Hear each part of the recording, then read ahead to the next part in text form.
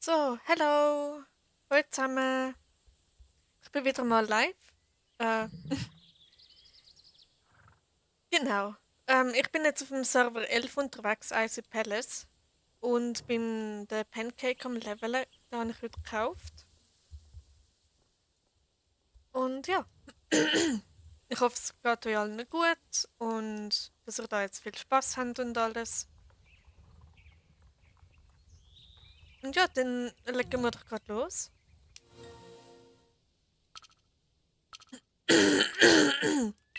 Man, wieso wartet der und geht dann raus, sobald es losgeht? Ja, komm jetzt. Pancakes? Ist echt mal ein toller Start.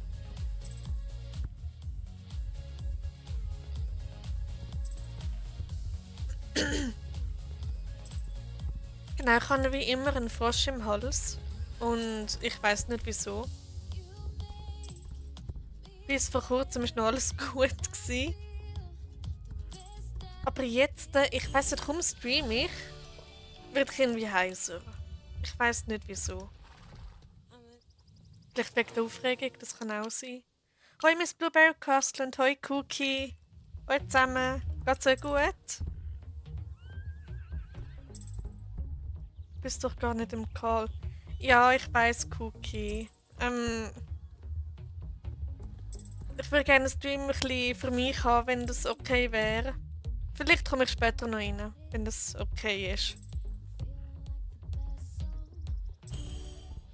So.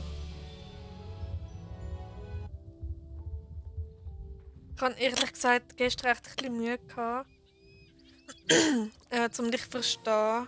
Ich hoffe, du hast doch ein bisschen Verständnis. Weil ich hätte sonst viel mehr geredet. Dann bis noch vielleicht. Okay, Cookie.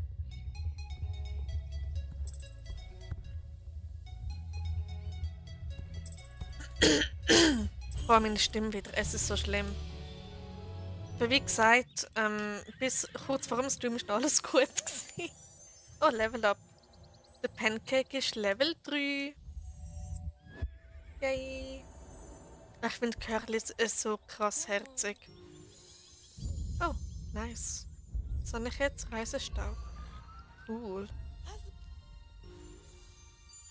Okay. Ups, ich kann nicht das wählen.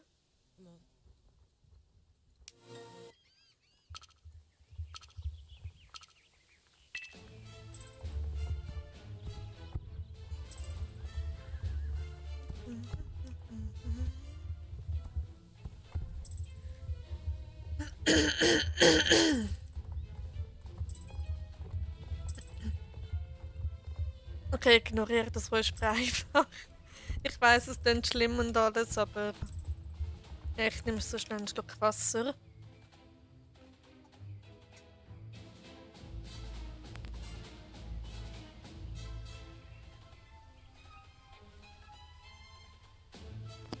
So, da bin ich wieder.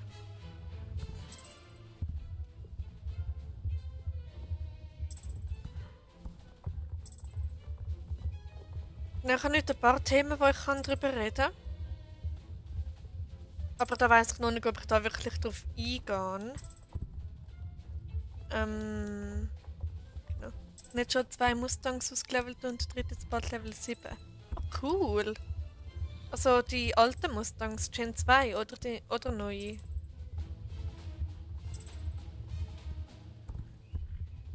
Hast du denn die alle an einem Tag gemacht? Also alles heute? Oder alles zum Beispiel in Firgrove? Ja, Gen 2. Ah, okay.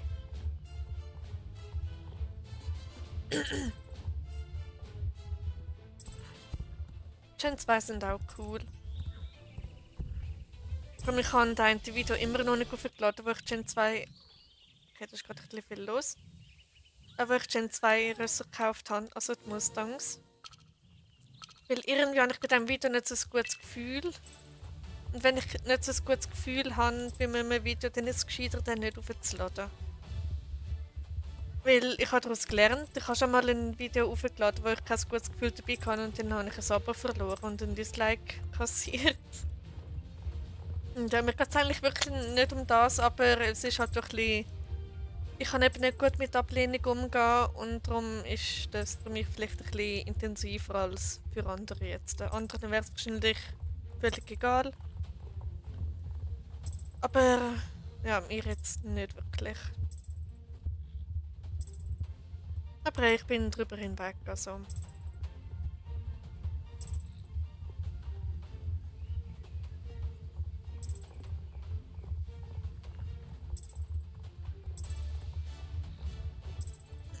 Und die zwei aus der App letzte Woche am Samstag geholt und die andere am Dienstag. Deswegen habe ich den schon früher gelevelt. Ah, cool. Oh, die aus der App habe ich vergessen. Also einen habe ich nicht, aber ich glaube, den anderen habe ich. Aber cool.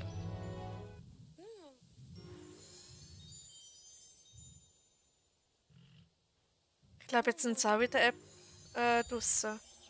Leider. So, der Pancake ist Level 4. Yay, und ein gemeinsamer Moment.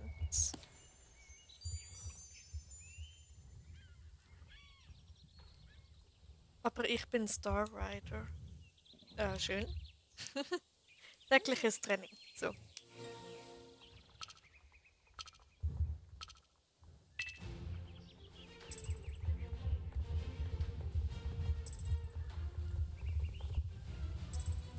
Aber als nächstes gehen ja jetzt Gen 2 Easy und Shire raus.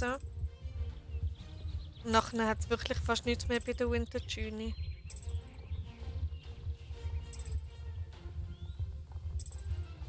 Früher war das auch so ein Gedanke von mir, gewesen, wieso soll man sich ein Gen 1 oder Gen 2 Ross kaufen, wenn die gar nicht mehr supported werden. Und ich habe damals nicht gewusst, dass die aus dem Spiel rausgehen.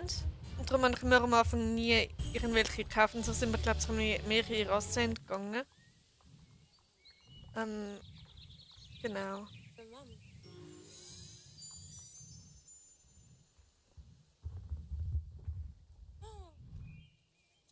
So, dann noch das ran.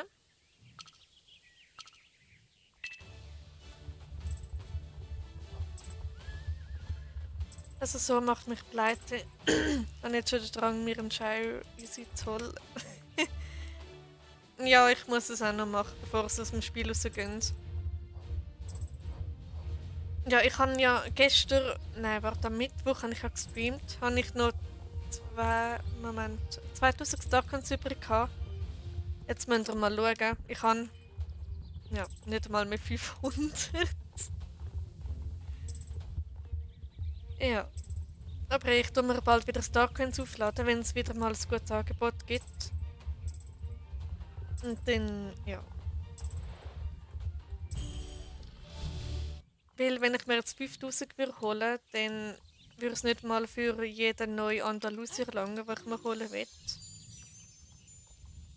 Und das wäre ein bisschen doof. Moment, Zirkus.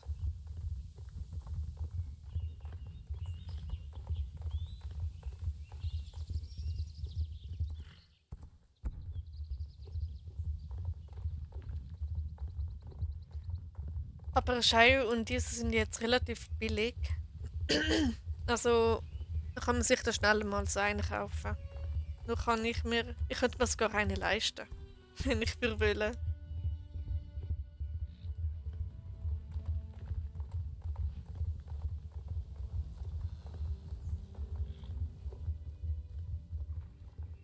So.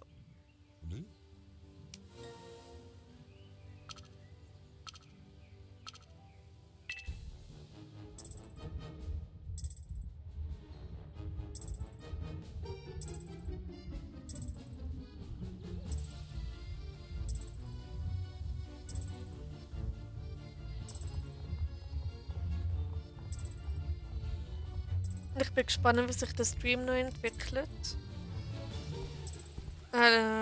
Letztes Mal sind ja doch über 20 Leute dabei gewesen, was ich gar nicht gedacht hätte. Und mal schauen, es ist immer so jedes Mal irgendwie anders. Das ist auch noch spannend.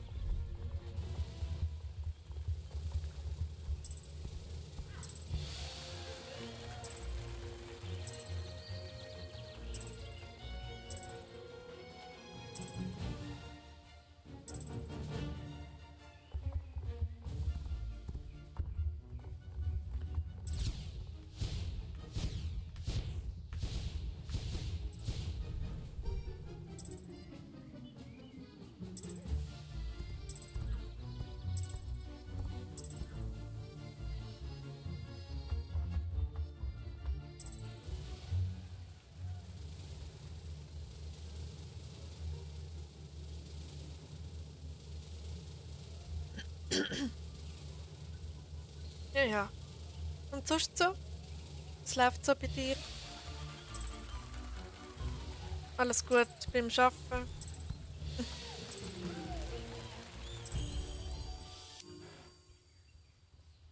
Revenez.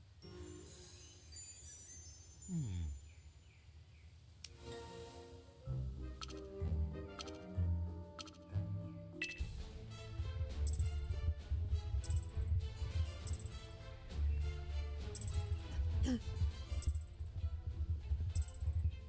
Das Rennen könnte ich auch mal da mit der Kameraansicht machen. Alternative Kamera. Oh Gott.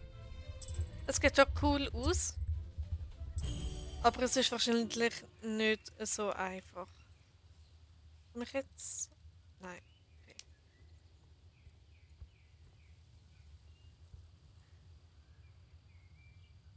So, dann wären die beiden Rennen beim Zirkus schon gemacht.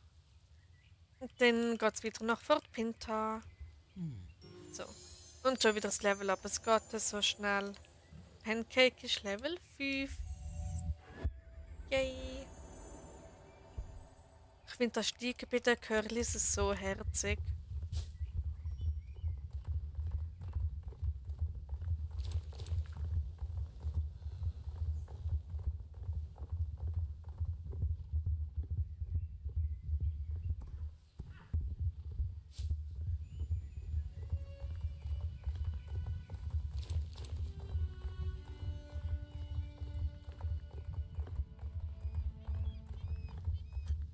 Mir geht's gut, alles top. Nicht fast den ganzen Tag nur gemangelt beim Arbeiten. Wie meinst du gemangelt? Also das. Ich verstehe das nicht ganz. Aber solange alles gut gelaufen ist und es dir gut geht, ist doch schön.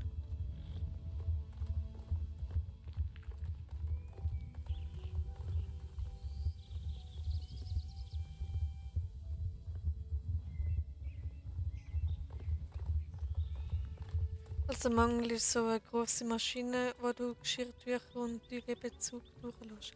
Ah, okay.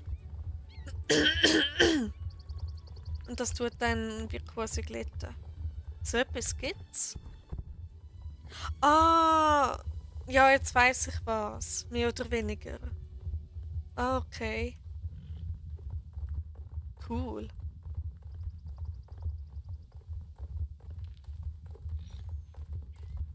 Also musst du dir vorstellen, laminieren. Ja, ich kann mir schon denken, etwa, wie das ist.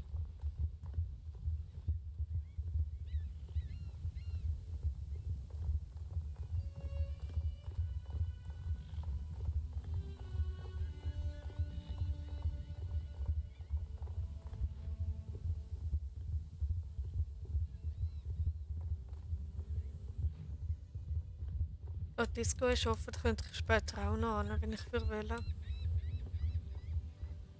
So. Macht Spaß, aber ist halt heiß. Okay. Also wirklich wie ein Laminieren. Not so bad.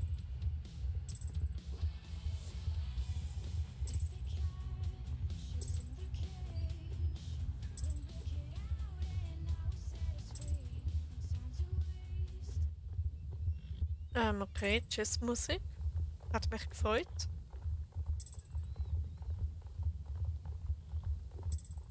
Aber wenn es dir Spaß macht, dann ist doch schön.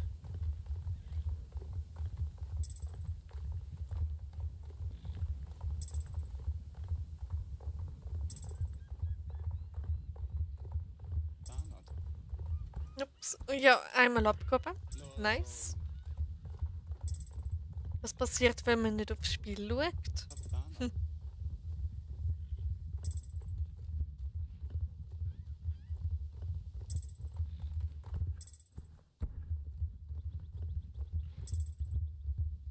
Ja gut, ich habe nicht frei gehabt. Also ich bin nicht arbeiten. Und ja, was habe ich eigentlich den Tag durchgemacht? Ich bin posten, habe Pizza gebacken. Nein, Bertha. Habe bis um 11:30 Uhr am Mittag geschlafen. Ja gut, ich bin eigentlich schon früher aufgewacht, aber bin dann nochmal eingeschlafen und hatte einen mega unangenehmen Traum gehabt. Und da ist in ihrem locker irgendwie wieder 3 Stunden gegangen oder so. Und ich hasse die Art von Träumen.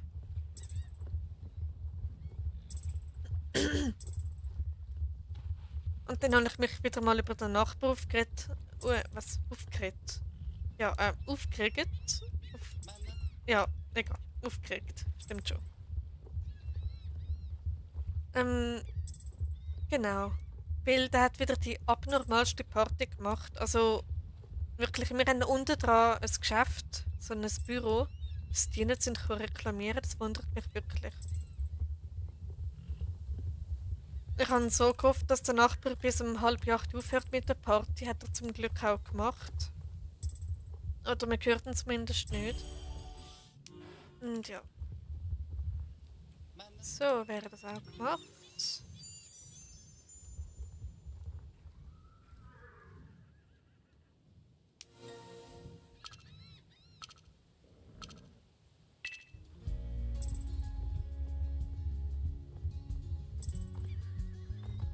Ups.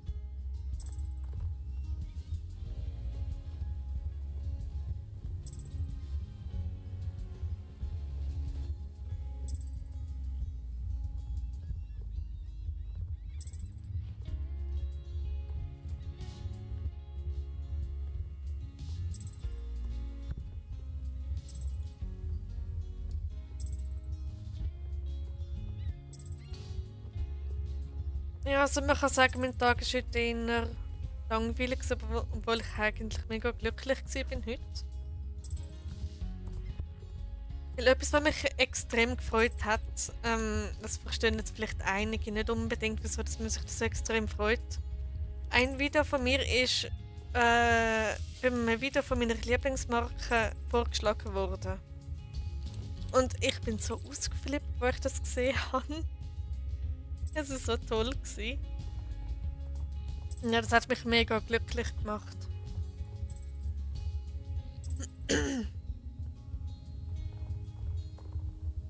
Dann habe ich so einen kurzen Level-Talk aufgenommen, so einen privaten. Und habe dann einfach so all meine Gefühle rausgelassen und es war so lustig. Und zuerst habe ich einfach so erzählt, was passiert ist und so, oder? Und dann habe ich einfach so angefangen, so random Fakten über die Marke aufzuzeigen. Einfach so. Es war so random. Genau. Und jetzt freue ich mich noch mega drüber.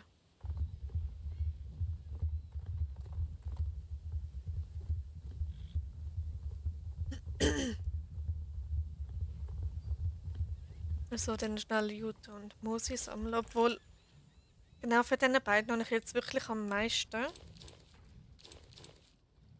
Ähm, Moos über 1000 und Jute auch schon über 800. Das ist unglaublich.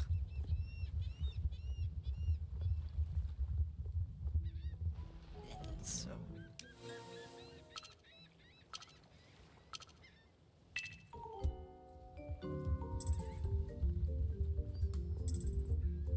Genau.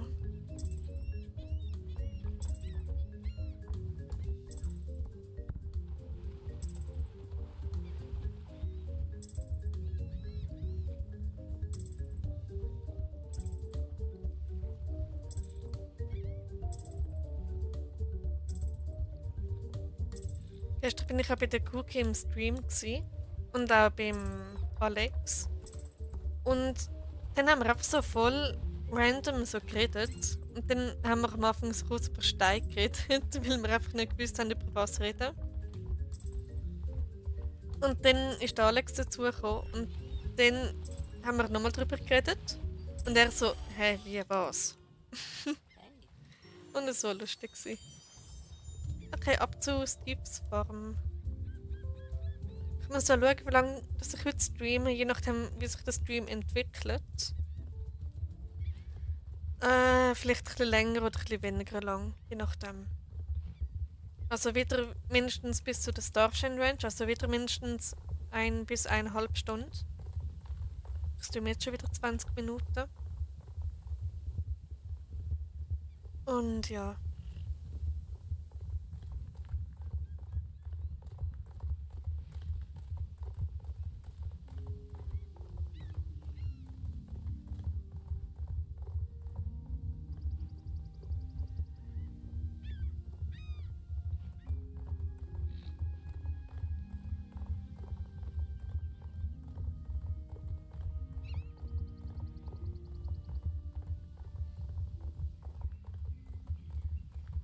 Ich liebe Curlys. Die sind so super cute. Eigentlich, wenn nicht sogar inzwischen meine Lieblingsrasse. Also da in SSO. Eine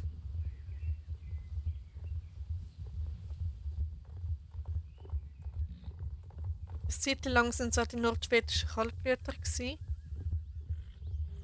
Und ja, ich glaube jetzt so Curlys.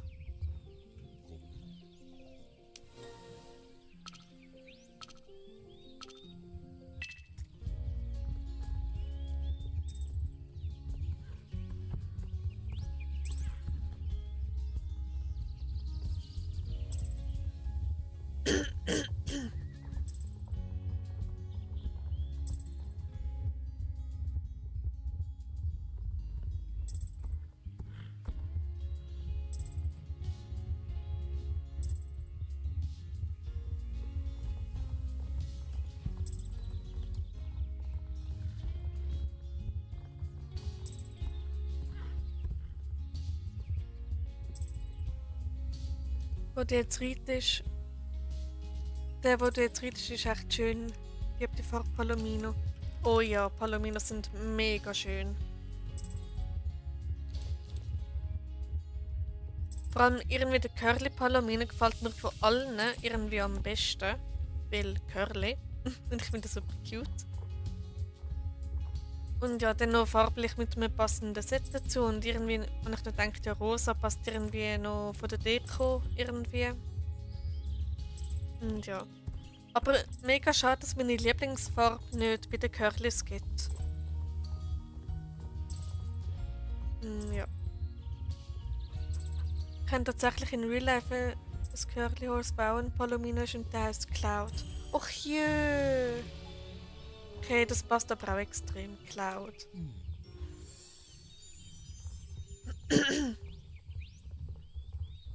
Aber sind Curlys wirklich so richtig flauschig wie so Teddybären oder sind die einfach, haben die einfach ein bisschen geringeltes Fell?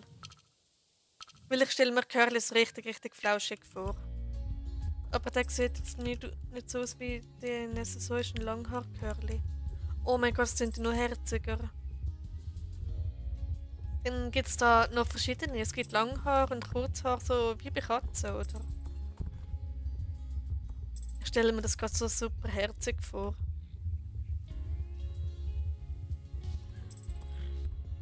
Also das heisst, bei uns in der Schweiz gibt es Curly Horses.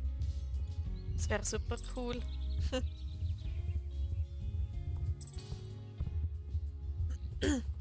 Also ja, die haben kringeliges Fell, aber nicht alle. Das sind eben die Langhaar-Curlys. Jö. Also es gibt auch Curlys, die flaches Fell haben, also gerades Fell, wenn man das so sagen kann.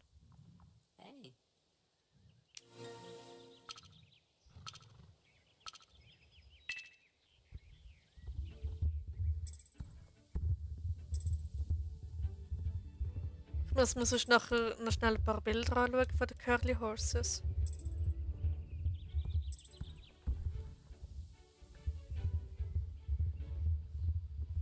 In der Schweiz weiss ich jetzt nicht, aber ich kenne einen Hof, der näher an der Grenze ist, gehört aber zu Deutschland. Ah, okay. Aber solange es mehr oder weniger an der Grenze ist, oder in der Umgebung, oder in der Nähe, ist doch auch gut.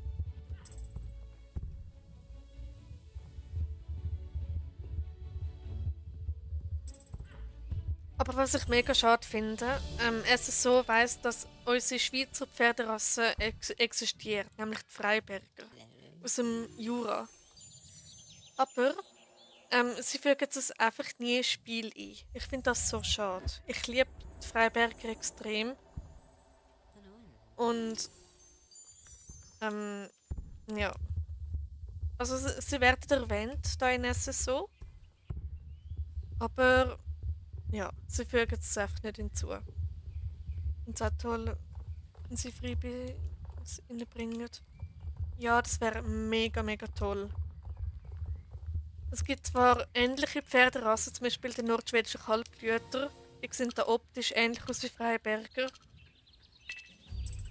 Aber ja, und von der Farbe her am ehesten noch der Brunsel Français. Und eben das braune nordschwedische Kalbblut. Darum ist das auch mein absolutes Lieblingsross. Und ja. Aber bei meinem Let's Play, wo ich die ganze Story nochmal durchspiele, werden die Freiberger wirklich erwähnt. Beim Idris in dem einen kleinen Zelt. Aber ja, das ist genau gewesen. Ich habe so schöne, tolle Erinnerungen mit Freiberg und dass ich es so nachmachen wäre mega toll. Ich würde mir 2000 von denen kaufen, wenn es es gäbe. Das wären wirklich die einzige Rasse, wo ich dann wirklich 100 davon würde kaufen. Das ist ein bisschen komisch, aber ja.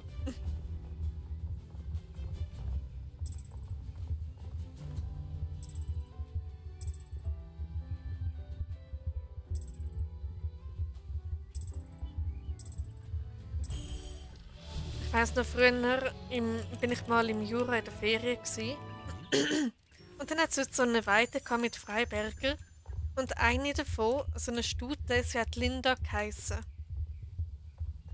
Und sie hat das Fohlen gehabt, also laut meiner Mutter hat sie das Fohlen gehabt, ich kann mich nicht an das Fohlen erinnern. Ja, super süß. Wir haben dann einfach Strafe sie drauf tun. Ich weiß nicht, wieso wir das gemacht haben. Also ich, meine Brüder und glaube noch irgendwie andere Kinder. Dann hat der Bauer mit uns geschumpfen. So, das da.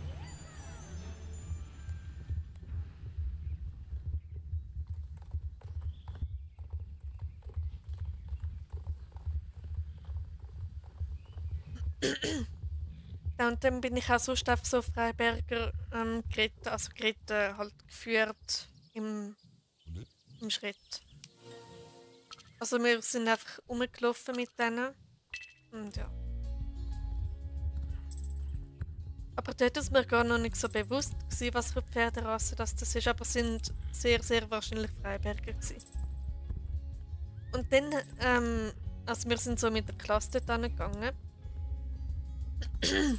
Und dann sind wir so zu zweit gewesen, der eine hat das Ross geführt und der andere ist drauf gehockt.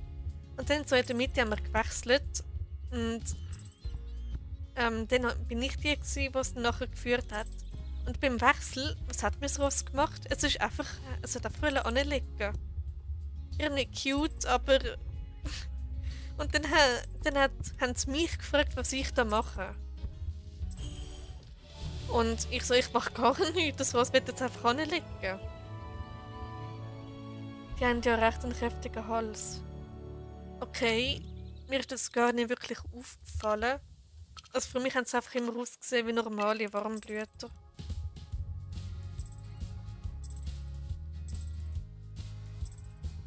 Also so habe ich zumindest in Erinnerung. Aber eben, da in-game kommt das nordschwedische Kalbblut, glaube ich, am nächsten an die Freiberger an, finde ich.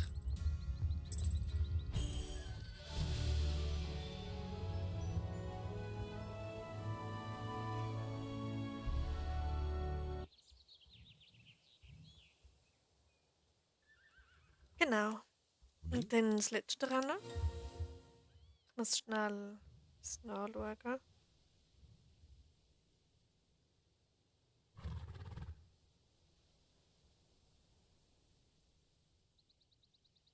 Okay, weiter geht's. Genau, ich könnte eine Stunde über die Freiberger reden. Und dann werde ich schnell jemandem Heu sagen, der da auch gerade zuschaut, aber nicht schreibt. Genau. Du wirst dich schon angesprochen fühlen, wenn du drin bist.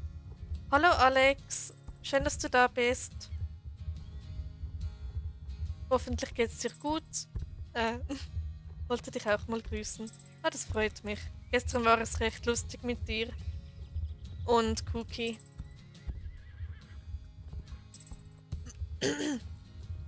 Schönen Stream dir noch.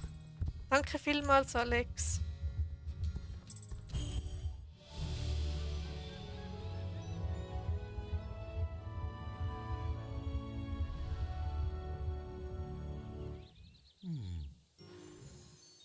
Genau. Ähm, ja, mir geht's gut. Ich hoffe, dir auch soweit. Ja, heute ist ein sehr guter Tag sogar. Ähm, ja, also mir geht's ziemlich gut.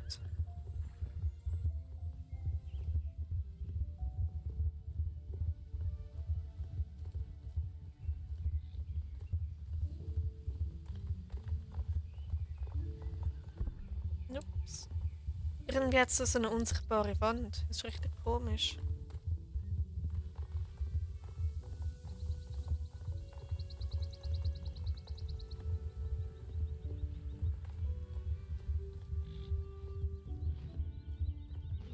So, dann einmal das da. Und ja, war schön gestern. Macht Spaß mit dir, mit euch. Ja, es war wirklich toll. Nochmal so zum Sagen, Meteoriten gibt es wirklich zum Kaufen. Ups, wo reite ich denn jetzt wieder durch?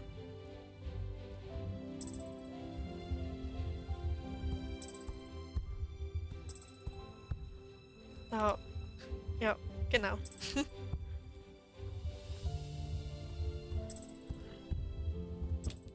Ups, so. Ich schaffe das sowieso nicht Gold, vielleicht höchstens Bronze.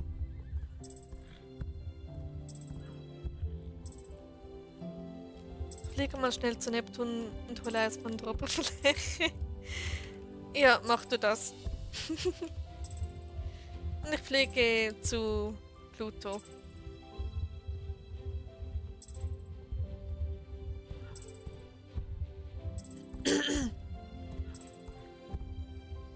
Ist Pluto eigentlich ein Gasplanet oder ein Steinplanet? Weiß gerade gar nicht. Fliege mit Mars zur Arbeit. Fliege mit Mars zur Arbeit. Was meinst du, Schokoriegel Mars oder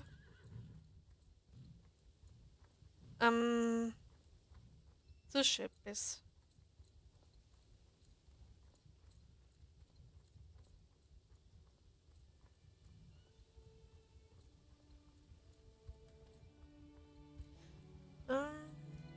So, schnell einmal abgehen.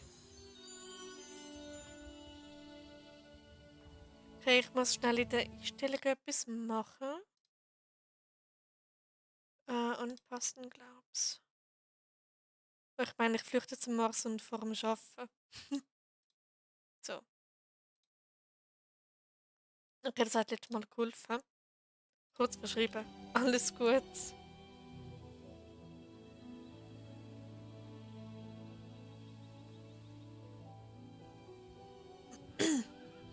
Na, zum Mars flüchten würde ich auch gerne. Manchmal.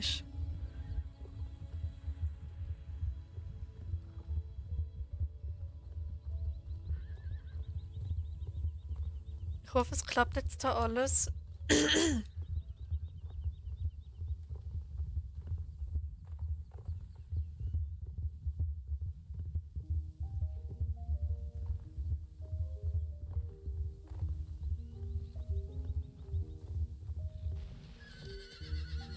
So, meine neue Rennstrecke.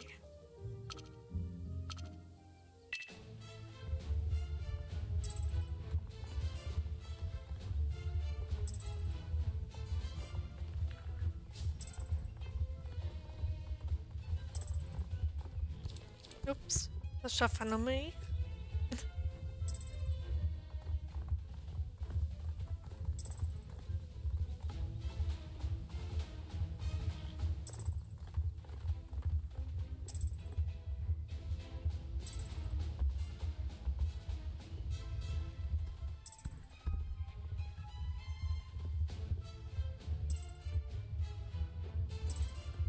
So. Abkürzung erfolgreich geschafft. Yay.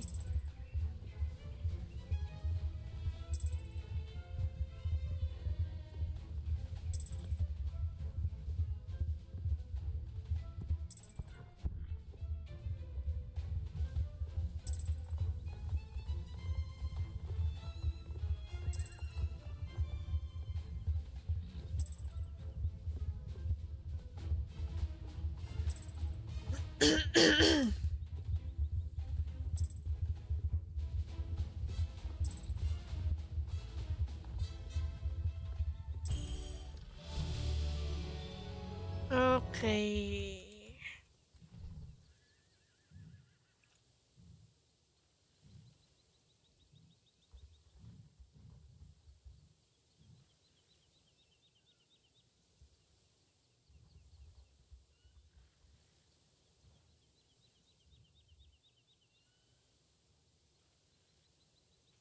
Gut, und weiter geht's.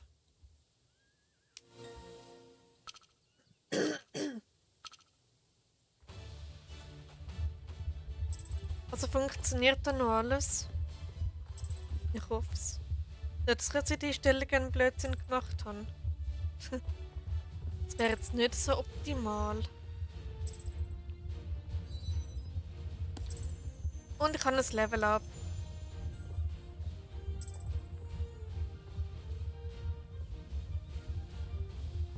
Aber das muss jetzt noch schnell warten.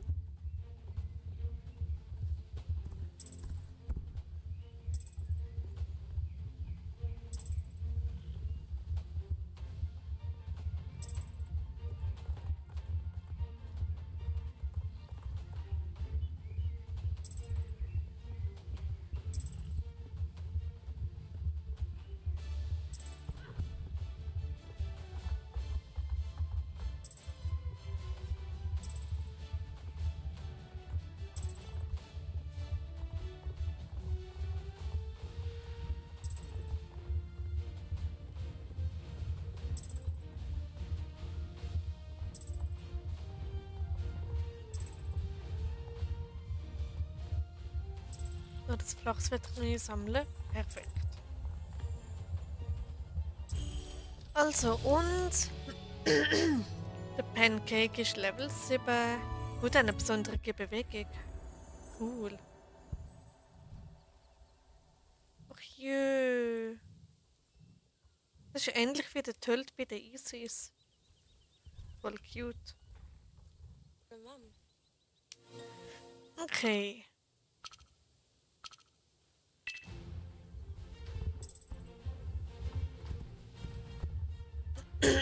Hast du eigentlich einen Discord-Server? Yep. Zusammen mit der Cookie habe ich den erstellt. Also es ist eigentlich der Besitzer von dem Server. Kannst gerne über meine Infobox, ne warte, Kanalinfo, habe ich meinen Discord-Server verlinkt und dann kannst du dort gerne rejoinen, wenn du willst. Aber ist natürlich alles freiwillig.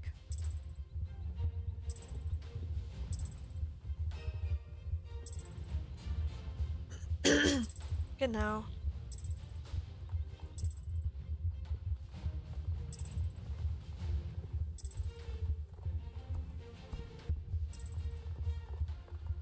Also ich würde mich natürlich freuen, wenn mehr Mitglieder dabei wären.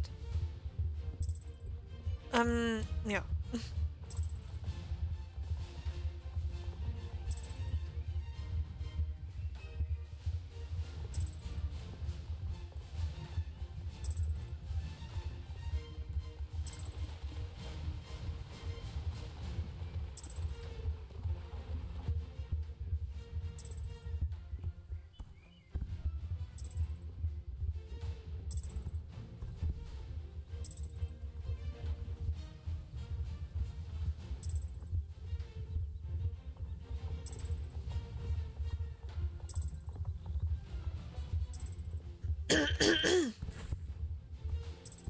Na, falls du dich wunderst, wieso ich immer so oft räuspere. Gutes Beispiel. Ich habe früher mal, also schon vor über 10, 12, 13, vor etwa 13 Jahren hatte ich mal eine Kehlkopfentzündung gehabt. Und ja, seitdem habe ich das Problem. Aber es ist ein bisschen schlimmer geworden, habe ich das Gefühl. Vor allem in Stresssituationen. Ups, ich hätte es. Ah, gut. Ich meine, ich habe jetzt aus Versehen das andere Rennen angenommen. Und ja.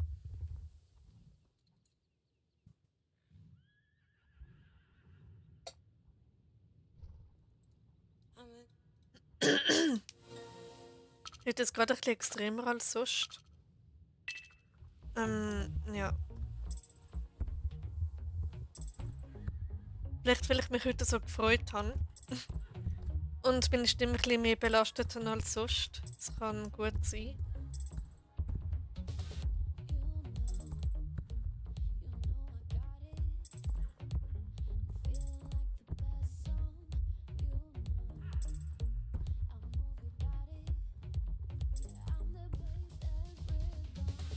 Ups, dadurch geht's. Wieder mal fast falsch geritten. Was ist denn das da?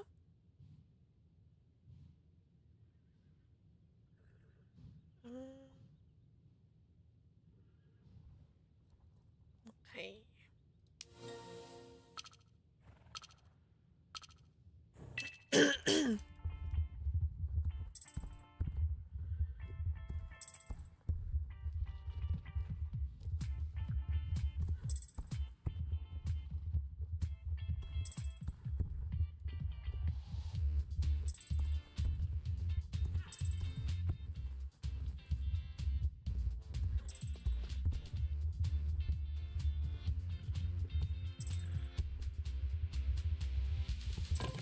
Ups, einmal die Stange mitgenommen. Nice.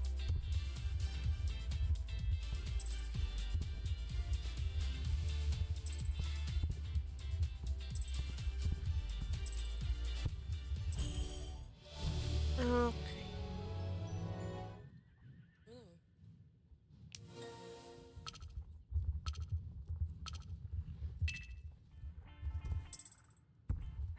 Ja, ja.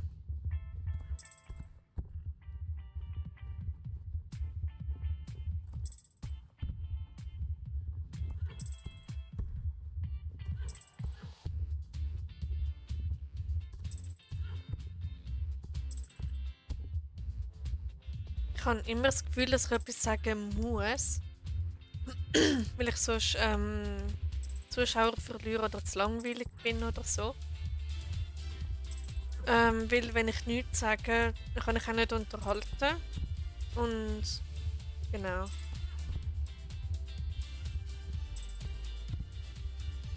Und ich kann leider auch nicht irgendwie 3 Stunden am Stück immer über Themen reden. Also mir kommt auch nicht immer alles immer in den Sinn. Ja. Also ich hätte ein Thema, wo ich wirklich extrem stundenlang kann darüber reden kann. Aber ich glaube, es gehört dann nicht wirklich ins Stream rein.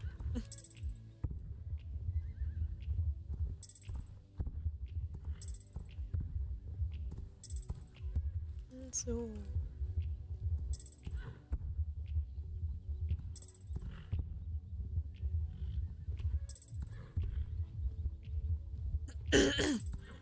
Also wegen dem Discord-Server, ich habe auch einen ganz eigenen, wo ich der Owner bin. Dort bin ich beitreten. Ah, schön. Das freut mich. Aber ja, genau. Aber wenn du bei dem schon beitreten bist, dann ist der andere eigentlich unnötig. Aber hey, freut mich, dass du jetzt auch dabei bist. Willkommen in der Vulkan Community. So, dann ab zu der Arbeitsreitweise. Da ist auch ein viel los. Ich glaube.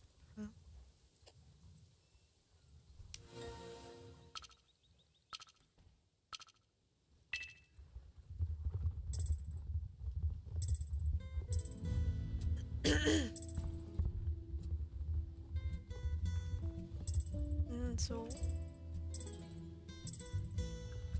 Stimmt, wenn ich mal etwas nicht zum Erzählen habe, kann ich einfach schnell auf meinen digitalen Bilderrahmen schauen, wo da links von mir steht, und dann einfach gerade mal sagen, was für ein Bild das gerade angezeigt wird.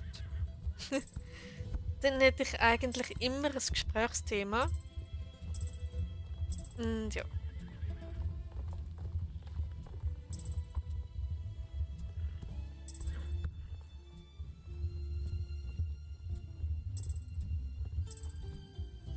So.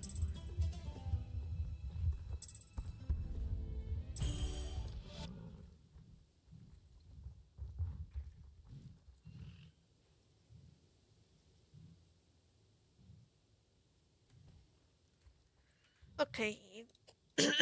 Für Anfänger. Arbeitsrichtweise.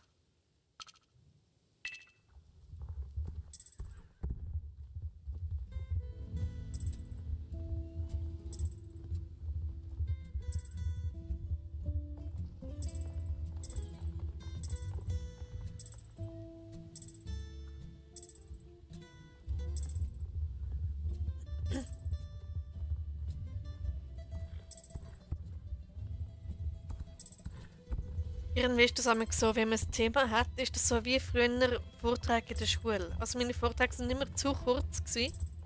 Da hat man ein Thema, redet dann irgendwie 2, 3 Minuten drüber und schon hat man alles durchgekaut, was zu dem Thema gehört.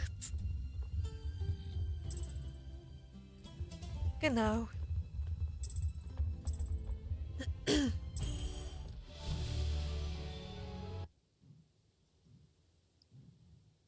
So.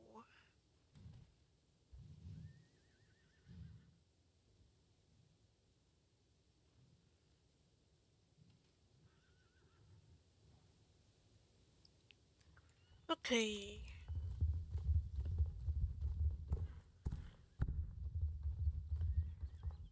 Ups, ja, fast nur die falsche Taste gedrückt. Okay, und jetzt ab zum Garten rennen.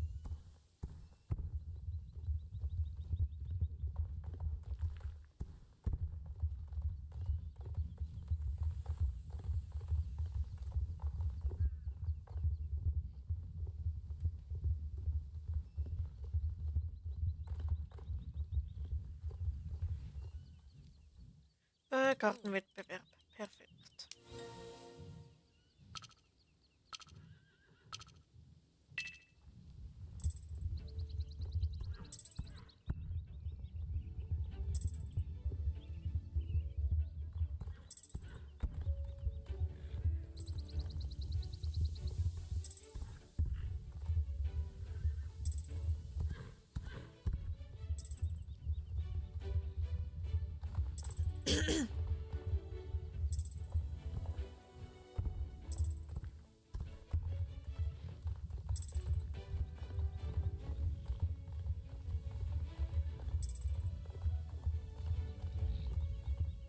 Genau, und auf Discord kann man mir immer schreiben, wenn man will.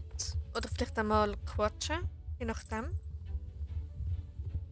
Und ja, also ich wäre auf jeden Fall offen dafür. Weil ich finde es toll, so neue Bekanntschaften zu machen und vielleicht auch sogar Freundschaften schließen. Und ja. Weil ich sag's mal so, ich habe nicht gerade viele Freunde. Also, genau.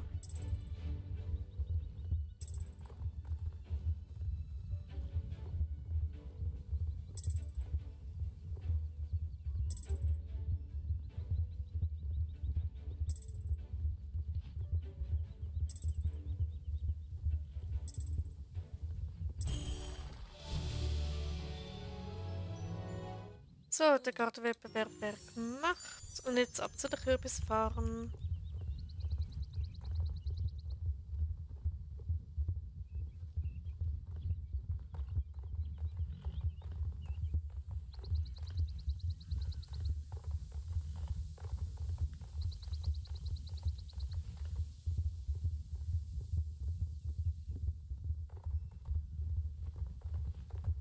Okay, ja, genau. Genau, einmal da in den Zaun rein.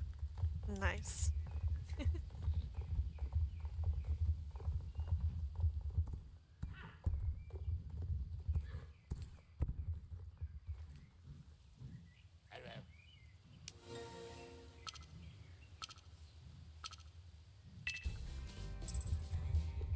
Vor allem nicht, wo ich Pizza gemacht habe, habe ich sie in den Ofen tun. Und dann, 6 Minuten bevor sie fertig ist, ist mir aufgefallen, dass ich den Käse vergessen habe, drauf zu tun. Mich hat das so aufgeregt. Weil es ist zwar schon mega fein gewesen, aber es wäre noch feiner gewesen mit dem Käse. Genau.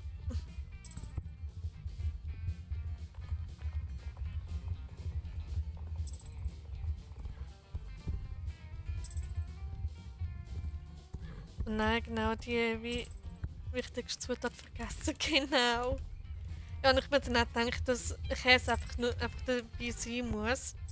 Ich weiss nicht, wieso ich den vergessen habe. Ich habe Pilze drauf getan, die sind im Kühlschrank gewesen, genauso wie der Käse und Tomatensauce.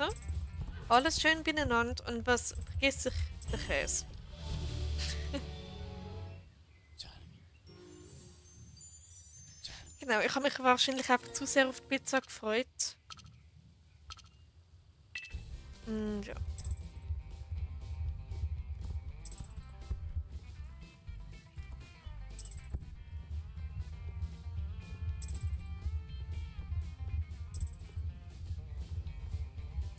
Was für eine hast du gemacht? Ich habe eine Fungi gemacht, also mit Champignon. Die ist so fein gewesen. Ich liebe Fungi. Seit ich sie entdeckt habe, ist ich nur noch die. Vorher war es lange Margherita. Nein, warte, zuerst Salami, dann Margherita und jetzt Fungi. Und ich habe noch die Zutat von der letzten Pizza übrig gehabt. Ich sage immer Pizza anstatt Pizza. Genau.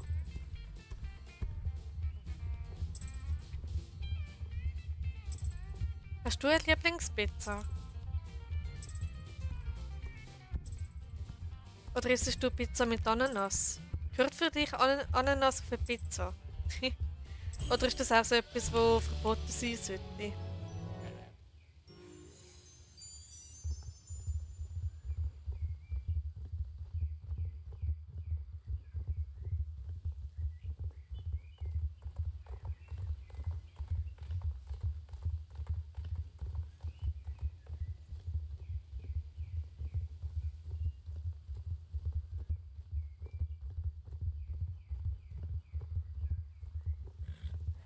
Okay. Also ich finde es fein mit Ananas. Okay. Also ich habe noch nie einen mit Ananas gehabt. Darum weiß ich nicht, wie die schmeckt, aber ich kann es mir etwas vorstellen. Ich meine, wenn man sie gerne hat, dann why not?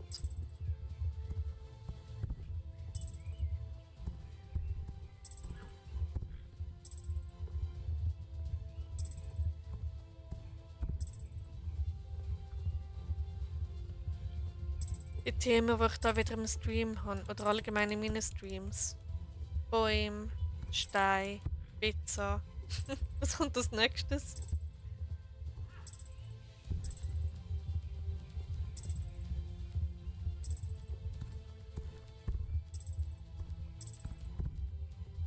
Pizza Hawaii und Margarita sind meine Favoriten. Oh, okay. Margarita ist auch mega gut. Und Hawaii ist ja mit Ananas, also... Ich meine ja einige, man sollte es verbieten, wieso auch immer. Probiert habe ich sie noch nie, darum weiß ich nicht, ob ich sie gerne habe. Aber ja.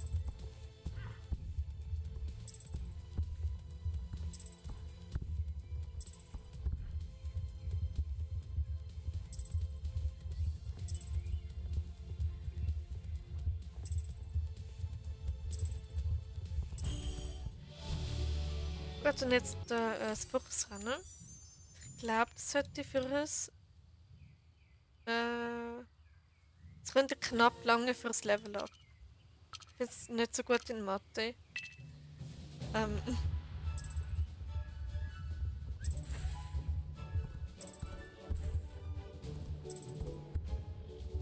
also wenn ich mich nicht verrechne, sollte es wegen 5 XP nicht aufgehen.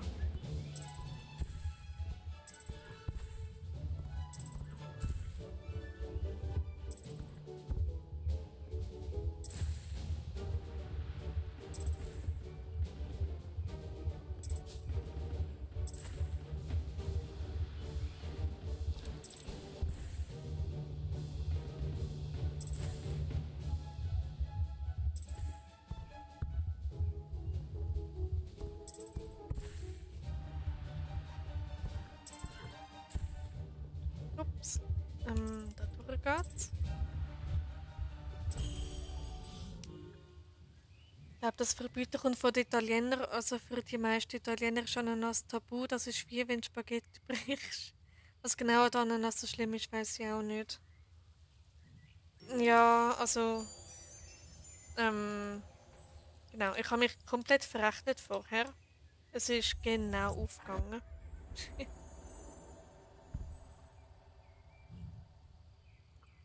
Genau, also wenn Italiener einfach so Regeln aufstellen, ich meine, jeder kann so machen, wie er will.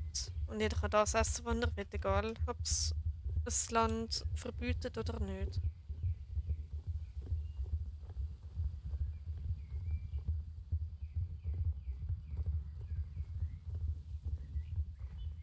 So, nochmal schnell einen Schluck Wasser nehmen.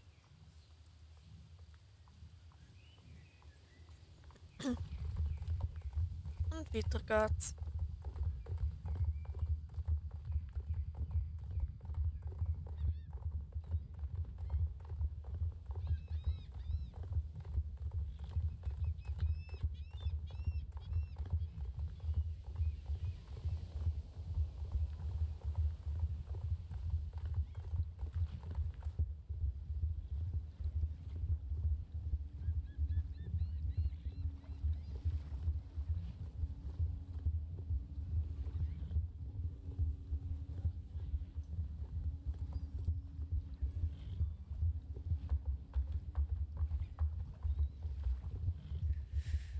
Ja, ja.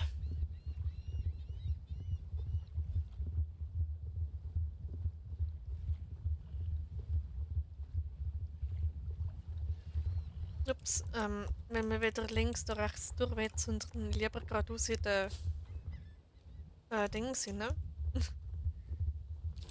So.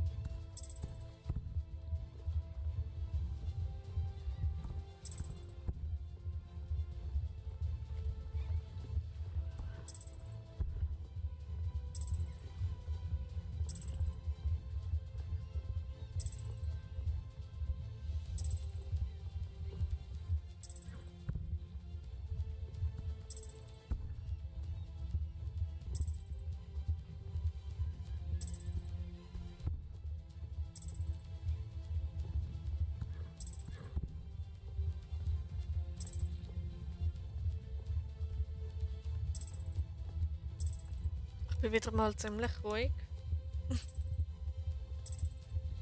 Obwohl ich Idee hätte, was ich so sagen könnte. Aber dann würde ich fast eine Schleichwerbung machen für etwas und das will ich nicht. Genau.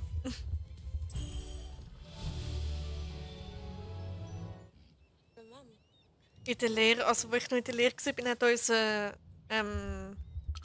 Berufskundenlehrer auch so Schleichwerbung für den Tyson V10 gemacht. Und dann, es hat mich so beeinflusst, dass ich mir dann, wo ich ausgezogen bin, tatsächlich so einen gekauft habe.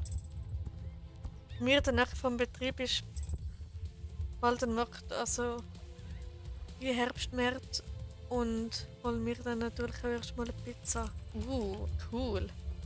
Margherita oder Hawaii?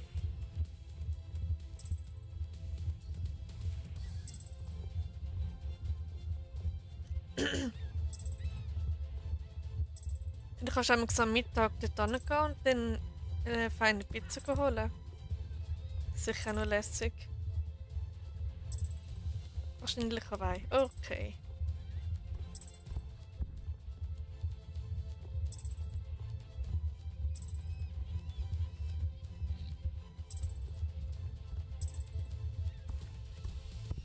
Was genau ist Schleichwerbung? Also Schleichwerbung, kann man dem sagen, wenn die Werbung so nicht direkt als Werbung kennzeichnet ist, sondern so ein bisschen, wenn jemand zum Beispiel für etwas schwärmt. Ähm, äh, zum Beispiel Dyson hat einen mega guten Staubsauger, ich benutze den für das und das, dann macht man eigentlich indirekt Werbung dafür. Und das nennt man Schleichwerbung. Zumindest bei uns in der Schweiz. wie es in Deutschland oder so heißt, weiß ich jetzt gerade nicht. Wahrscheinlich auch einfach Schleichwerbung oder so. Genau.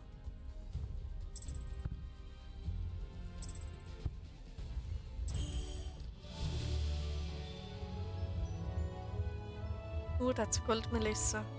Yay. So, und jetzt Goldblatt-Herausforderung.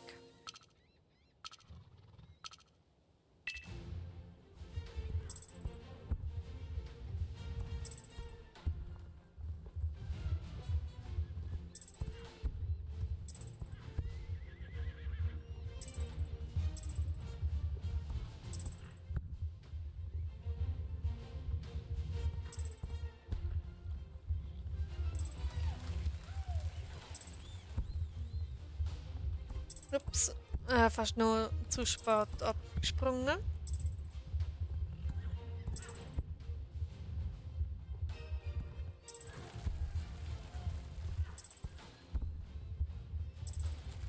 Ja, ja.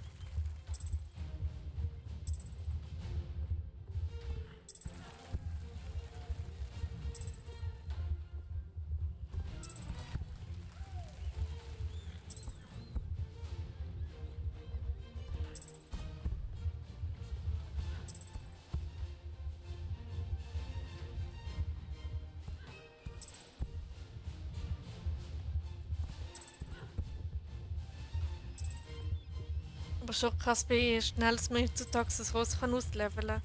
Scheinbar hat man früher irgendwie eine Woche gebraucht pro Ross.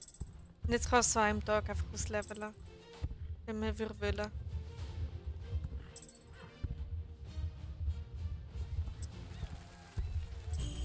Und wieder eine unruhige Nacht, heute wieder Vollmond. Wird wieder eine unruhige Nacht. Ach schon, heute ist Vollmond. Also für sich ein paar schöne Fotos geben. Weil wir haben... Also ich habe jetzt die Store unten, aber bevor ich es runter habe, war einfach stahlblauer Himmel gewesen.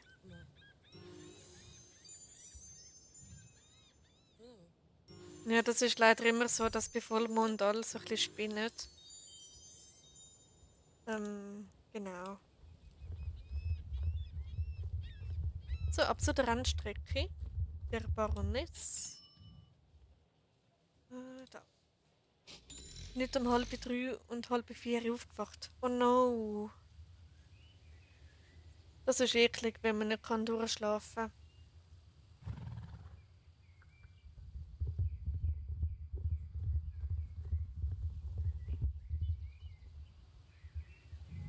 Das da.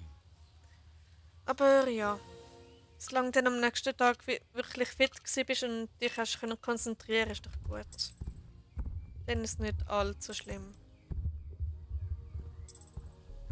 Das Problem ist, wenn du arbeiten am nächsten Tag und bis um 3:30 aufbleibst, weil du einfach nicht einschlafen kannst. Und dafür am 4 bis 5:30 wirst du ein paar Jumps gemacht. Ich habe Lust auf Essen so gehabt. Um 4 bis 5:30. Cool. So ein bisschen Jumping-Marathon um die Zeit. Also meinst du am Abend oder am Morgen?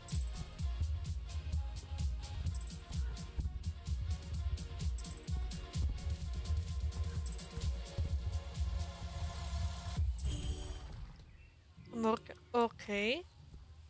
Dann sind sicher noch ziemlich wenig Leute, Spieler unterwegs gewesen, oder?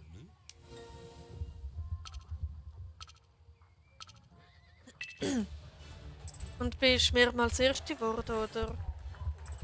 Oder hast du allgemein gut abgeschnitten?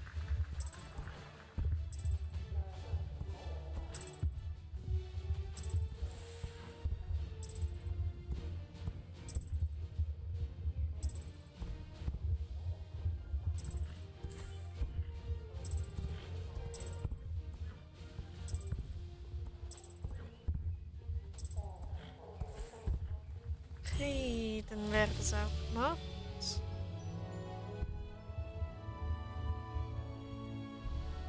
Also es ist nochmal eine Person gewesen, obwohl es Level 25 und einen ausgelevelten Morgan hat, bin ich trotzdem immer Erste geworden. Wie cool, gratuliere für den ersten Platz. Hast du ein paar Medaillen können abstauben. Bei mir ist es mal so, gewesen, ich habe extra den Wecker auf die 5:30 am Morgen gestellt für das Welldale Jumpy. Und dann habe mich so angemeldet beim Jumpy und alles. Und dann in den letzten 2 Minuten, also ich bin die ganze Zeit allein gewesen, und in den letzten 2 Minuten kommen irgendwie 10 Spieler aufs Mal. Und dann ich so, okay, Ade, merci, hat mich gefreut, ich mache da doch nicht mit. Und ich bin umsonst um 5:30 aufgestanden. Genau. Und seitdem da stehe ich nicht mehr extra wegen dem Jumpy auf.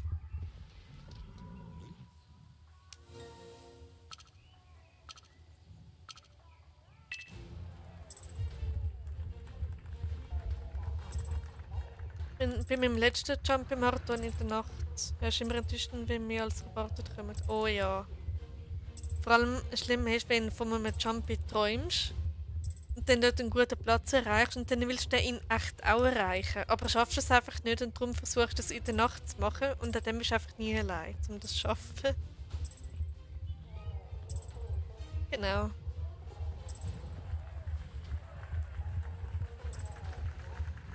Bei meinem letzten Jumpy-Marathon in der Nacht sind auch jede Menge Spieler da gewesen.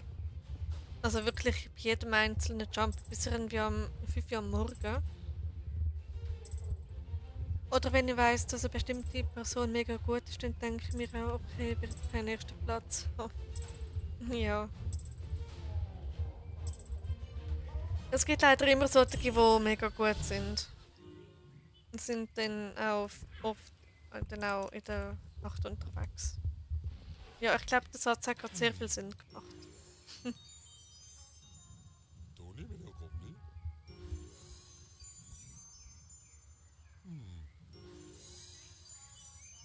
Tony will auch kommen. Ja.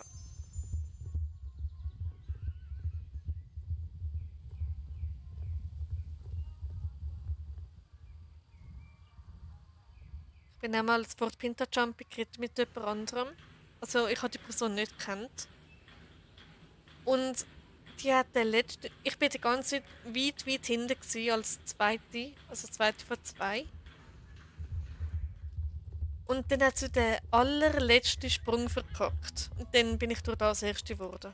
Also eigentlich ein unverdienter erster Platz. Aber ich habe mich dann so gefreut.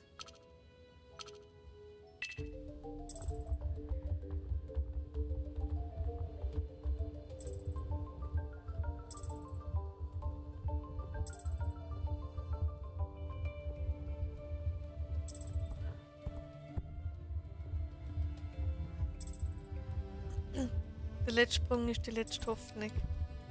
Genau. Wenn man den schafft oder nicht schafft, dann. Ja, oder auch wenn andere den nicht schaffen oder so. Ja. Ich kann mir immer hoffen, wenn man nicht erst ist, bitte versau den Sprung vor mir. Bitte, bitte, bitte. Und meistens versaut es ihn dann nicht. Was dann meistens schade ist. Aber ja. Vor allem immer beim Jorkstall oder Whale. Ja, beim Whale Jump ist es ganz eklig mit dem letzten Sprung. Ich möchte es noch den Wild zusammen. Bei mir ist letztes Mal beim Whale Jump genau der erste Sprung. Es ist auch im Prinzip der gleiche wie der letzte. Es ist auch das gleiche Hindernis. Und der grösste Stress ist, wenn du einen Sprung nicht schaffst und dann siehst, wie alle anderen an dir vorbeireiten. Und dann denkst du, okay, das ist es.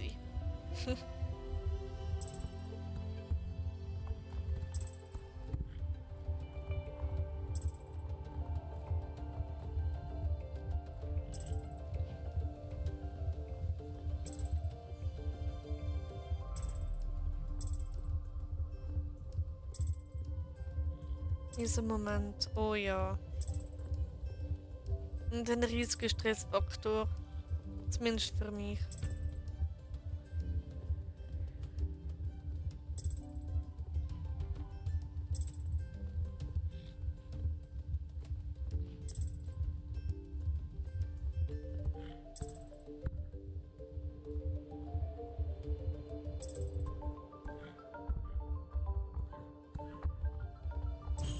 Okay, wäre das auch gemacht.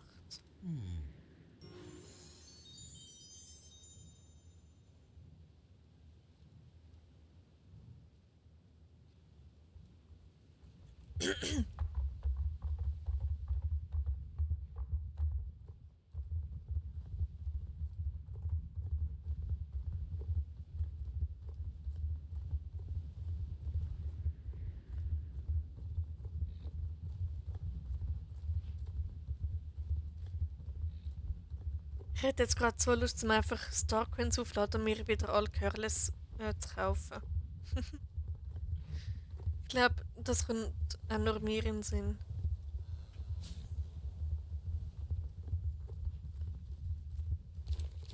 Okay, mal schauen, ob ich da die magischen Rösser finde. Einmal den Midnight und einmal die Aurora. Bin ich kurz weg von YouTube, muss ich kurz meine Jumpy-Schleife zählen und das mache ich mit Taschenrechner. Alles klar, dann bis später, Miss Blueberry Castle.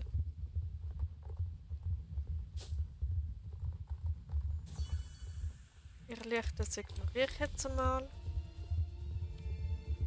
So, Midnight, bist du da irgendwo? Schade. Aurora, irgendwie, irgendwo. Da, perfekt.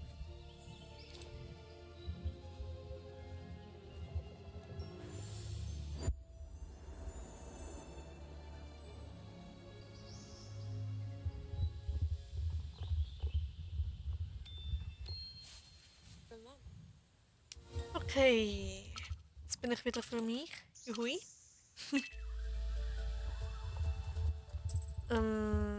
Ja.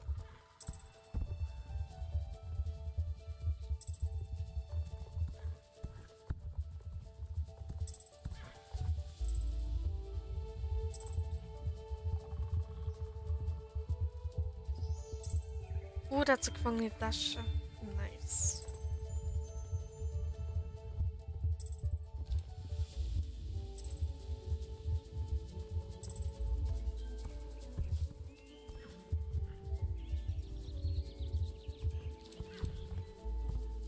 Schaffe ich es vor der anderen im Ziel zu sein? Das wäre so eine Challenge. Komm schon. Ja, perfekt. Und weiter geht's.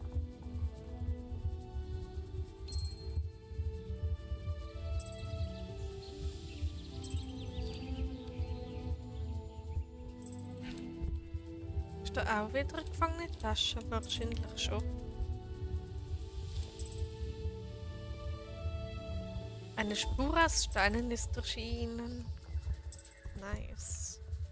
Ich glaube, die führt sogar dahinter, wo ich jetzt an muss. Wenn mich nicht alles täuscht. Genau. Es gibt auch wieder Pferde-XP. So. Okay, jetzt habe ich Rennmusik. Wieso auch immer. Jetzt bin ich in einem mega spannenden Rennen.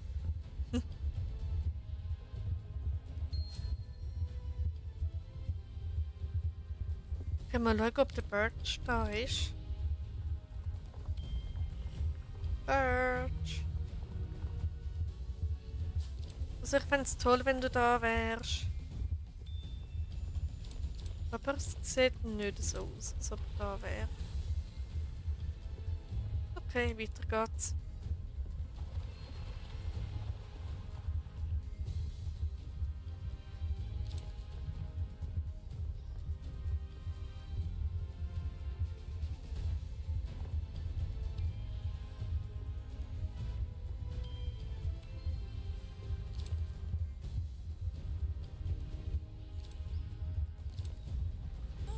So.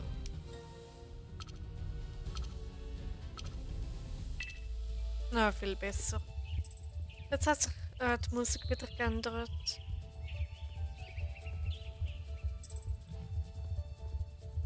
Und ein gemeinsamer Moment ist auch da.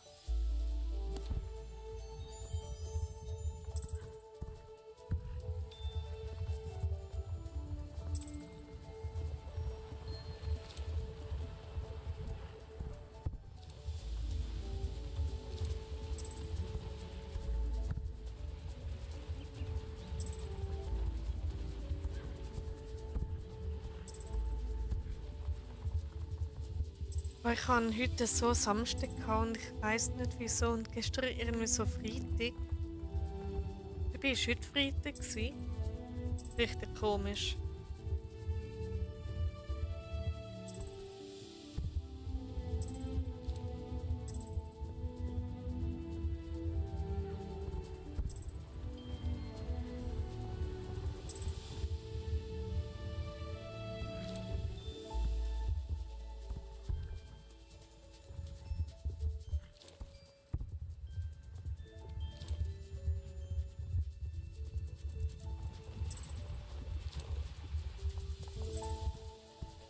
Oh, da hat es nochmal eine gefangene Tasche.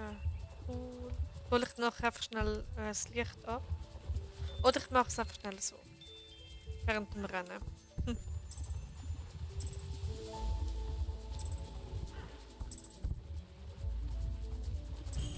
Perfekt. Wäre das auch gemacht?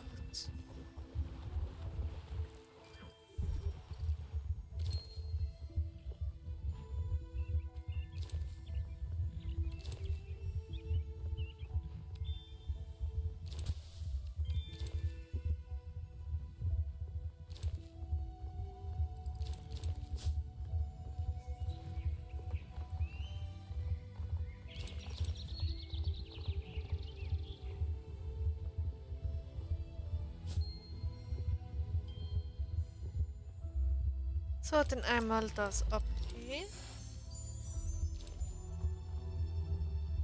Und Licht habe ich eigentlich genug. Dann könnte ich noch die Quest annehmen. Also das... Der tägliche Dusch. Und der Pancake ist Level 9. Yay. Okay. Ja, ich habe bald kein Licht mehr. Aber das Irrlicht hole ich jetzt. Das kommt nämlich da an.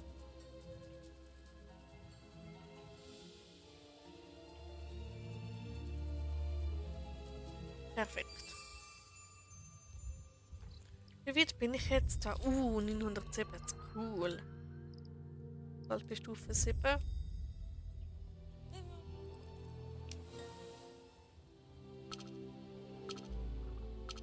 Der Hollowoods-Wettbewerb.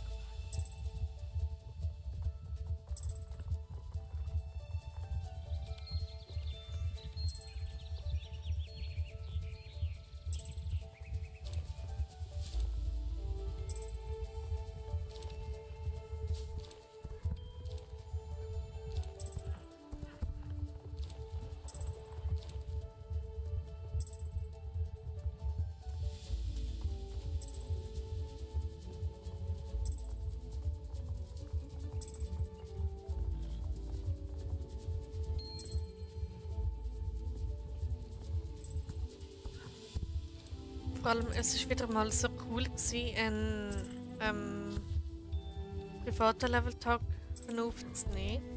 Weil du kannst einfach über jeden Quatsch reden, wo du willst.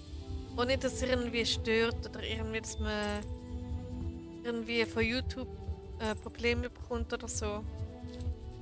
Und das finde ich mega toll. So, bin wieder da. Willkommen zurück bis Blueberry Castle. Und wie viele Schleifen hast du gezählt? Sind es viele?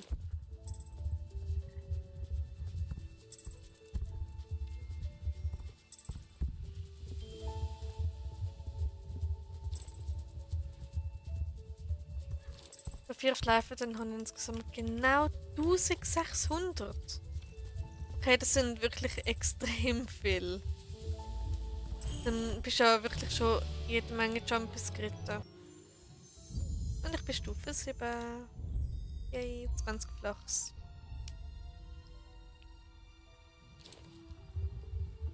Okay, dann geht es zu den Druidenkuppeln.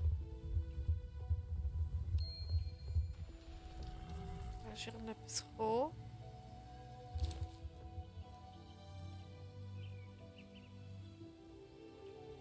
Ach so.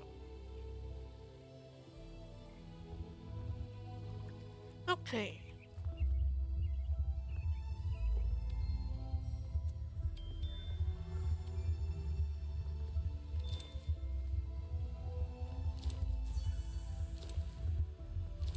Mal schauen, ob der Grassland da ist, also das magische Ross. Anfang 2024 anfangen aktiv Jumpers reiten mit dem Account und somit hat sich so gesammelt. Okay, beeindruckend.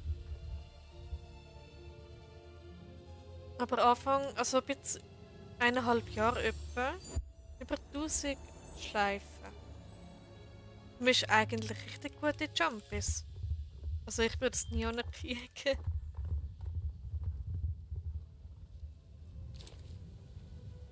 So.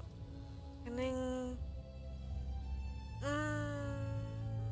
Ich glaube, ich mache das da.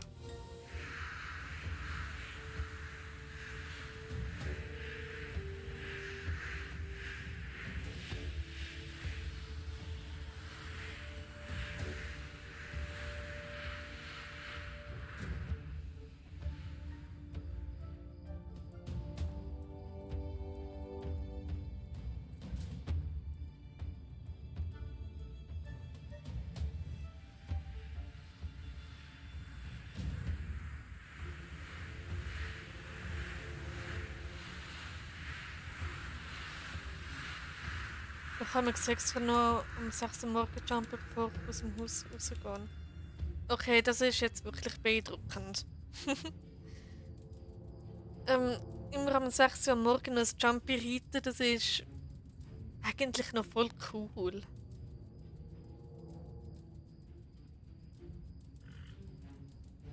Genau, also ich glaube, ich hätte die Nerven dafür nicht.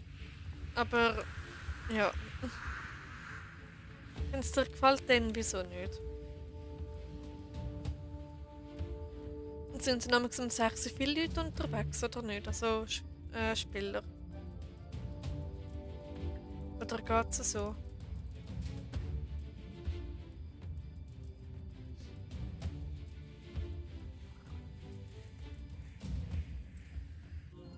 Gut. Das sind jetzt wieder ordentliche XP gewesen, die ich da abstauben konnte. Gut, dann ab zum Wildale See. Das geht meistens ist auch besonders bei, aber sonst bin ich allein. Cool. Okay, es sind relativ entspannt eigentlich.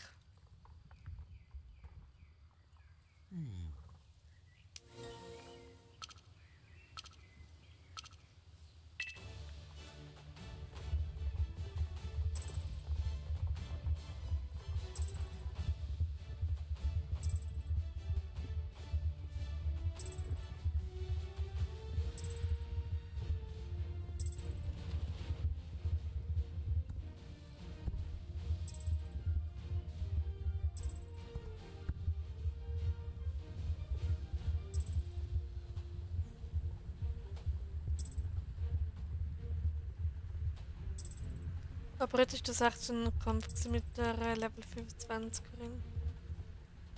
Und ich als Level 23.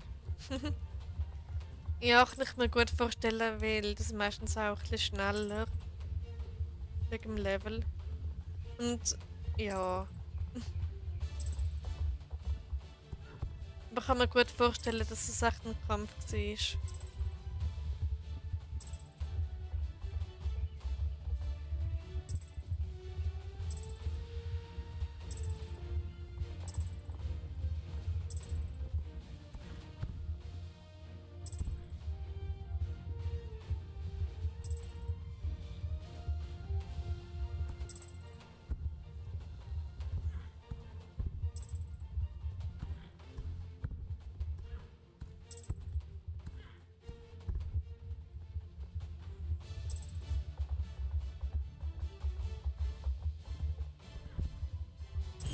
Aber es war lustig, sonst wäre es mir langweilig ohne Konkurrenz. Ja, das stimmt auch wieder. Das hat etwas. Ich meine, wenn man dann das Zweite wäre, würde man trotzdem eine Medaille abstauben.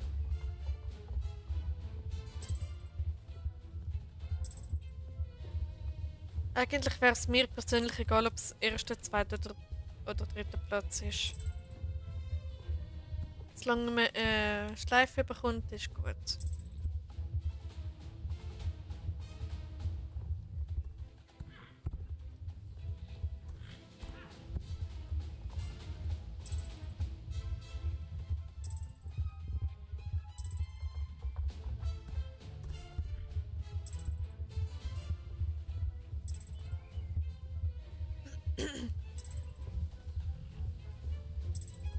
Genau. Also ich hoffe, ich tue dich nicht langweilen, gell? Ja. Ich bin jetzt nicht so Profi im Smalltalk. Wäre eigentlich auch Hauptsache, ja, ich kann eine Schleife. Mein Ziel wäre, das Jahr bis auf 2000 Schleifen zu kommen. Ui, 2000. Wenn ich 1,5 Jahre 1000, was ist es, 600 schaffe, dann schaffst du im restlichen Jahr bestimmt noch 400. Das sind noch extrem krass viel. Aber wenn man das so wie du macht, kommt man da sicher locker schnell auf die 2000 rauf.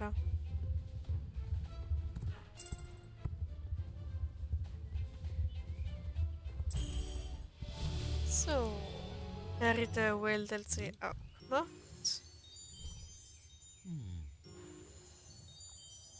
Und der Pancake ist jetzt schon Level 10. Yay!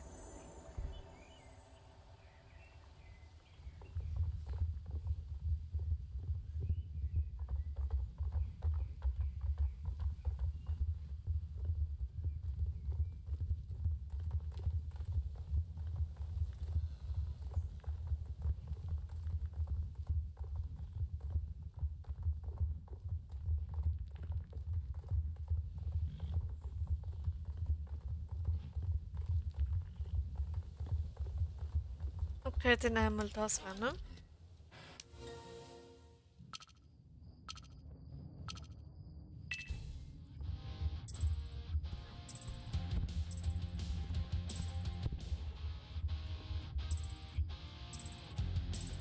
Man merkt, ich habe keine Hobbys, nur im Level und Jump besucht.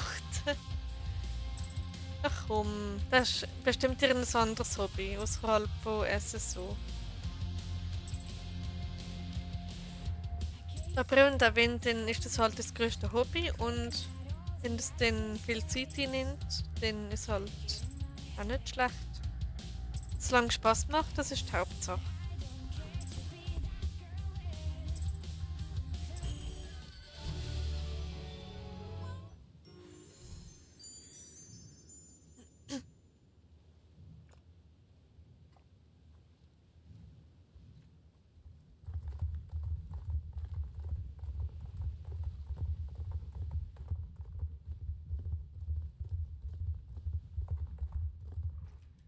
Ich tue noch zwischendurch zeichnen. Das ist auch cool. Also siehst, hast du ja doch noch ein weiteres Hobby neben dem SSO.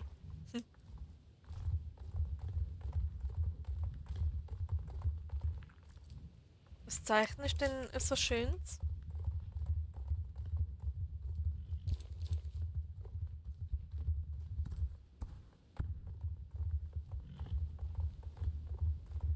Da bin ich froh, dass da keine Wölfe mehr sind. Es ist so viel angenehmer, zum einfach durchreiten.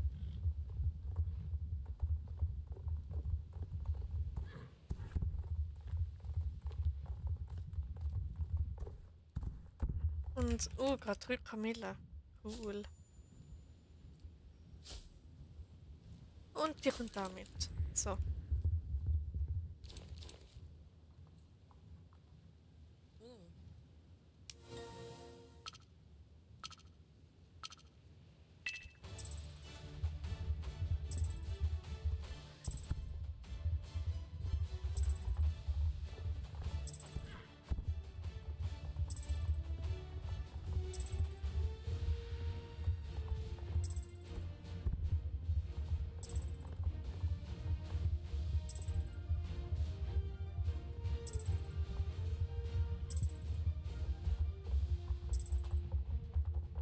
Ja, ja.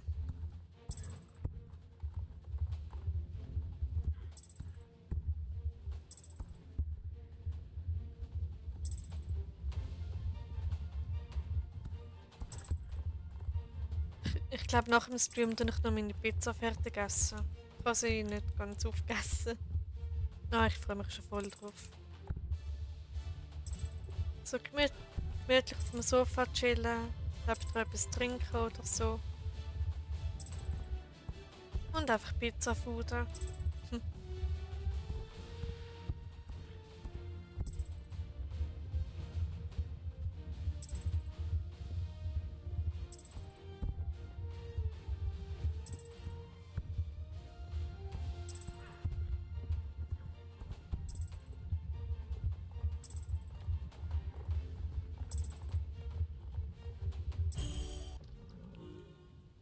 Okay.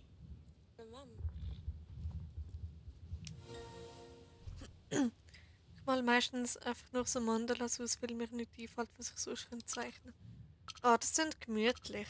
Du hast dann nebenan irgendwie eine Musik los oder einen Podcast oder so, oder bist einfach nur für dich am Ausmalen. Aber Mandalas ausmalen ist auch ein tolles Hobby.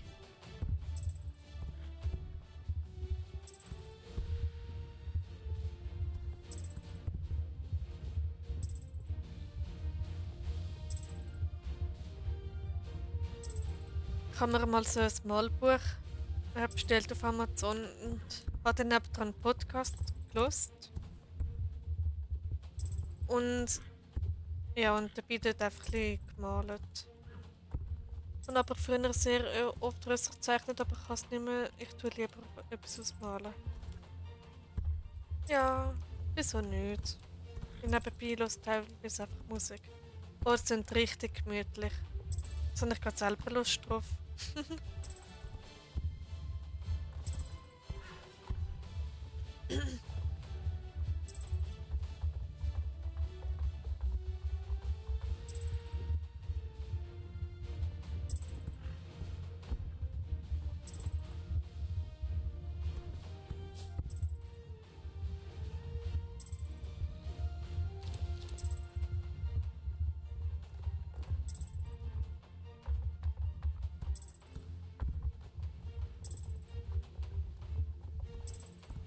Ich glaube, ich sollte echt wieder mal mein Malbuch führen kommen.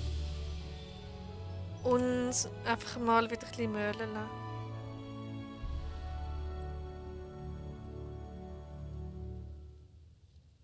So, und jetzt mein Lieblingsrennen. Wo ich heute auch wieder irgendwie 10-mal geritten bin.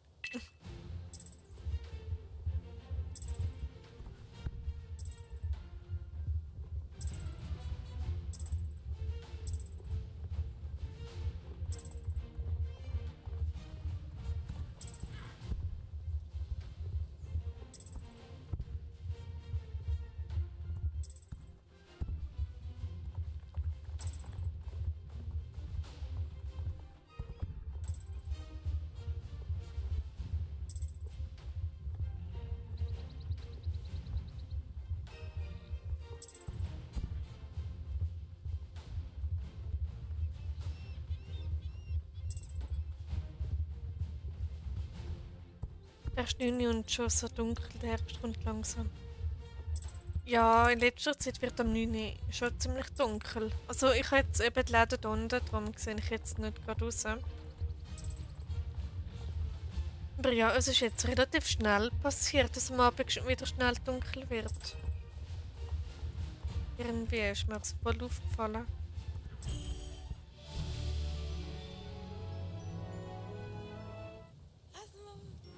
So wäre für GV gemacht.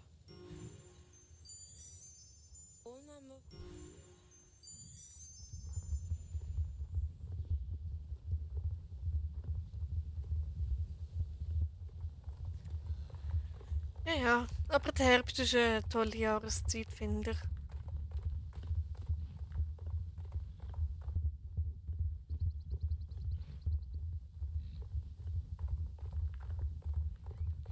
Irgendwie ohne Wölfe ist da fast schon irgendwie ziemlich ruhig.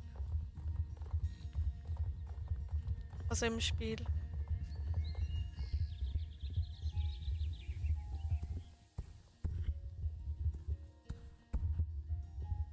Also zuerst mache ich da die täglichen 10 XP, die ich gestern vergessen habe, leider. Okay, was gibt es da Schönes zum Machen? Hat jemand einen Hut verloren? Hm.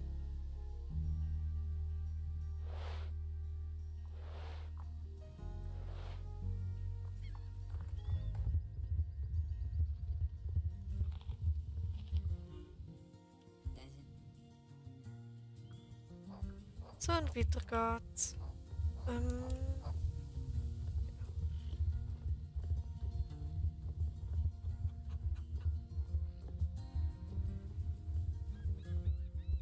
Oh, ich streame jetzt schon wieder 1,5 Stunden. Irgendwie geht die Zeit teils so schnell um.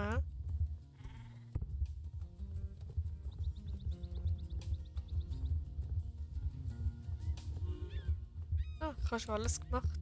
Cool. Wie wäre das Lagerfeuer noch gewesen? Aber das sage ich nicht nein. Wenn ich nicht alles machen muss. Wo richte ich da durch?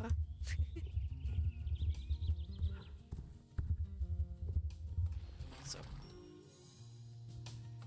Okay, dann geht's zu den Rennen da hinten.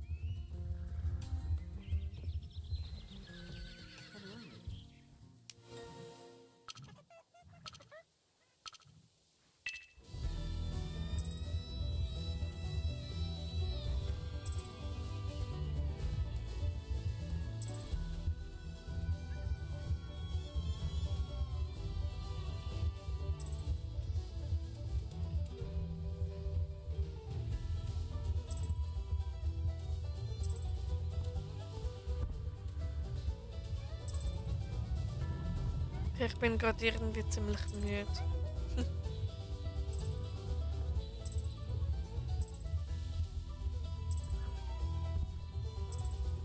Aber das habe ich in letzter Zeit irgendwie öfter, dass ich extrem schnell und oft müde bin. Was auch vielleicht eine Erklärung hat. Und ja.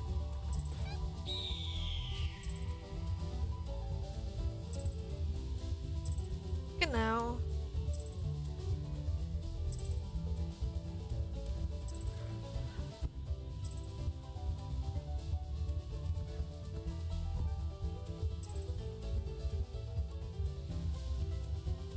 Ich bin da wieder mega gut durchgekommen.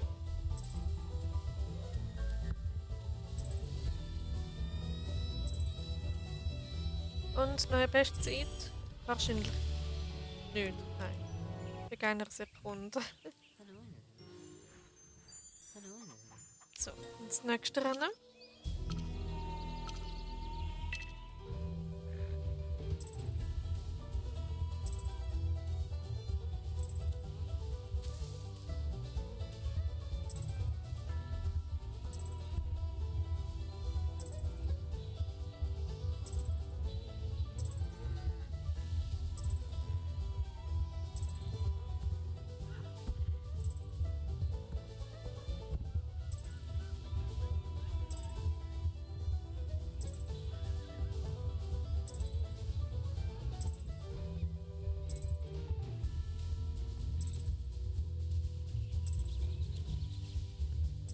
Ich müsste eigentlich noch etwas machen.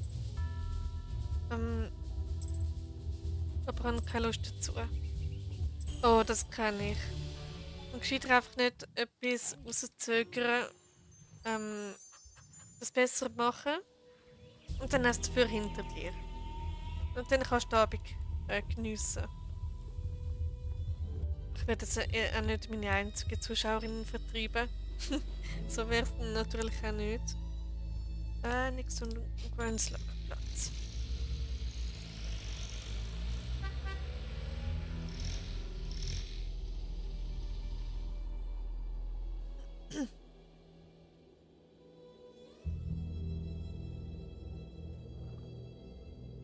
Okay.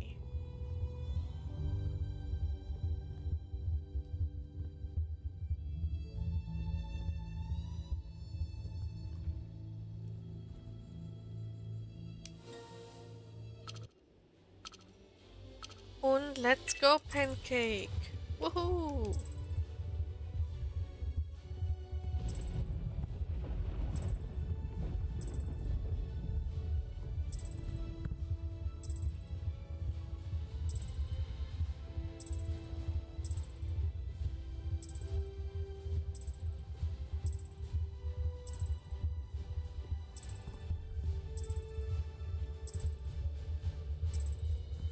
Okay, ja, das habe ich jetzt gerade komplett verkackt. Gehen wir morgen vielleicht in die Stadt. Was? Oh mein Gott. Gehen wir vielleicht in die Stadt nach Schaffhausen. Ah, cool. Okay, was machst du denn dort Schönes?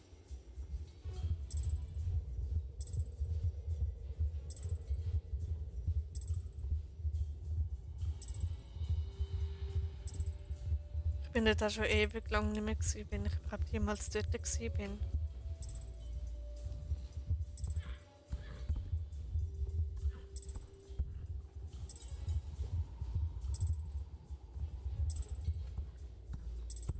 Ich bin noch nie so schlecht gewesen am Rennen.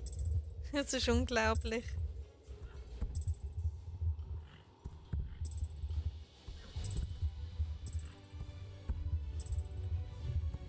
So.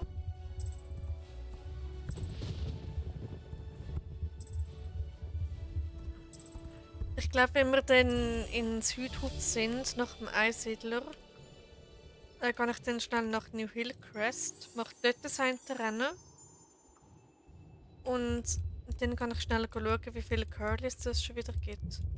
Mache ich ein bisschen Me-Time und schaue ein bisschen in den Läden und schaue noch bei den Schleichtierchen vorbei. Ah cool, genieß deine Me-Time. Immer shoppen, unglaublich. Oder go Schaufenster bummeln. Okay, Südhof.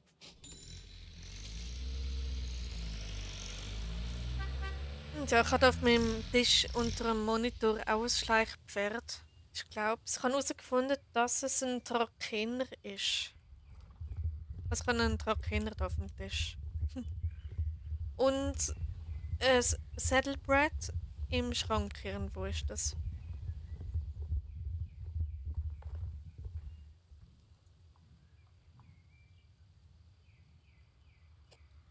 Arbeitsreitweise.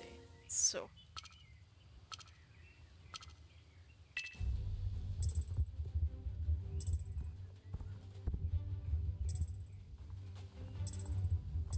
Weil wir Schweizer immer am Shoppen so viel Money. Yep. Shoppen ist halt cool, oder? Nein, Spaß. Ja. Sind nicht alle reich da in der Schweiz. Leider. Aber ja.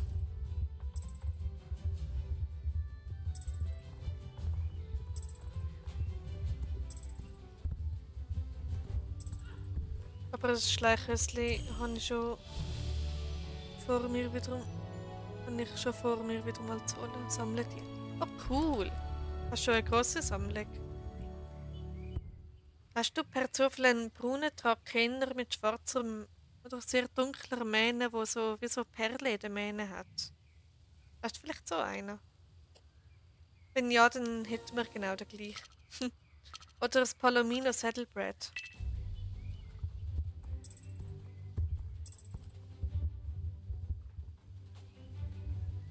Ich meine, Schleichhösschen sind jetzt nicht gerade so teuer. Also. Kann man sich da ruhig mal zwischendurch eins gönnen.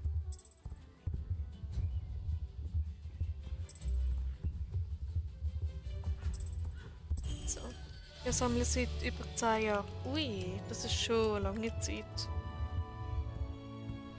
Hast du mal gezählt oder sind es zu viel zum Zählen?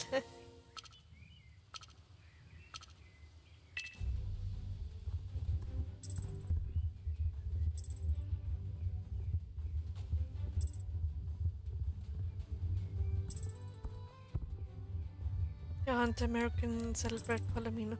Cool, dann haben wir genau den gleichen. Kann man den eigentlich nur kaufen, weil er sehr, sehr ähnlich wie der Palomino da im Spiel aussieht. Und ja, aber ich finde ihn toll. Um die 150 müsste es sein. Okay, das sind viel. Na gut, jeder sammelt so ein bisschen etwas anderes, oder?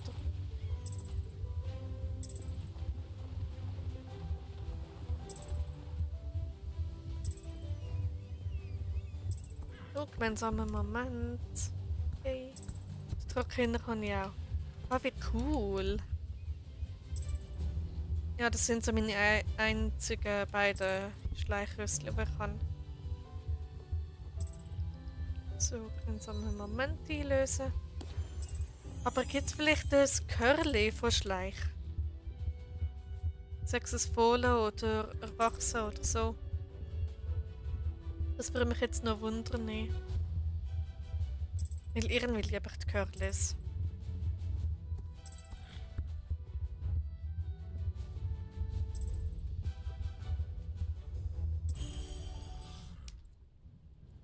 Okay, das wäre schon wieder alles gewesen.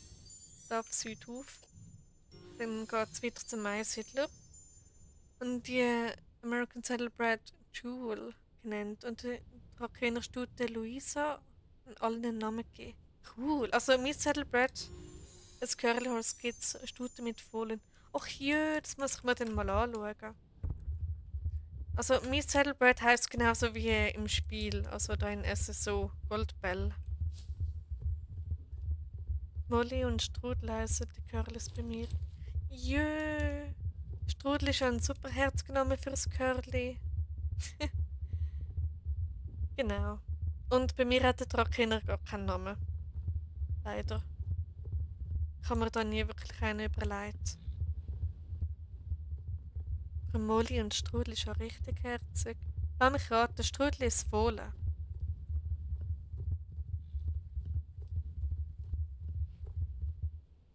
Oder sind Wildpferde. Oder eher Wildponys. Hm.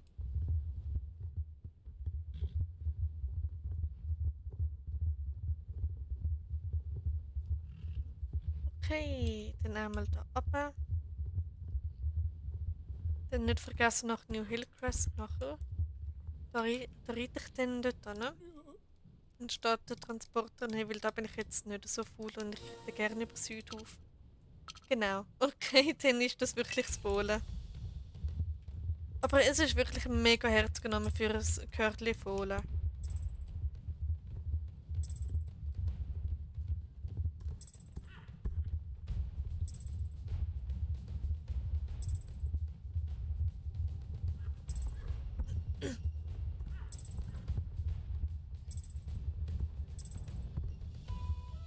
Es gibt, glaube ich, bei Galaxus jede Menge Schleichpferde.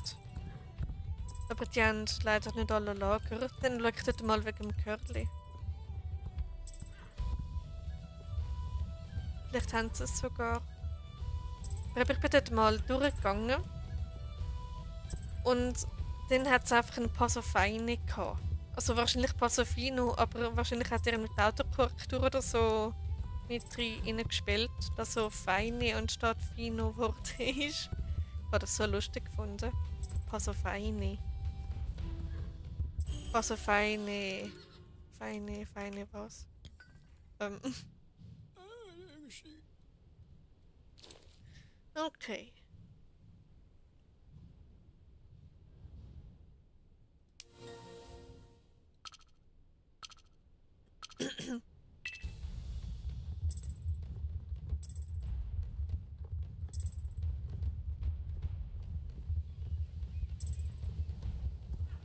Das Curlhaus ist schon älter. Müsstest schauen, ob es noch gilt und sonst online schauen. Okay.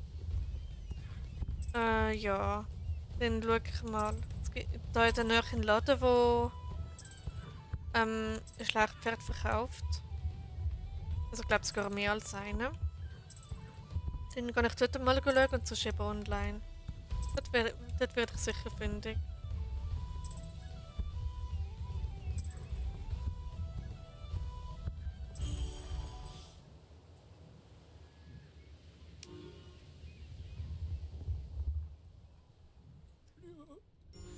Also, dann ab nach New Hillcrest. Ich mache dort einmal das Rennen und schaue noch wegen der Curlys, wie viel das gibt.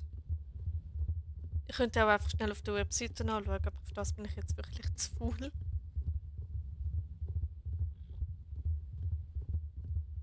Und das Rennen in New Hillcrest muss eh gemacht werden, also.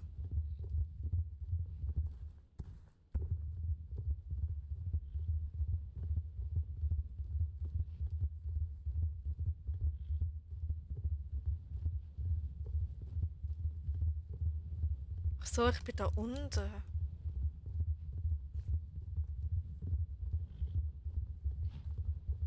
Okay.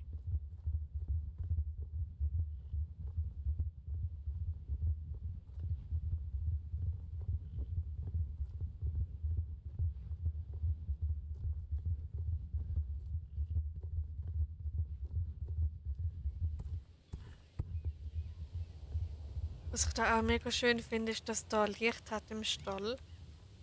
Und im Winter hat es so toll ausgesehen, amix.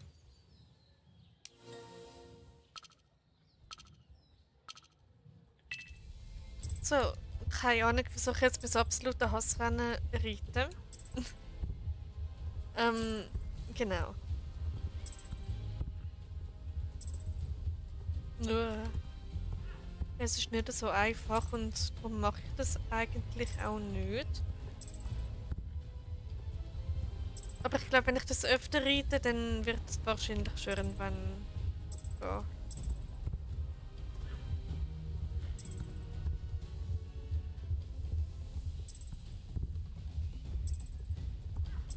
So, und dann so, und da ist, ich muss schnell etwas nachschauen.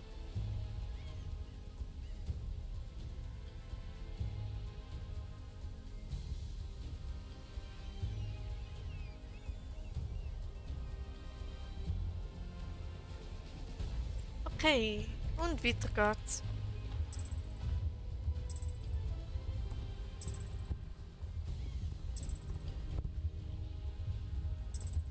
Wir haben jetzt wirklich wieder die ganze Zeit über Schleichrössli und Curlyrössli geredet. Na gut, wieso nicht?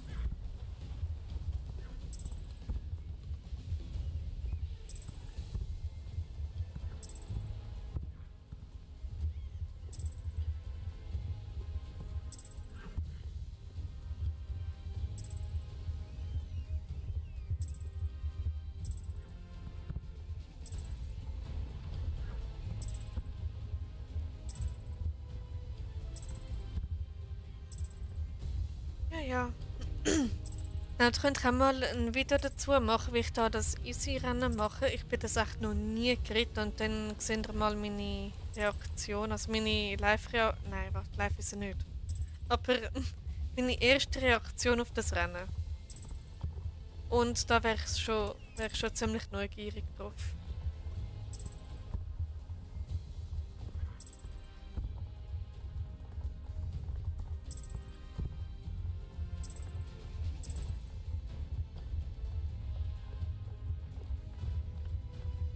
Vor allem, wer stellt einfach so Autos mitten auf die Straße? Ups, genau, genau. So macht man es.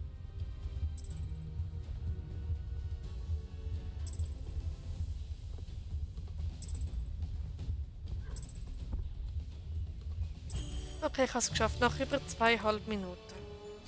Es ist so ein langes Rennen. Also jetzt kann ich schnell schauen, wie viele Curlys das gibt. Also ich kaufe mir jetzt keins, kann mir ja nicht mal eins leisten. Aber einfach so zum schauen, wie viele Starcoins ich aufladen muss, damit ich mir nochmal alle kaufen kann. Und ja, ich kaufe Rösser doppelt. Und es auch noch nie gemacht dazu mal, dass ich noch nicht mal ein Easy habe. Okay. Ähm,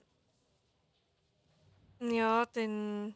Ja gut, vielleicht siehst du dann, ob du etwas verpasst hast oder nicht. Und wenn es dir dann auch gefällt, dann wieso kann ich da nicht? Okay.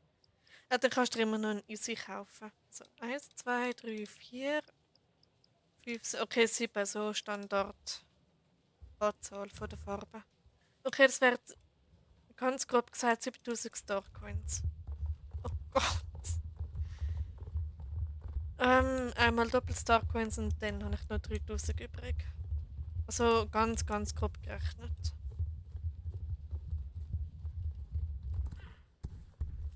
Also jetzt geht es weiter mit dem Leveln. Das wäre Goldspurenfarm. Da.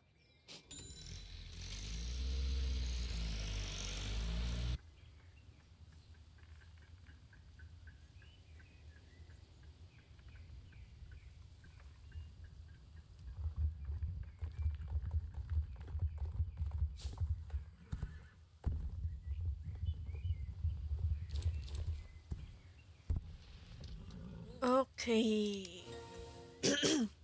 Grüntal Champi.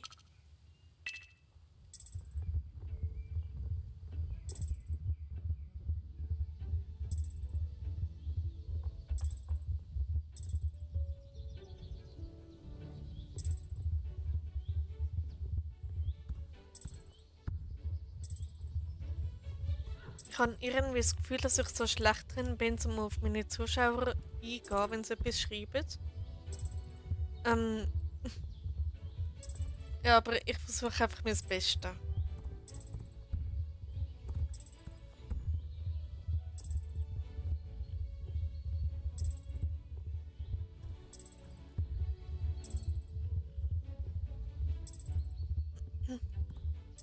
Ich bin nochmal schnell weg, das erledigen, worauf ich eigentlich keine Lust habe. Alles klar, gescheiter nicht aufschieben, lieber schnell erledigen und dann hast du es für hinter dir. In dem Fall bis später, Miss Blueberry Castle.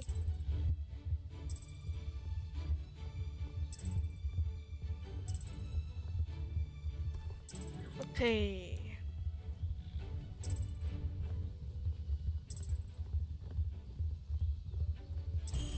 So wäre das gemacht und dann noch das andere.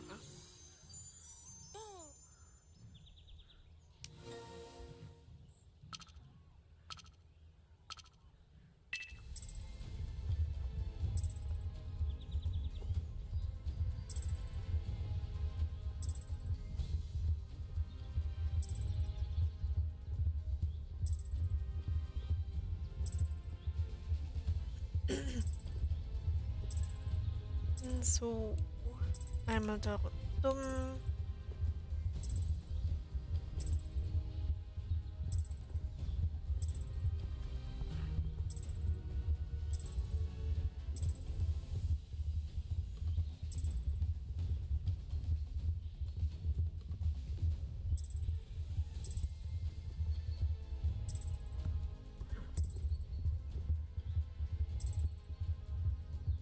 Tipp. Okay, über was kann man noch so schönes reden?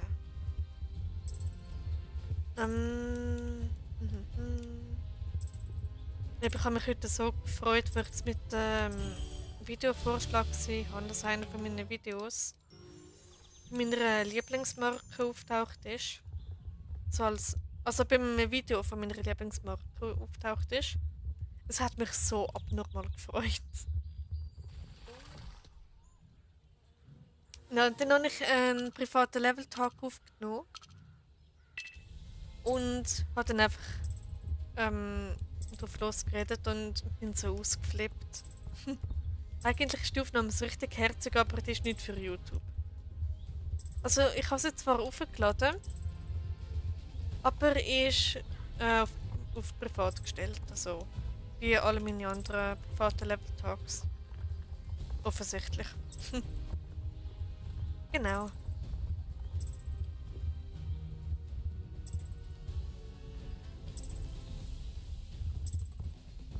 Und ich weiß nicht, ob das vielleicht sogar als Spezialinteresse gilt, weil ich habe nachher einfach nur Fakten rausgehauen, einfach so. Und es ist ja schon seit Mitte Mai so, dass ich die Marke extrem liebe. Und ja. Also ich will jetzt nicht behaupten, dass es wirklich ein Spezialinteresse ist. Aber es kommt einem schon ziemlich näher, finde ich.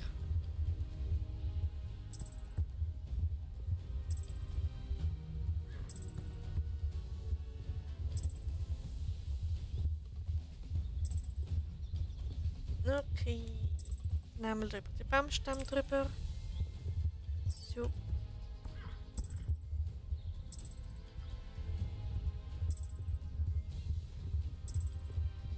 Okay, wenn da schnell etwas machen.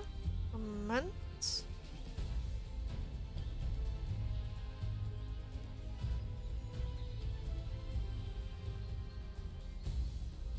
Gut. Und weiter geht's.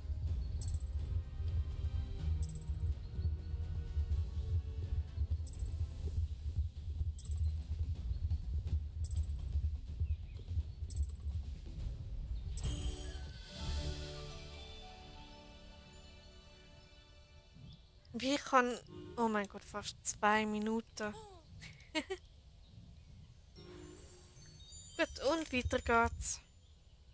Hoi Raya, schön, dass du da bist. Geht's dir gut?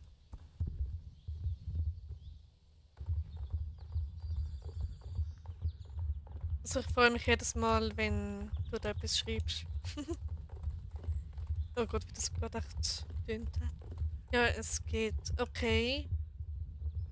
Willst du davon erzählen oder nicht? Ist natürlich nicht, wenn... Ich bin im Dinotal. Okay. Da bin ich leider schon gewesen.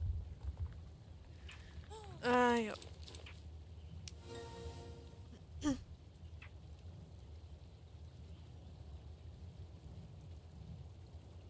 Nee, ist gut. Okay.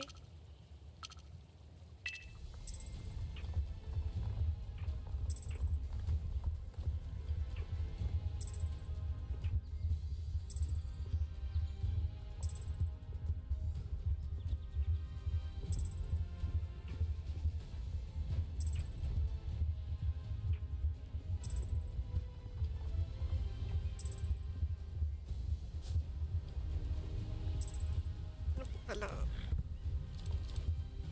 Okay.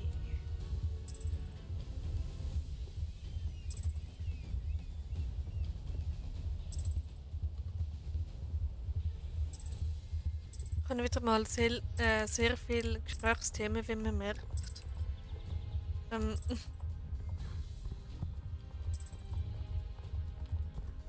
Hoppala. Ups, was hätte das sollen? Ich war bald mit meiner Psyche auf und ab. Oh, das ist nicht lustig. Bist du schon in Therapie oder willst du dir da helfen? Wäre vielleicht noch gäbig. Also ich bin auch nicht gerade die stabilste Person. Darum kann ich sehr gut mitfühlen.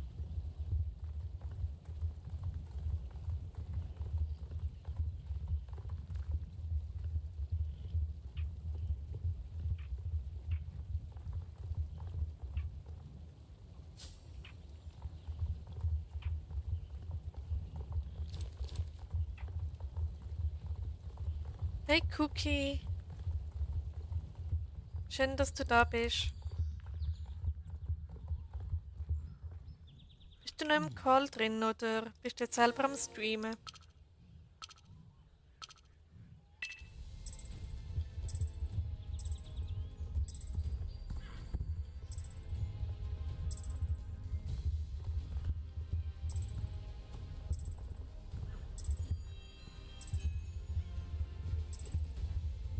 Ja, und wieder kein Gesprächsthema, es ist so typisch.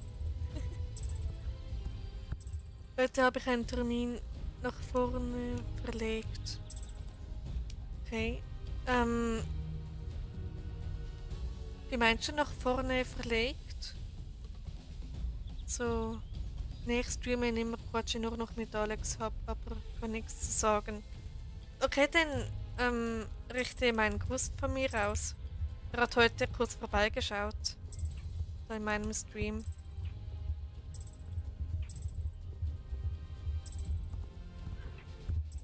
Und schon wieder habe ich Deutsch geredet. Mein erster deutscher Satz in diesem Stream.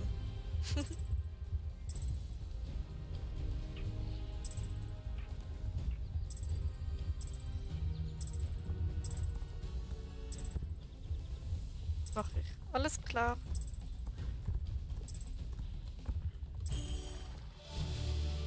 So.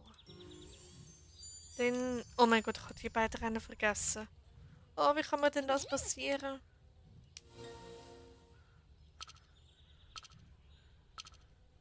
Ja, und sonst so? Alles Paletti, alles in Butter.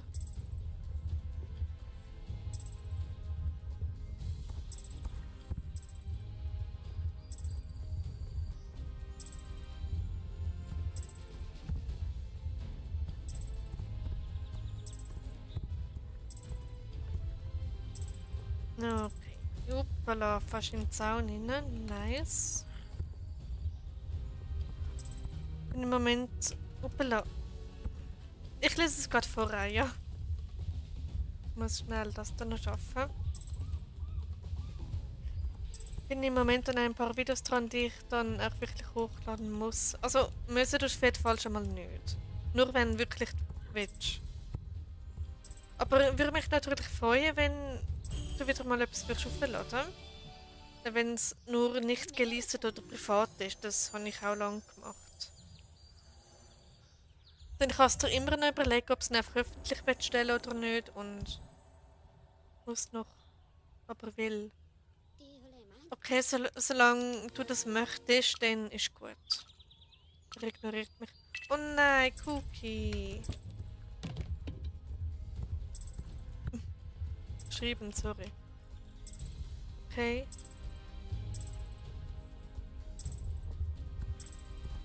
Also, du willst in dem Fall und nicht du musst. Cookie, bist du gerade im Call mit ihm oder streamt er gerade?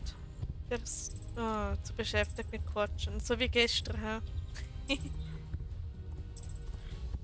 Dann warte einfach kurz ab, bis er ruhig ist. Er hat ja immer so ruhige Phasen. Stimmt er selbst auch noch? Ah, okay. Genau, dann warte einfach auf eine ruhige Stelle ab und dann einfach drauf losreden. Dann kriegst du seine Aufmerksamkeit.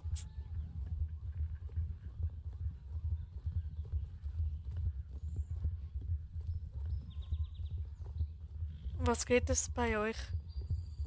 Wir haben gestern Abend, sind wir das dritte Mal im Call auf Discord. Also ich, Cookie und der Alex, also Alex Roblox Polizei, heißt du. Hab gewartet, hab es gesagt und er hat es ignoriert. Oh nein. Das ist fies. Genau, und er redet einfach so extrem viel, weil er selber auch streamt und dann auf seinen Chat eingeht. Und ja. Und da sind wir gestern dann ziemlich oft einfach zu kurz gekommen. Aber es war lustig immerhin.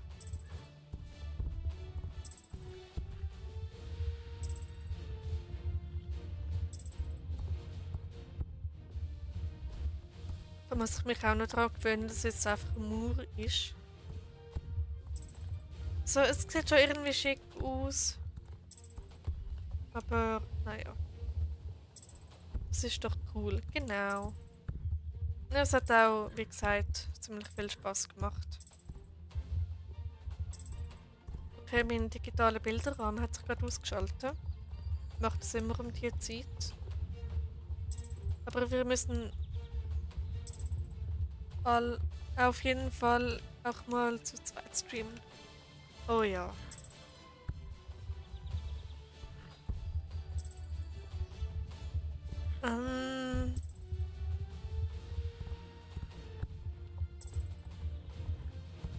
Jetzt ist die Frage, dann ist es,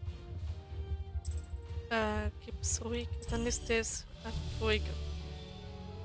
Ah, da bist du, Raya. Hello. Hi. Phew. Hey. Morgen ist dann CT, dann werden viele im Call sein. Stimmt, morgen ist ja CT. Ich habe ehrlich gesagt, ich habe die ganze gemeint, das CT sei heute, ich habe nicht so Samstag gehabt. Und gestern hatte ich so Freitag gehabt, es war richtig komisch gewesen.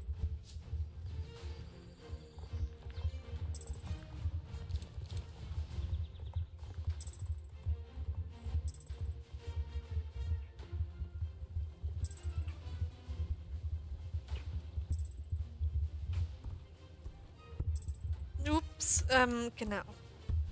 Einmal fast ins Wasser geht.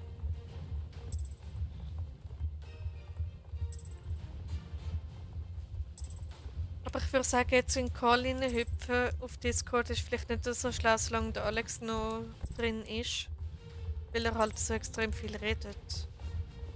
Es sind einfach schon 16, freue mich schon, dass CT übrigens erst um 19:30 Uhr. Okay, ich versuche mir das zu merken, dass um 7:30 jetzt statt um 7 ist.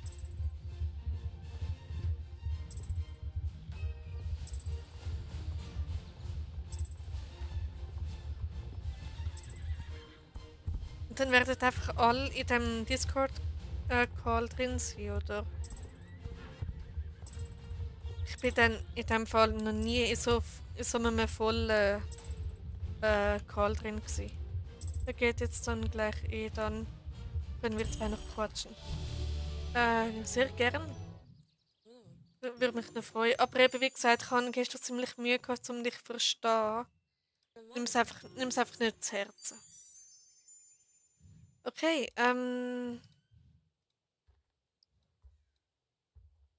Special.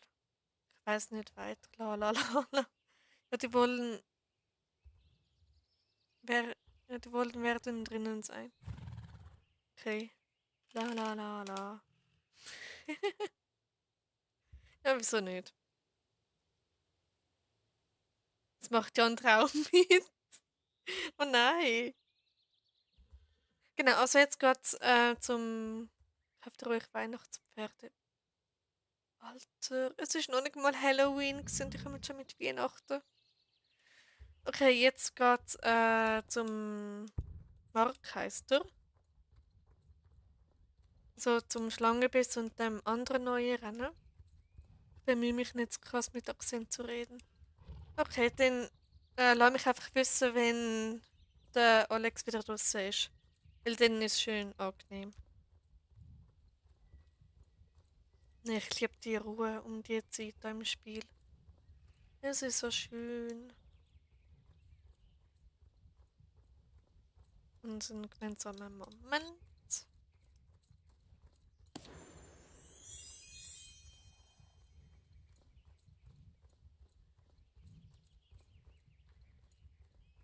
Sofort bin der Jumpy. Bin wieder da, schreibe nebenbei noch mit einer Freundin, ob sie auch eingeladen in deinen Live zu kommen. Oh, das wäre cool, danke Raya.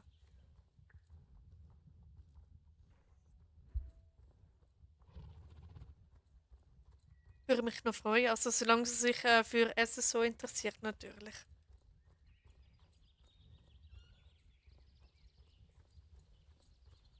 Bitte, bitte. Also tägliches Training Jurwegstall Schlangenbiss. Ich finde es einfach so lustig, wenn wir einfach beide gleich aussehen da im Spiel. Oder zumindest die gleiche Frisur haben.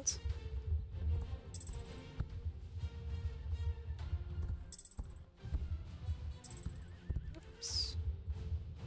Ja, das transparente Hindernis existiert immer noch.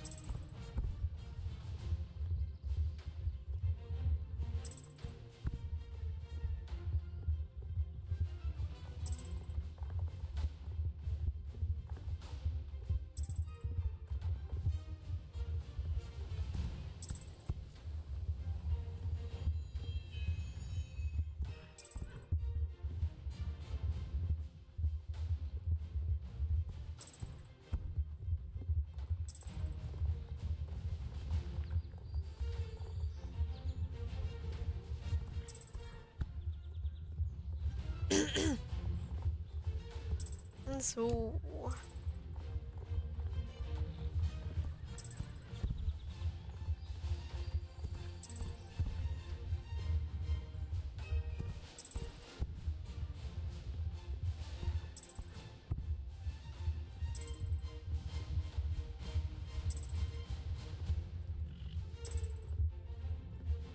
Und hip. Und jetzt geht's da. Aber es geht so speziell aus, irgendwie mit dem neuen hellen Boden. Irgendwie ist es schön, finde ich.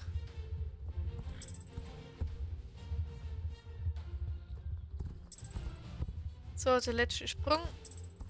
Perfekt. Oh mein Gott, als ob. Meine neue Bestzeit. Ja, nicht das jetzt geschafft. Ich bin nicht einmal Level 13.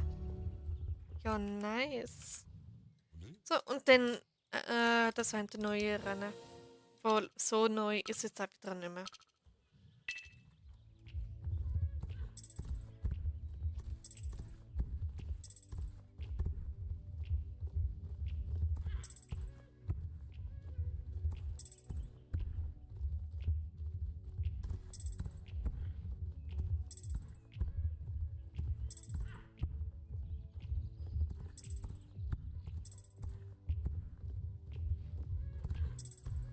Ups.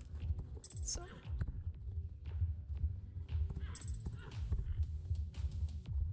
Oh mein Gott, vorhin jetzt wieder durch.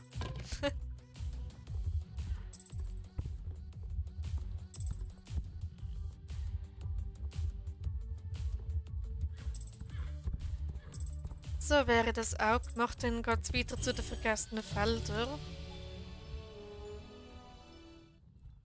So. Und so. Und ab zu den vergessenen Feldern.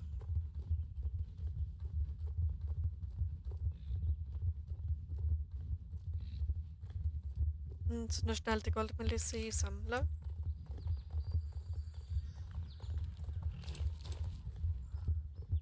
Also die Kistenbilder.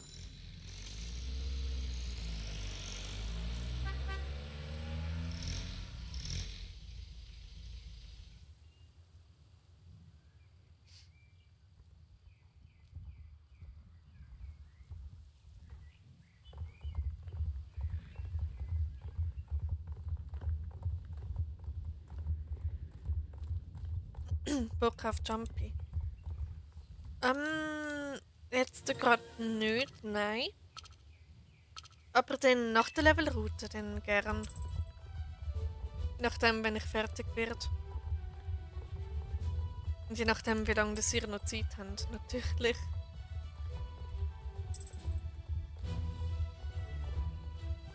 Obwohl, weil es Jumpy wäre dann als nächstes. Vielleicht kann ich da schnell pausieren und dann. Also das Leveln pausieren.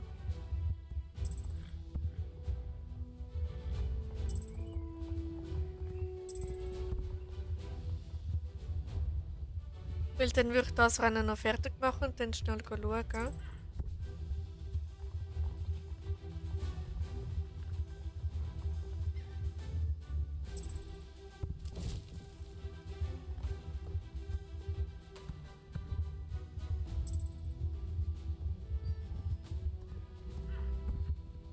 Hoppala. So, nein, nein, nein, nein, Pancake, bitte.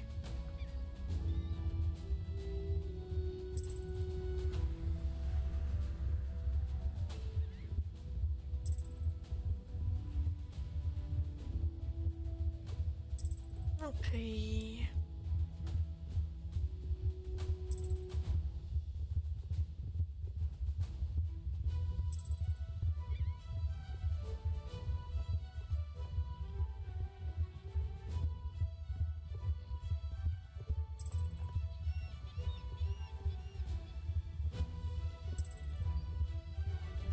Ist morgen wieder live? Wenn dann eher ein bisschen am späteren Abend. Also frühestens am 8 Uhr, wenn ich wieder live bin.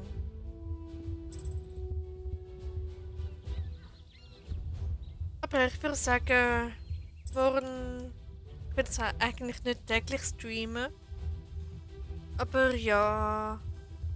Ja, ich würde schon streamen. Ja, wieso nicht? Okay.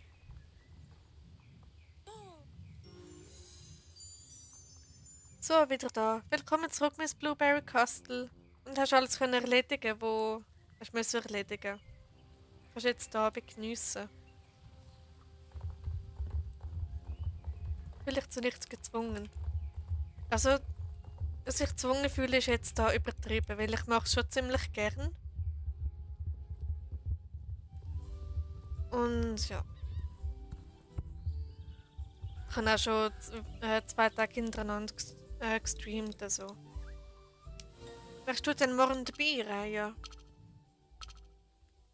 So ein bisschen um die 8, halb 9 oder später.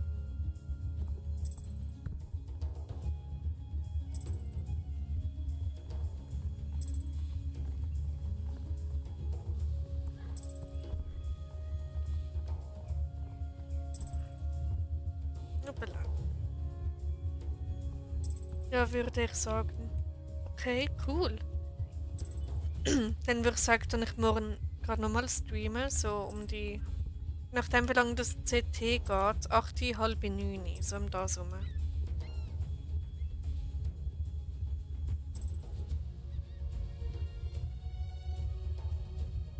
Ups.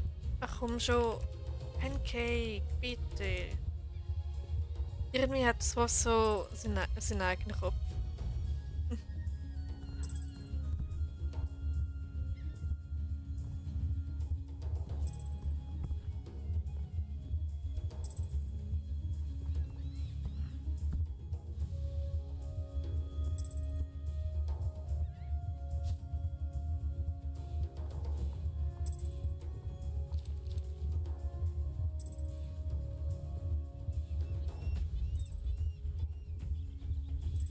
Genau.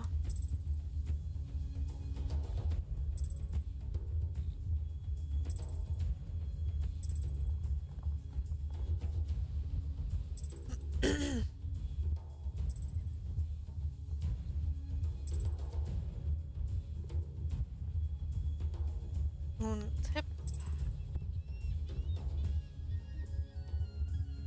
Und hip. Und da läuft ihr in der Brumme. Also ein NPC ist das, glaube ich.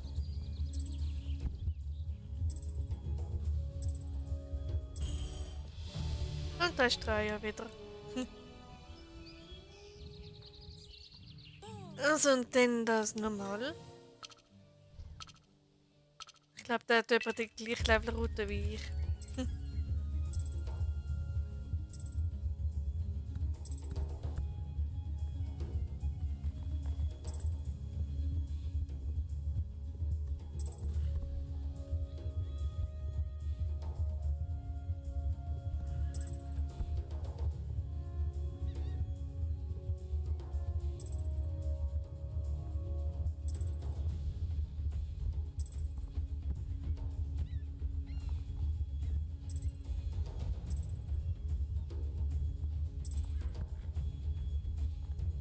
Ja, ja. Und sonst so. Wenn man einfach nicht weiss, was redet und dann einfach so random Sätze raushaut.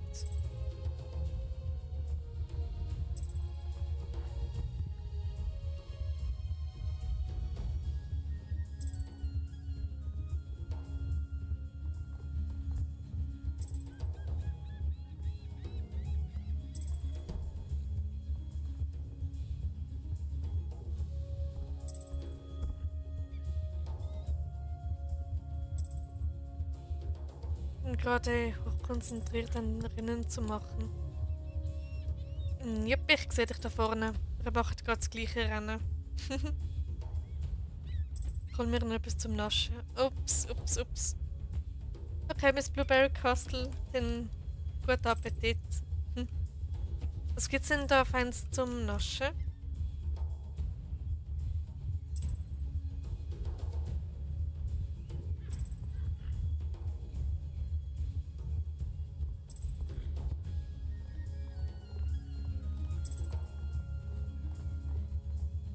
Zwetschgeweihe. Cool. Geniesse es.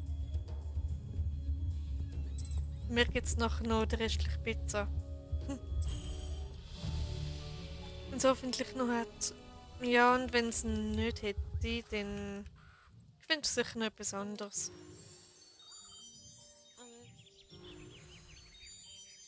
So. Okay, ist auch speziell, wenn wir da so richtig schön schräg stehen. Ich meine, ein Erinnerungsfoto. Genau, Pancake schön mit dem Kopf drunter. Genau. So macht man ein schönes Foto. So. Was nicht? Ja. Oder was jetzt? Meinst du das? Dann.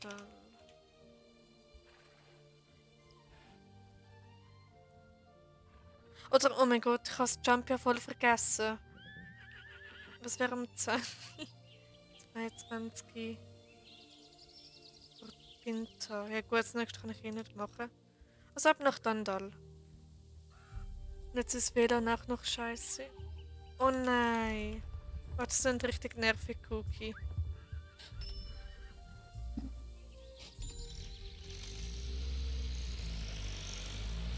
Aber hoffentlich läuft da bei dir alles.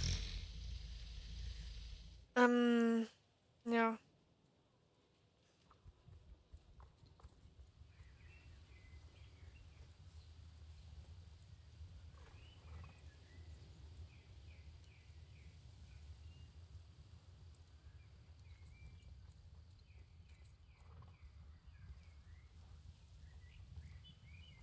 Genau.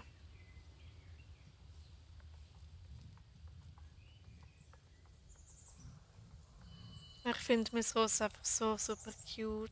Ich bin so froh, dass ich mir dort gekauft habe.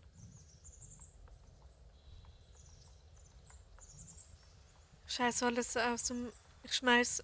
Ich scheiß alles. Das ist ein guter Tippfehler. Ich schmeiß alles aus dem Fenster, WLAN ist und PC ist abgestürzt und geht nicht mehr an. Oh nein! Oh, das klingt richtig frustrierend. Wenn einfach nichts funktioniert. Ja, schmeiß, genau. Alles aus dem Fenster.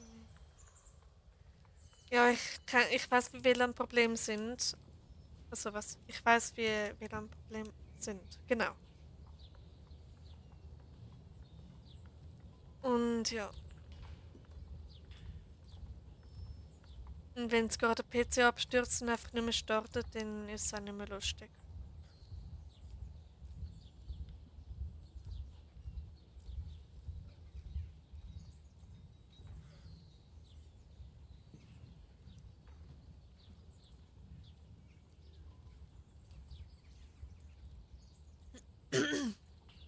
Okay.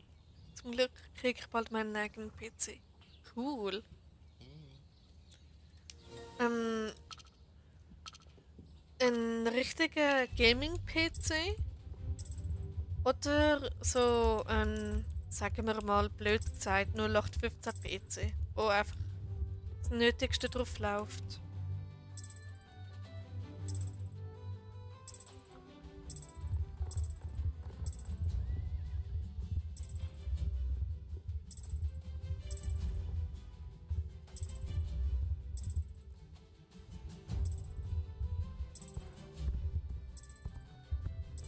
Ein richtiger neuer Gaming-PC. Cool.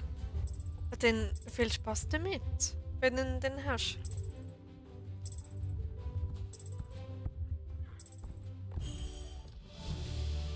Dann sollte ja eigentlich alles dann flüssig laufen. Den Arbeitsrat weiss ich.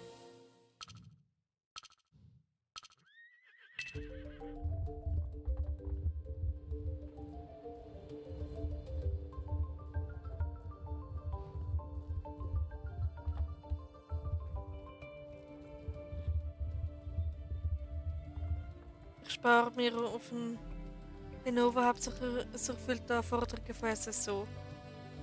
Yep. Solange nicht anderes willst gamen, dann langt das völlig. Du musst dir da keinen krassen Gaming-PC kaufen. Nur wenn du den SSO drauf spielst. Den Fehler habe ich gemacht. Ich habe mir einen krassen Gaming-PC gekauft. Und was spiele ich drauf? Star Stable. Aber jetzt auch den Gaming-PC, aber man merkt halt langsam, dass er 20 ist. Ja, man merkt das ziemlich schnell an PCs. Leider. Meine ist jetzt 1,5-jährig etwa. Und ja, er läuft noch extrem gut. Gut, nach 1,5 Jahren.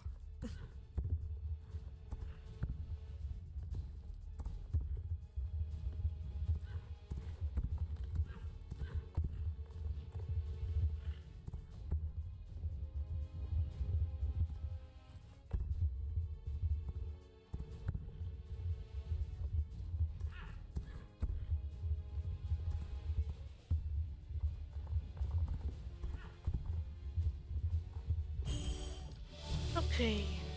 Ich spiele eh nichts anderes als so das so von dem her. Und jetzt einen Laptop, auch nur wegen Sohn von der Ausbildung Berufsschule, aber bin jetzt fertig mit der Ausbildung. Okay. Ja, dann lohnt es sich eigentlich nicht, einen Gaming-PC zu kaufen. Solange du nur ein so drauf spielst. Seit mein Computer kaputt ging, spiele ich nur noch auf dem iPad. Ja, das ist also mit Technik ein bisschen mühsam. Bei meinen Eltern geht immer alles, aber so kriegt er nicht hin. Nimmer hin. Oh, okay. Dann ist wirklich schon ein alter PC in dem Fall.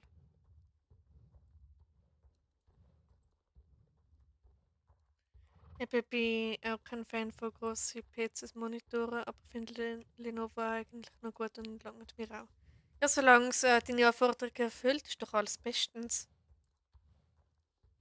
Also ich habe einen grossen Monitor, ich habe einen grossen PC. Ich habe sogar zwei Monitore, aber der eine ist ein bisschen kleiner.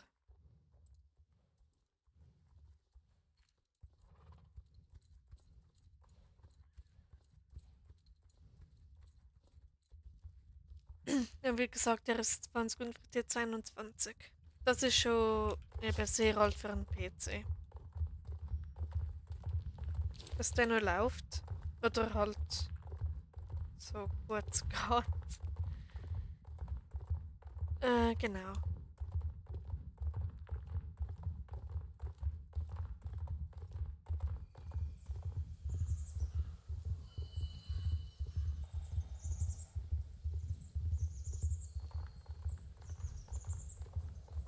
Also mein alter PC, also ich habe jetzt blöd gesagt, zwei PCs, mein alter und mein neuer, weil ich will den alten nicht wegwerfen, weil er tut eigentlich noch. Der ist jetzt 9, ist er. Etwa, ganz grob gesagt. Ja, der würde eigentlich auch lange, aber inzwischen sind so viele coole neue Spiele rausgekommen, die wirklich krassere Anforderungen haben und darum habe ich mir dann den neuen PC gekauft. Und ich spiele nur Star Stable drauf. Ein alter PC sieht aus, als wäre die Felswand als wäre die Felswand runtergestürzt. Oh. Ähm, okay. Weil er nicht funktioniert und man da ein bisschen ihn mit dem Hammer bearbeitet hat. Oder weil er einfach schon alt ist. Das kann auch sein. Ich habe es gestern eh gewundert, dass der die 6 Stunden, in denen ich einfach keine Probleme gemacht hat. Ja, das ist schon krass eigentlich. Aber schön, dass der durchgehabt hat bei den 6 Stunden, wo du gestreamt hast. Weil er einfach kaputt ist. Ah, okay.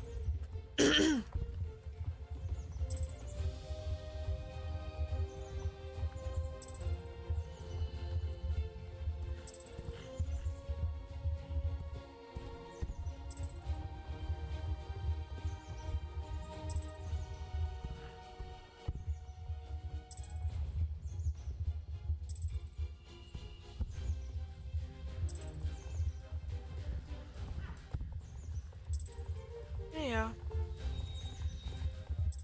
Ja, alte PCs sind halt so etwas an sich, irgendwie.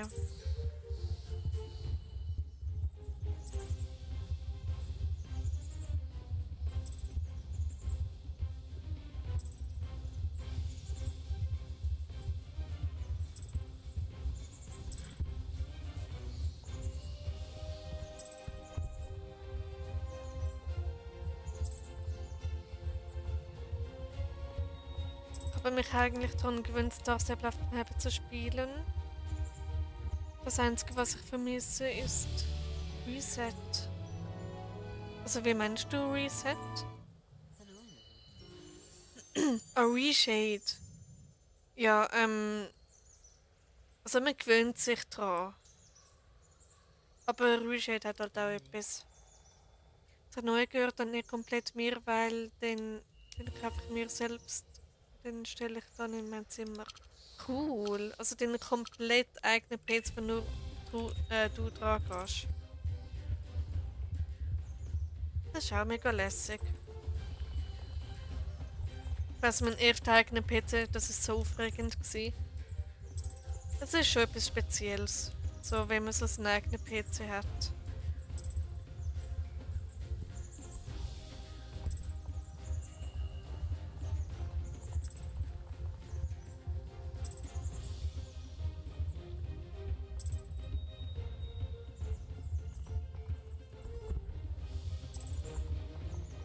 Und dann werde ich auch beim Streamen nicht mehr gestört. Ja, das hat sicher auch einen Vorteil.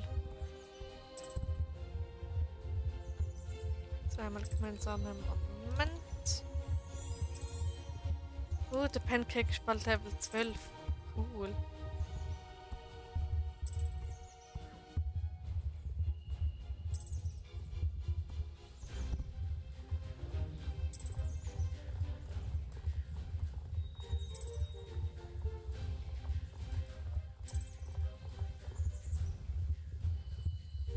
Meine Eltern wollen aber auch nicht einsehen, dass unser Alter einfach schon kaputt ist.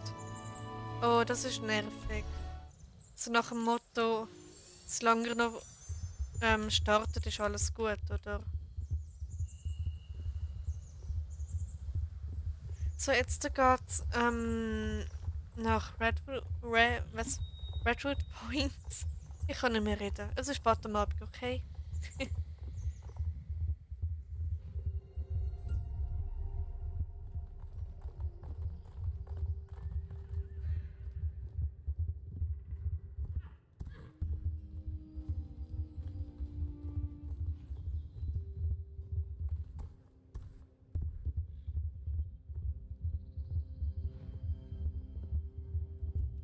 Solange er nicht abfackelt beim Einschalten, behalten wir den, hat meine Mama gesagt.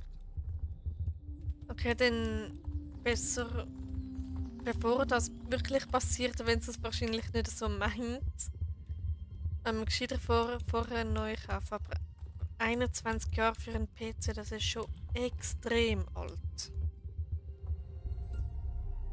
Ich muss eigentlich auch für die Berufsschule mir einen Lenovo-PC anschaffen. Okay, wieso denn Lenovo? Sind die so gut? Also ich habe auch extra für die Berufsschule einen PC, einen Laptop bekommen von meinen Eltern. Und das ist so ein Mentix-Modell. Also ich hatte richtig Pech mit dem. Das war so ein schlechter Laptop.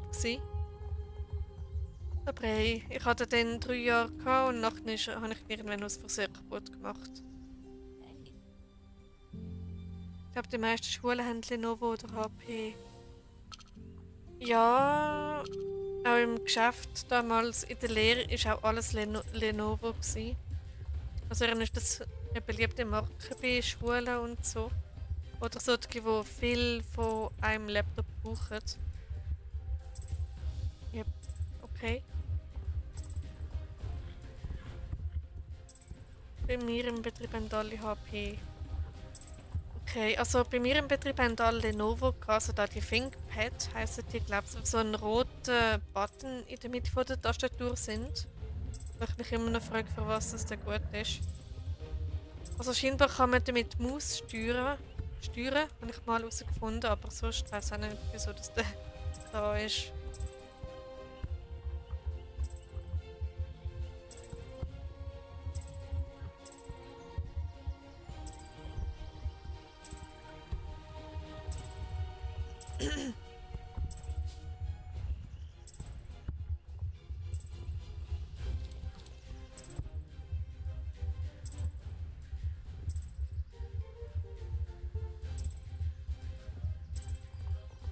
Okay.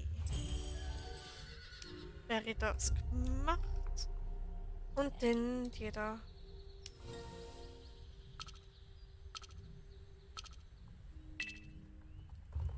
Ich glaube, ich würde auch sagen, Lenovo oder HP sind wahrscheinlich so die billigsten unter den Laptops, oder wo man wahrscheinlich Mengenrabatt am ersten überkommt. Ja. MacBook finde ich ist das Schlimmste für SSO oder Ups. Ist zwar fließend und für MacBook finde ich das Schlimmste für SSO. Es läuft zwar fließend und erfüllt, glaube ich, auch alle Anforderungen von SSO, aber ist einfach nicht wirklich gemacht für Gaming. Ja, MacBook ist jetzt eher so für Arbeit. Wahrscheinlich so, zum Beispiel Fotografen benutzen eigentlich relativ oft MacBooks. Ich weiß auch nicht wieso. Muss jetzt auch gehen. Gute Nacht, bis morgen vielleicht. Schlaf gut und viel Spaß noch. Danke, Cookie. Dir auch eine gute Nacht. Wieso rede ich jetzt wieder Deutsch? Ja, und dann bis morgen. Bis morgen. Welche Orte würdet ihr als die schönsten Orte in SSO bezeichnen, die aber so wie fast nie besucht werden? Das ist eine gute Frage. Also wahrscheinlich Redwood Point oder Mannheim ist mega schön. Da sind nicht so viele Spieler unterwegs. Lenovo und HP sind billig. Ich denke, das wäre schlecht. Also ich kenne mich da nicht so aus. Ich weiß nur, dass sehr viele Lenovo haben und dann ist es wahrscheinlich ziemlich preiswert. Genau.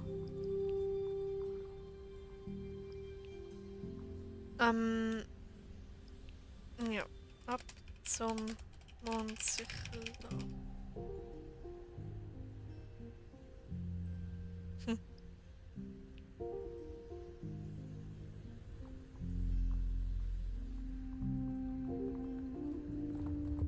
Also eben, wie gesagt, ich kenne mich da bei den Preisen von Laptops und PCs überhaupt nicht aus. Solange er gute Specs hat, ist alles gut. Dann ist mir egal, von welcher Marke das ist. Hallo Zoe Darkflower, schön, dass du da bist. Geht's dir gut?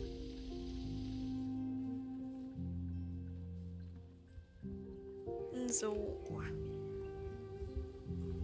Random, aber hast du eigentlich Mods? Nee, bisher noch nicht. Aber bis jetzt brauche ich es eigentlich auch nicht.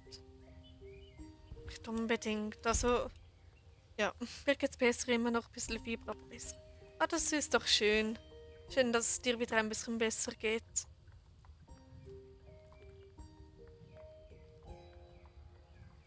Suchst du, weil biete mich immer gerne an. Wenn du mir erklären könntest, was Mods alles machen, dann, warum nicht? Ich muss da lang.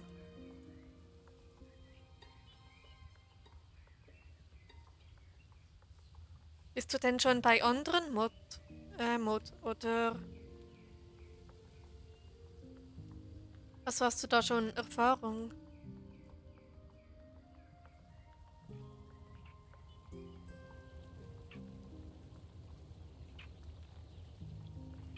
Können Leute einen Timeout geben, wenn die nicht so tolle oder unangemessene Sachen schreiben?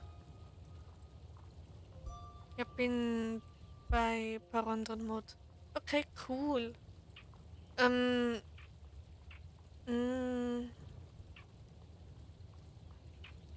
ich überlege es mir noch, okay? Obwohl,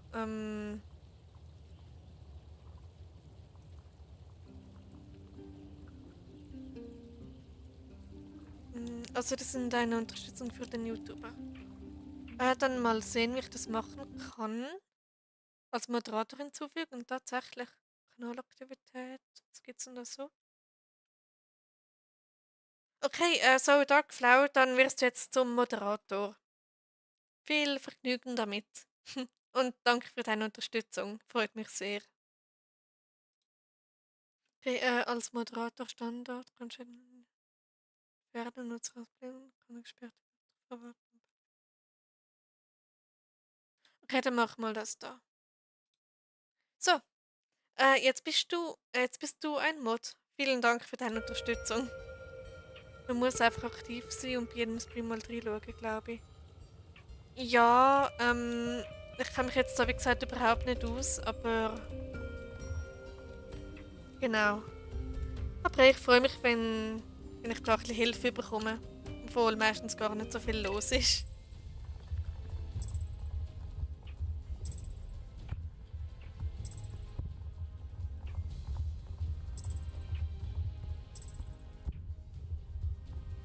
So, noch schauen wegen Archäologie. Perfekt. Kümmern sich auch so um den Chat und haben ein Auge drauf. Das finde ich auch super. Das habe ich auch einen Mod. Yay.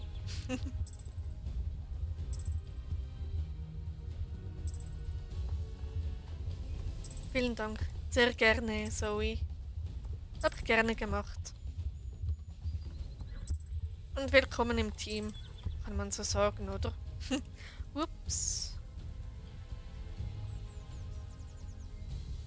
Komm schon, komm schon, komm schon.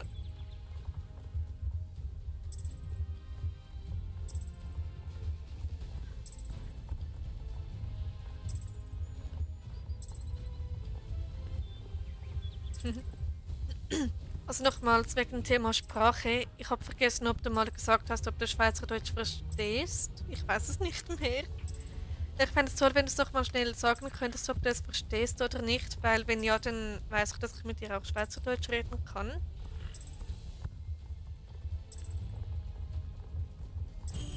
So, schon fast 60 Abos, geht immer schneller.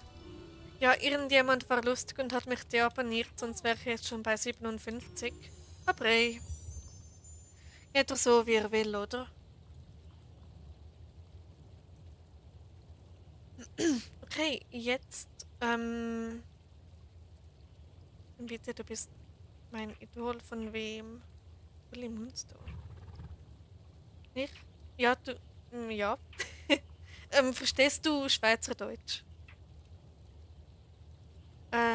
Pony Jump, ja super. Genau das, was ich nicht machen kann. Was läuft denn da so?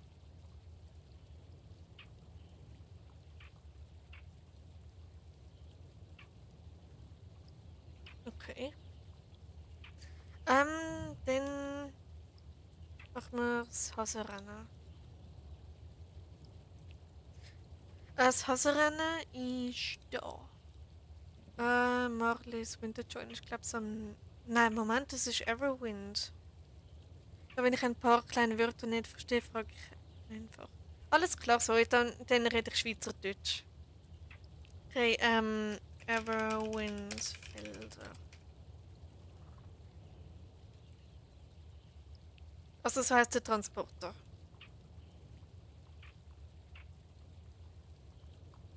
Super, perfekt. Moment, kann mich auch einfach schnell abholen lassen.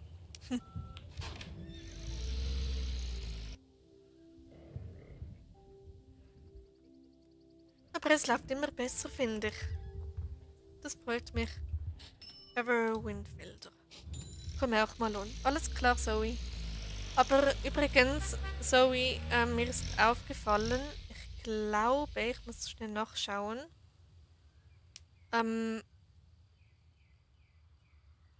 Du hast mich von deiner Freundesliste gelöscht. Ja, da frage ich mich, warum. Also natürlich, jeder hat so seine eigenen Vorstellungen oder so, aber ja, mich würde es einfach nur Wunder nehmen. Und schon wieder habe ich Deutsch geredet, ich glaube es nicht.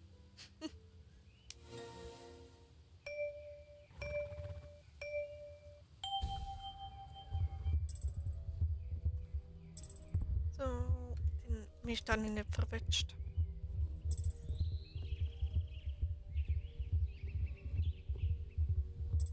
So, und dann so.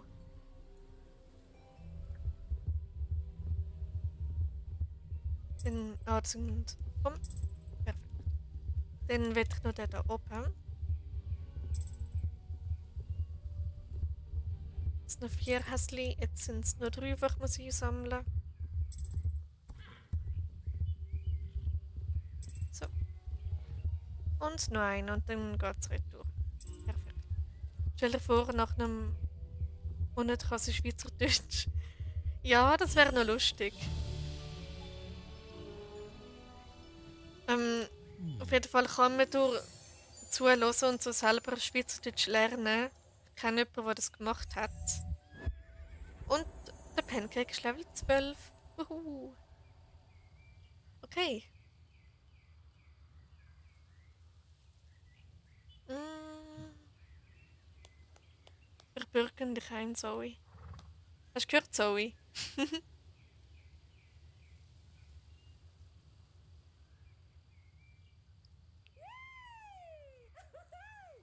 Und so wird man Schweizer.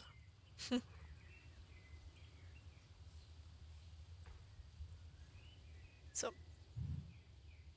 Oh, unsere Rösser passen voll zusammen. Ja, ich finde, die Deutschen lernen das echt gut und auch sehr schnell durchs Zuhören. Ja, das finde ich auch. Meine ehemals beste Freundin ist aus Deutschland und sie hat irgendwann nach ein paar wenigen Jahren perfekt Schweizerdeutsch geredet. So, wieder da. Willkommen zurück, Zoe.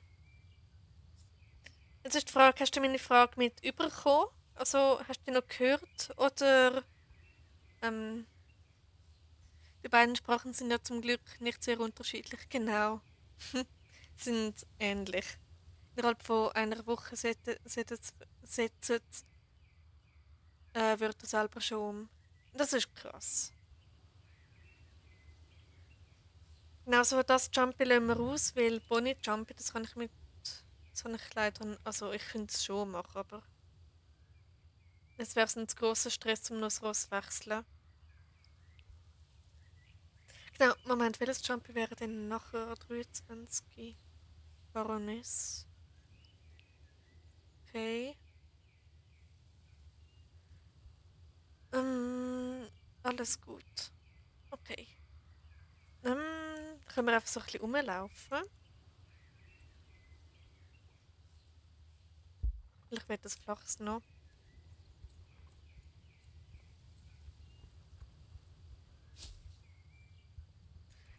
Gibt es denn sonst noch ein Rennen, das ich noch nicht gemacht habe? Wir könnten auch... Genau, Starshine Ranch. Starshine Ranch. Gibt es auch noch Rennen, die ich noch nicht gemacht habe? Dann mache ich die noch, die vergesse ich ständig. Weil sie eben nicht in meine Levelroute gehören. Es Starshine Ranch.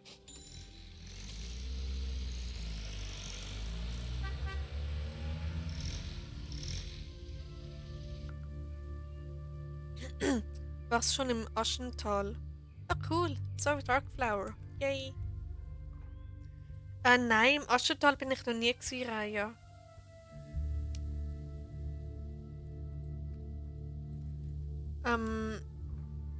Aber ich weiß auch nicht, wie man dort ankommt. So. Ich mag die Rennen nicht wegen der 100er Agilität oder wie hoch auch immer die ist. Ich finde es richtig unangenehm.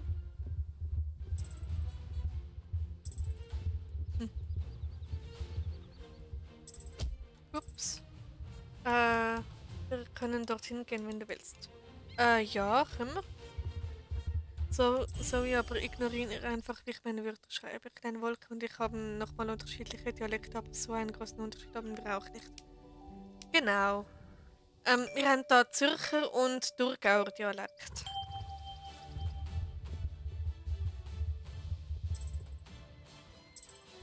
Aber ja, wir können nachher gerne ins Aschental. Wenn du mir zeigst, wo es durchgeht.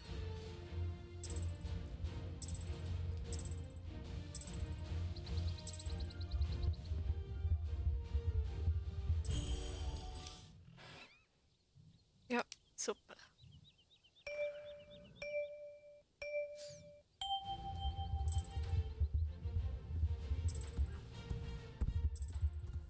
Uppala.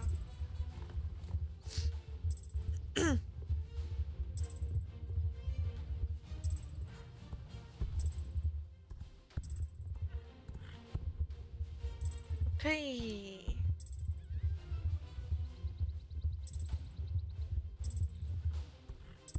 Wenn mir da bei diesem Sprung einfach immer der Kopf anschlägt, mir tut mein Spielcharakter so leid.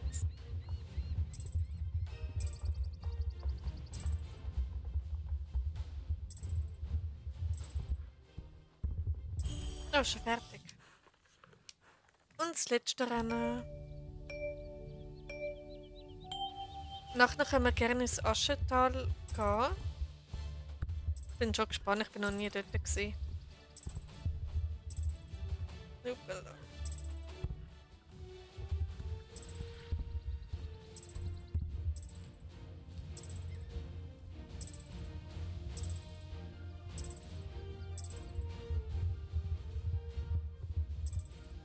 Man könnte eigentlich wieder ein Video gleich machen. Ja, voll. Gute Idee. Wie kommt man ins Aschental? Tutorial for Beginners. Oder irgendwie sowas. Ups. Dadurch geht's.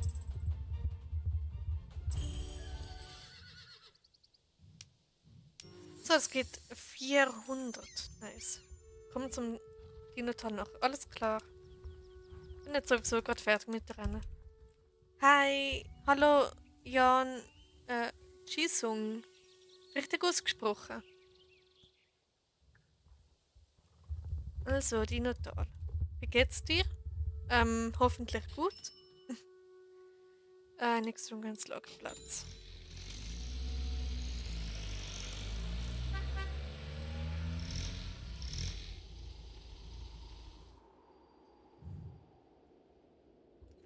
Okay, Raya, ich wäre jetzt da im Dinotal.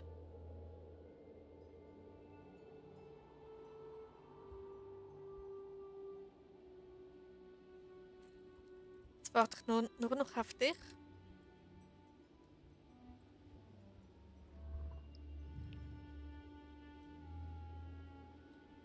Was läuft denn da so? Okay.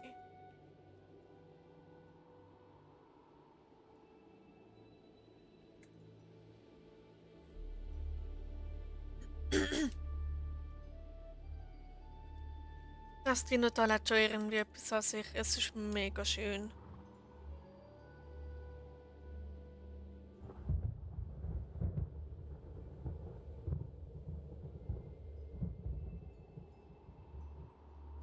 Aber den Hänger noch nicht freigeschaltet. Okay, dann kommst du von Waledale her. Okay, dann warte ich dann noch auf dich.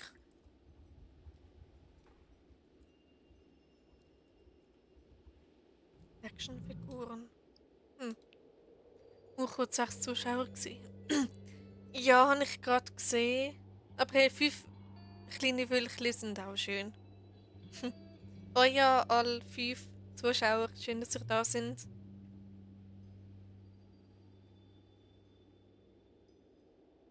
Ja, am Mittwoch sind es kurz 25 Zuschauer gewesen, also gerade passend, weil 25 ist meine Lieblingszahl.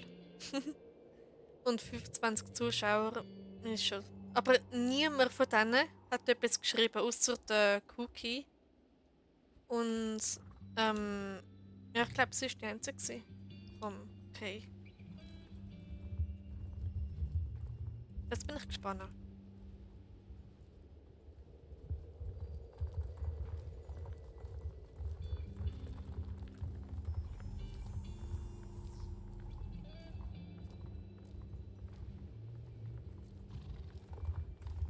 25 passt auch gerade für das jetzige Jahr. Ja, gell, das Jahr ist irgendwie alles 25. Und Zuschauer habe ich 25, es ist das 25. Jahr und ja, irgendwie verfolgt mich die Zahl.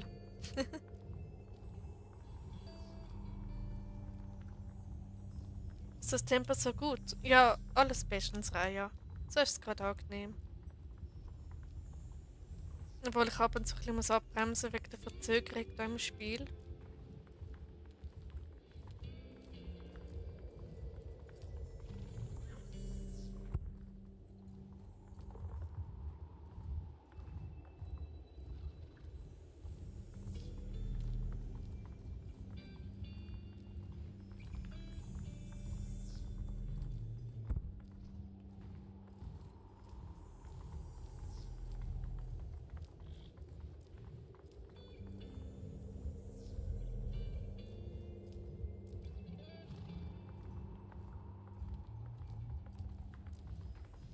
Das Dinotal ist so schön.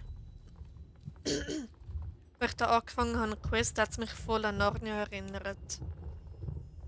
Ähm, wahrscheinlich einfach wegen dem Wald und so, da im Schnee. Mega schön. Geht's da runter?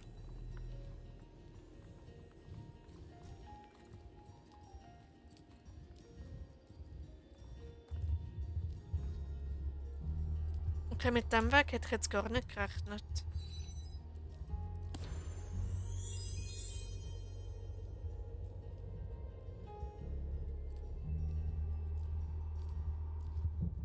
Moment, ich mach schnell Archäologie.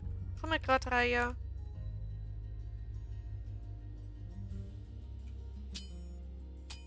So. Perfekt. So. Gut. Und weiter geht's.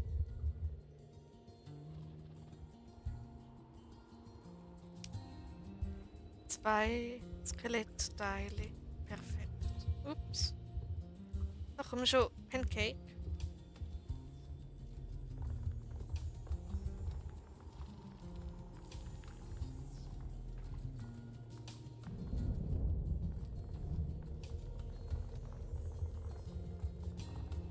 Boah, den Stream von Mittwoch hat einfach über 600 Aufrufe. Über 100. Wie komme ich auf 600? Ja, ist schon ziemlich beeindruckend gewesen. Das ist mein bester Stream bisher, aus irgendeinem Grund. Moment, Archäologie mache ich noch schnell. Ich weiß nicht, wieso das am Mittwoch so viele Leute gekommen sind. Auf jeden Fall, so ganz am späten Abend sind richtig viele Leute gekommen. Also wirklich über 20. Okay, Raya, wo bist du jetzt wieder dran? Ah, da. Gut.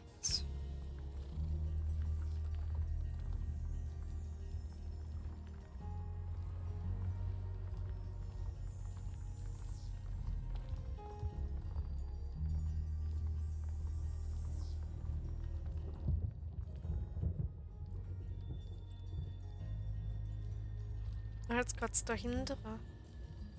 Also, ich bin überhaupt nicht gut im Klettern hier in SSO. Meine Frusttoleranz ist viel zu gering, um die Geduld zu haben. Aber ja, ich versuche es jetzt einfach einmal.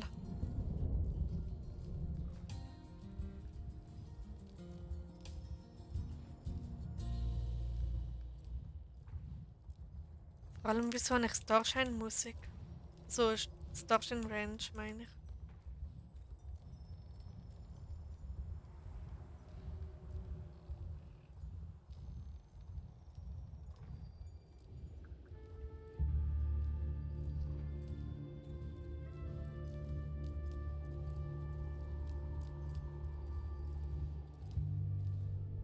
Es wird später noch tricky. Oh je.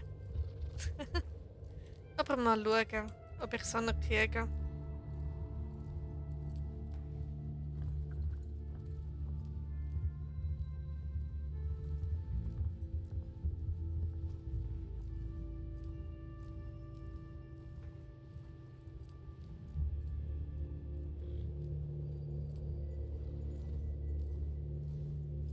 Aber was mich auch noch wundert, wieso haben die Bäume keine Blätter? Es geht richtig komisch aus. Wieso abgestorben irgendwie? Voll schade.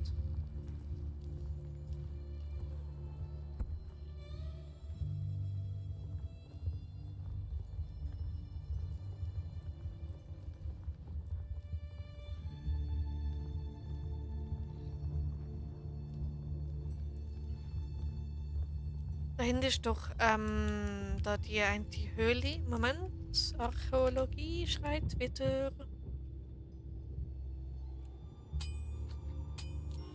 Okay, wow. Das war jetzt ein bisschen unnötig gewesen. Da oben. Raya macht Multitasking. Erst so still und gleichzeitig im Live-Chat schreiben. Ein Stern. Yep, Raya macht das super. Gute Multitasking. Ups. Ganz ruhig, Pancake. Okay, wow, ich bin oben. Cool.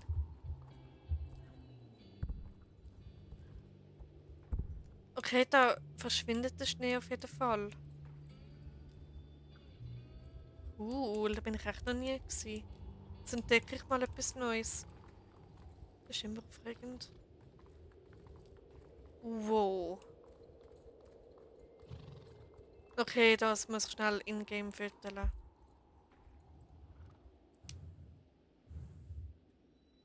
Cool. Tada! Wow. Da kann man, glaube ich, auch runtergehen, oder?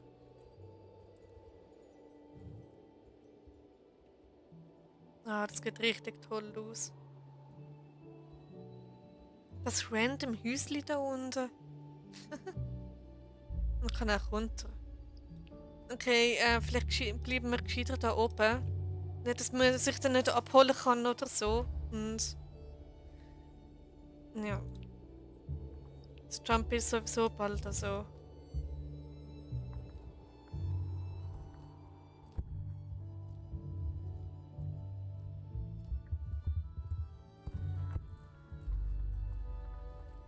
Oder gibt es da einen Weg, der runterführt?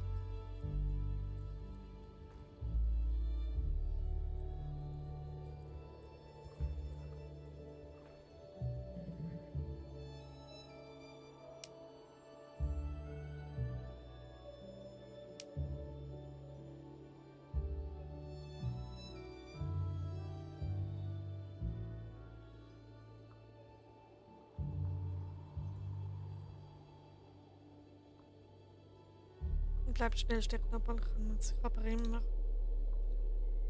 Okay, ja, dann. Und ich glaube, die Ausdauer dafür nicht. Lass uns zurück.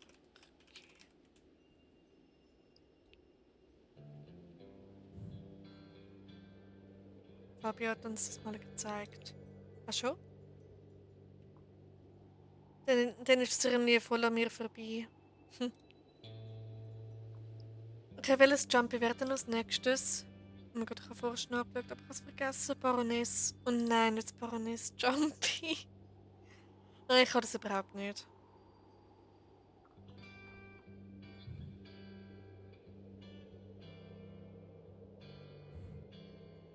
Hm. Okay.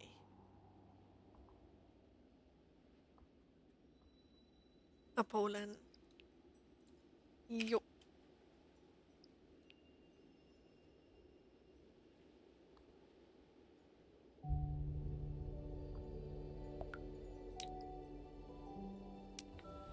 Also, das nächste Jumpy wäre wie gesagt das Baroness. Ich glaube, ich mache das gerade mit dem Ross.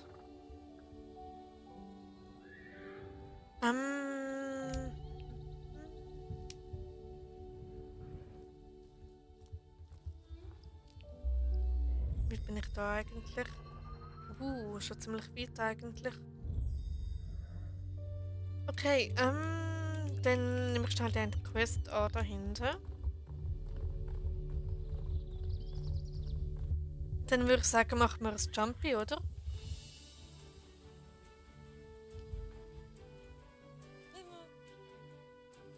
300 XP gibt es.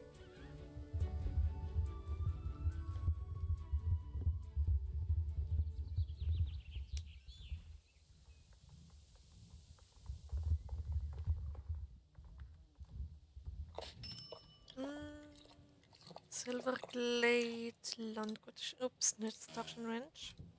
Zum nächsten. So. Ich bin gespannt, wie viele andere Spieler jetzt noch da sind. Ich weiß nicht, wieso ich jetzt nervös bin beim Gedanken an ein Jumpy.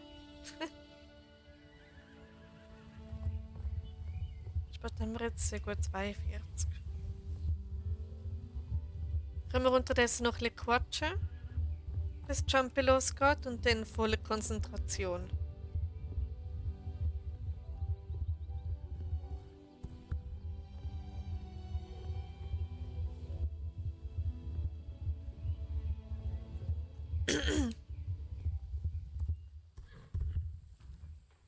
So.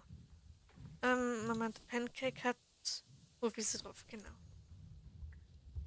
Moment, es ist schon. Äh, es zu schaffen. 22, 43, 23, Baroness, ja. Okay, komisch, dass da noch niemand ist und dass da bei der Zeit nicht angezeigt wird.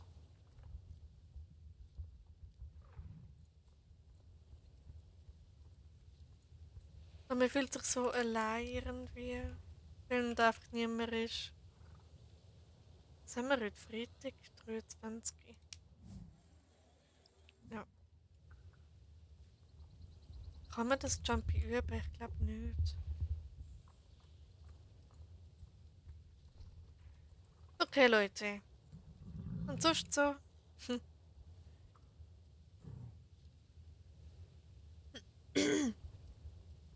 würde sagen, dann heißt es einfach warten im Garten. Ja, und unterdessen können wir uns ein bisschen unterhalten und so. Zum Beispiel, wie war euer Tag gewesen? Was habt ihr so gemacht? Schaffst du das schon? Danke. Nicht Dani. Danke.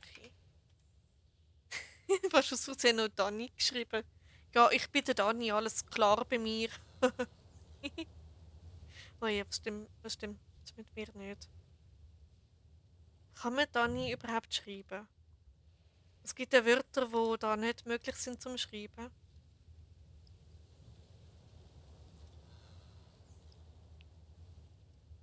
Ja, also es ist spät am Abend, okay, ich bin entschuldigt.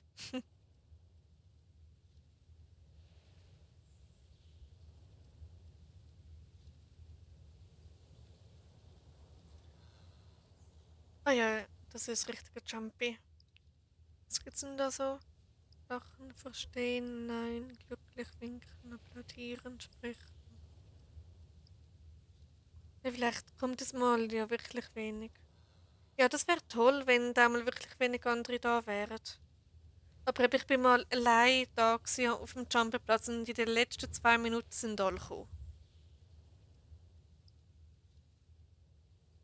Also habe ich da nicht so viel Hoffnung, dass wir wirklich allein bleiben, weil da doch noch einige on sind.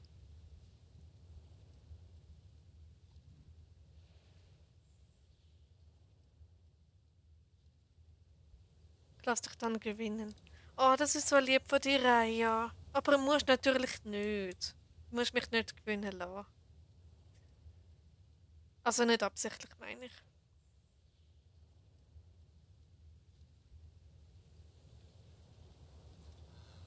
Aber ja, es wäre toll, wenn nur wir beide da wären. Oder wir die Einzigen bleiben.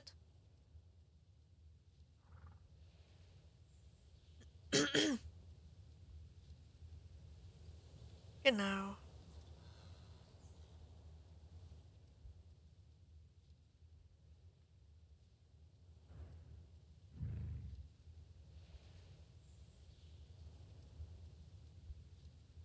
Muss mal gucken, wo Figaro ist.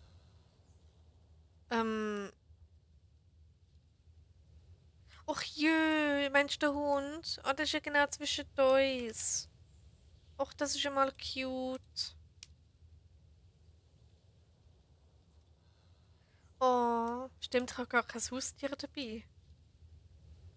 Aber er ist ja auch kein Muss. Ach jö, der Hund steht genau zwischen uns.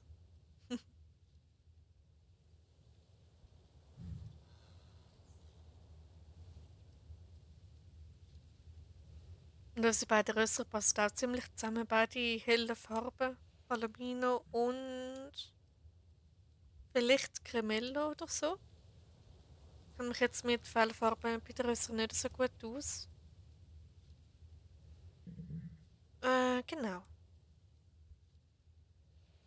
Ich habe den Hund halt, seit ich mit der Saison angefangen habe.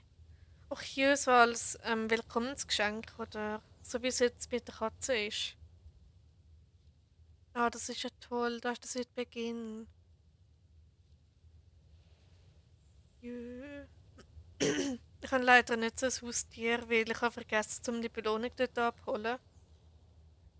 Was ich ziemlich schade finde. Also, wo ich meinen Account erstellt habe, habe ich kein Willkommensgeschenk bekommen.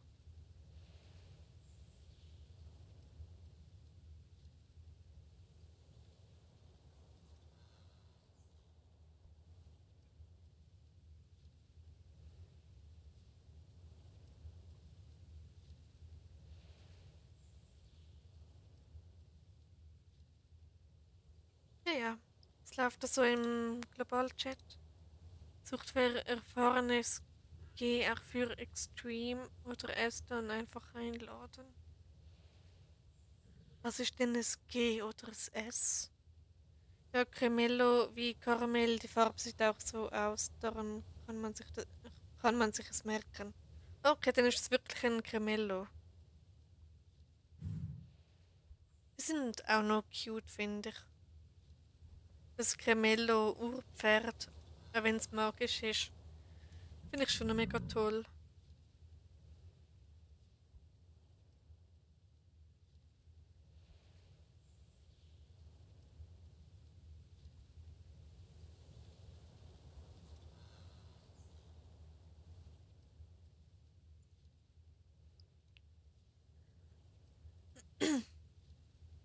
Wenn ich jetzt keinen Blödsinn erzähle. Okay. Nein, das tust du bestimmt nicht rein, ja. Das geht schon ein bisschen aus wie ein Cremello. Sorry, dass ich nicht da war, musste meine Katze füttern. Alles gut, Zoe. Und hat es deiner Katze geschmeckt? Ich hatte einmal zwei Katzen gehabt und die habe ich auch bei die müssen füttern. Oh Gott, wie das tönt, als ob ich es vernachlässigt hätte. Oh Gott, ich habe es nicht so gemeint. Ich meine, sie haben nur Trockenfutter gegessen weil die eine hatte Lebensmittelfutterallergie gehabt und hat darum nur Trockenfutter vom Tierarzt bekommen. Und die andere hat es einfach mitgegessen. Ja, alles auf einmal aufgegessen. Ja, Katze. Aber auch zwei Katzen. Oh, süß, Raya. Oh, da ist nochmal jemand. Salut. Anita Mountain Moor.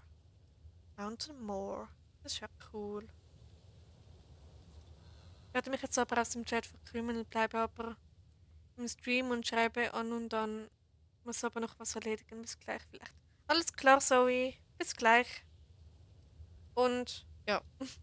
Und wenn wir uns nicht mehr sehen, dann gute Nacht, schlaf schön und bis vielleicht morgen, weil morgen streame ich nämlich normal. So gegen 8, halb 9 am Abend.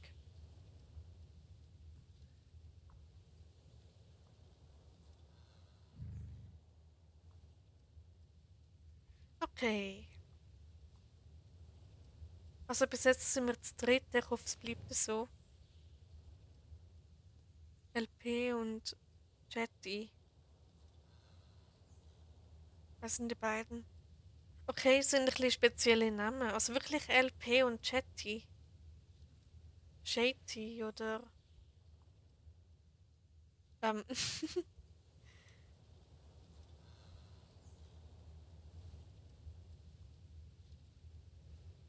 welches Level ist die? 24 und ausgelevelt. Oh no. Nein, eigentlich nicht.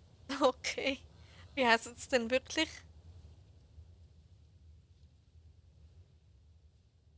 ALP und Chatty. Wegen Chat und dem Let's Play, oder? Kennst du den Film Croods? Nein, kenne ich leider gar nicht. Sagt mir überhaupt nichts.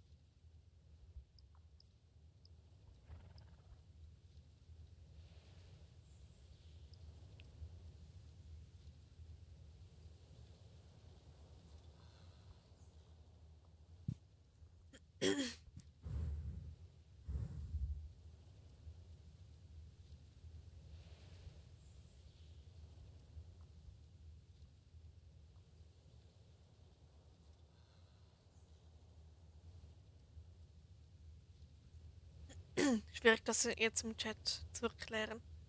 Alles klar. Muss natürlich nicht, aber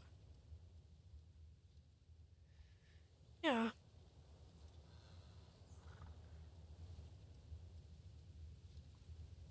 Na gut, kann ich auch so eine Art Haustier in echt. Nein, da kommt nochmal jemand wirklich. 23 und. Gut, und Level 12. Wilde. Jö, Wilde ist auch cute.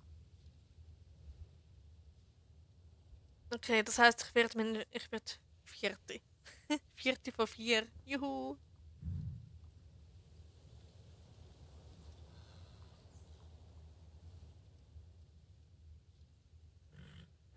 Ich habe beim letzten Baroness Jumpy so verkackt.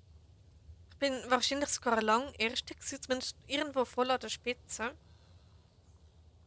Und dann bin ich einfach so an einer random Wurzel hängen geblieben und bin dann irgendwie Zehnte geworden oder so. Und kennst du die Filme von Panther und Inspektor Clouseau? Pink Panther kenne ich, aber habe es nie geschaut und Inspektor Clouseau sagt mir auch gar nichts. Ich glaube, wir haben doch ein bisschen einen anderen Filmgeschmack. Vermute ich mal.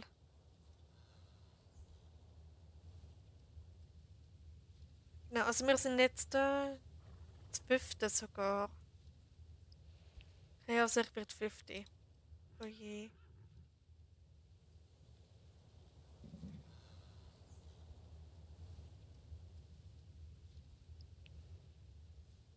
Okay. Genau, so ist das. Und wenn es nicht so wäre, dann ist es anders. Macht Sinn.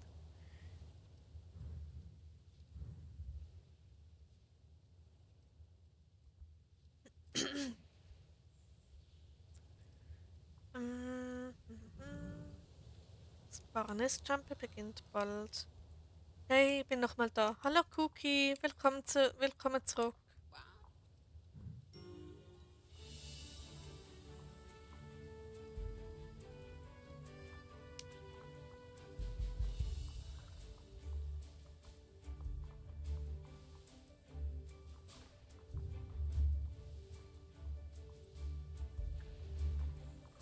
So, nein.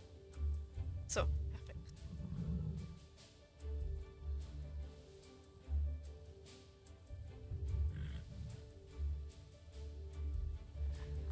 Ja, also ich bin nicht gut in Jumpies. Äh,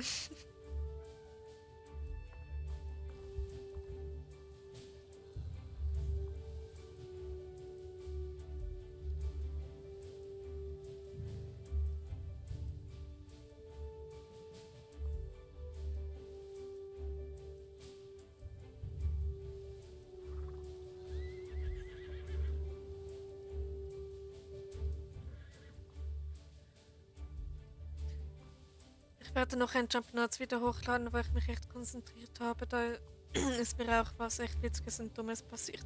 Oh, das sind spannend 3 Jahre. Da freue ich mich schon auf das Video.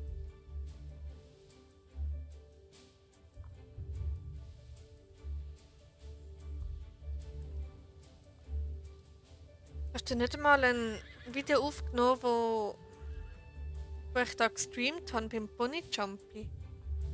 Hast du den noch? Das würde mich auch noch interessieren. Okay, 3 Minuten geht's los und da kommt nochmal jemand. Level 21. Ja, okay. Aber wie gesagt, das würde mich ziemlich interessieren. Gut, 1, 2, 3, 4, 5, 6 sind wir. Aber habe ihn halt nicht mehr. Oh, das ist schade. Aber hey, geht um das seine, oder?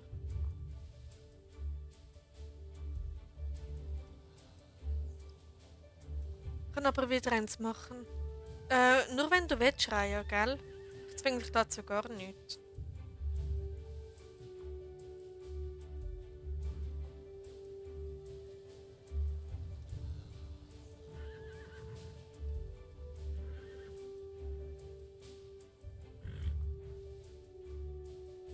Alles gut. Okay, schön. Da kommt nochmal jemand. Und nochmal jemand. Wer ist der? Dark Dawn. Cool. Das Keilen ist auch herzig. 2, 3, 4, 6, 7. Oh, wir sind schon zu 8. Oh je. Und nochmal jemand gehört die zusammen. 25, 23, 25. Oh je. Ich freue mich so auf Halloween. Same Reihe. Ich liebe Halloween extrem. Und ja, hast du denn etwas Spezielles vor an Halloween oder freust du dich einfach so? Bei mir sind auch 9 Leute. Ja, irgendwie ist heute noch sehr, sehr viel los. Bei uns sind auch gerade ziemlich viel. Same Wolke. Yep. Halloween beste. Das ist Level 21, okay. Vor allem, am liebsten hätte ich das ganze Jahr durch Halloween. Ich habe zum Beispiel meine eine Halloween-Deko, sein Spinnennetz, habe ich immer noch nicht weggeräumt. Das ist schon seit letztem Halloween hängt das dort. Und jetzt wegräumen lohnt sich auch nicht mehr.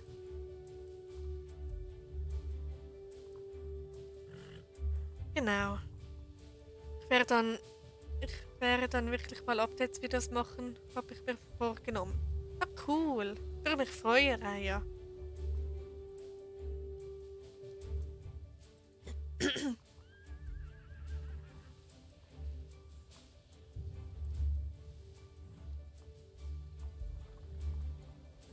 Okay, es geht jetzt los. In 10 Sekunden startet es schon.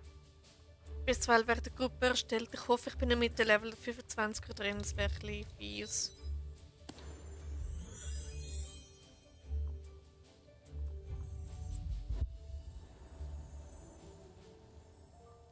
Wahrscheinlich gibt es eine Gruppe. Ja, sieht leider so aus. Ja, ich glaube, wir sind alle. Jumpy-Gruppe 1, genau.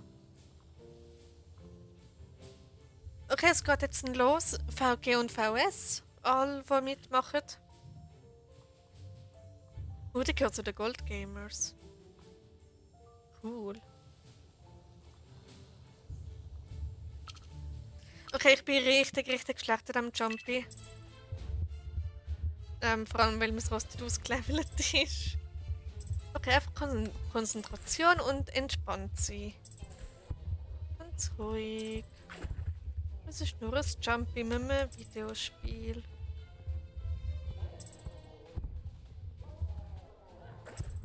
Ich bin wahrscheinlich in der 4. oder so. Also auf jeden Fall nicht der erste, weil da packt irgendjemand vor mir. Aber ich werde wieder so hängen bleiben. Also hoffentlich nicht, aber genau, wenn man so reitet wie ich gerade, ist natürlich nicht optimal. Und jeder kennt da die Abkürzung, die ich nicht kenne. Okay, ich tippe auf wirklich 4. Ich bin 6.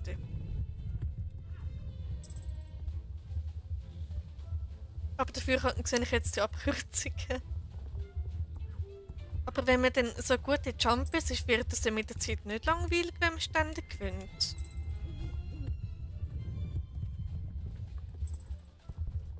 Okay, da gibt es auch Abkürzungen. Ich nehme die auch mal.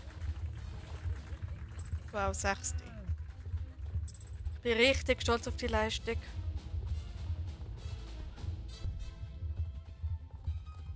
Nein, der hat diese Abkürzung gegeben. Mann!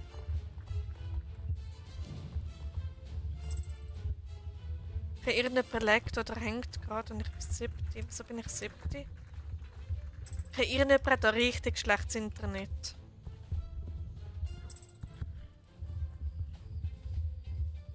Ich bin einfach nicht gut in dem Jumpy. Das ist so furchtbar. Nein, wieso springe ich? Oh nein! Komm, gib Gas, Pancakes.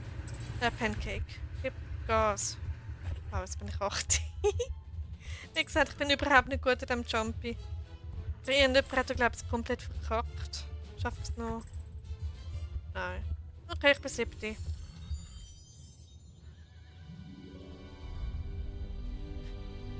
Okay, ich bin nicht so zufrieden damit. Ich verkacke in diesem Jump einfach ständig. 7. und Oh nein, oh nein. Nein, die Reihe hat nicht so gehabt. Oh, das ist fies. Bin ich dabei? Okay. Gut, wenn, dann kannst du aber auch nichts dafür. Oh, das war fies mit dem Netzi. Oh nein, da steht sie.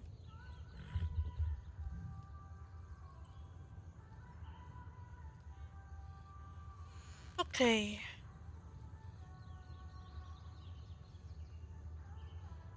Jetzt wird mit Level 8 Mustang geworden. Oh, super Miss Blueberry Castle. GW. Glückwunsch.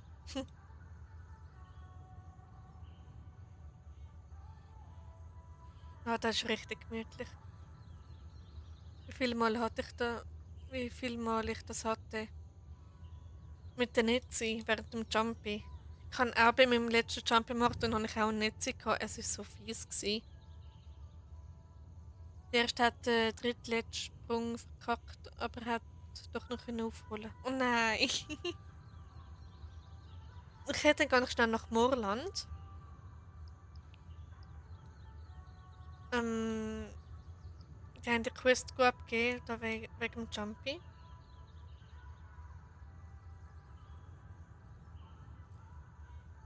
Okay. Vollservice.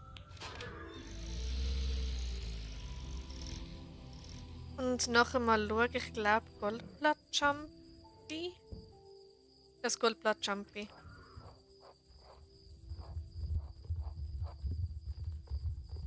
In dem bin ich auch richtig schlecht.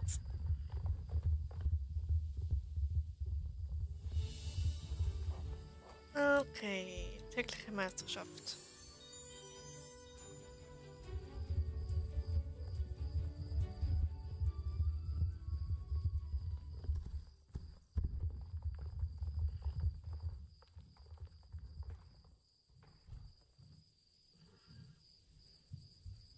Ah, dann gehen wir mal zu der Kürbisfarm, also mal zu... Obwohl.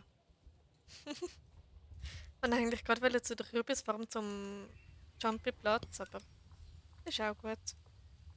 Dann warte ich da. Okay. Steht doch einfach einmal auf dem Rost drauf. Daffodil. Jö. Okay, dann gehe ich zu der Kürbisfarm. Jaspers Kürbisfarm. So.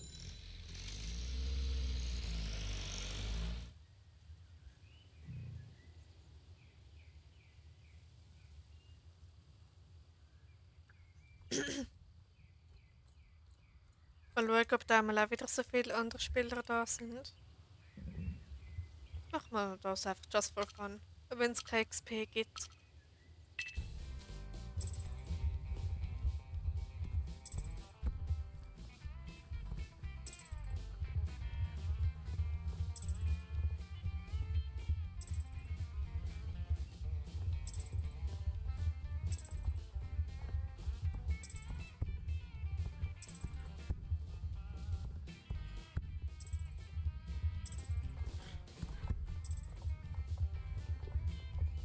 Wieder da. Welcome back, Zoe.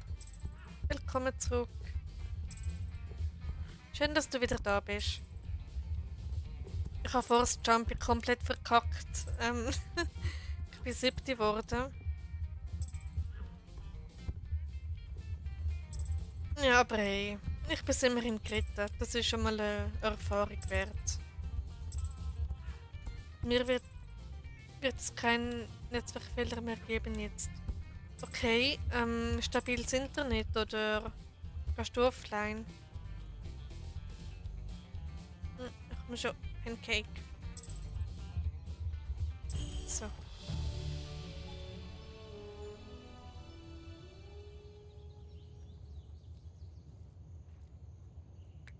Dann einmal das da und dann gehe ich zum Jumpy-Platz. Let's go, Pancake! Woohoo!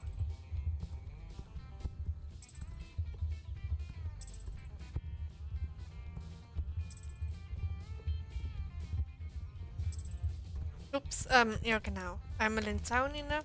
Nice.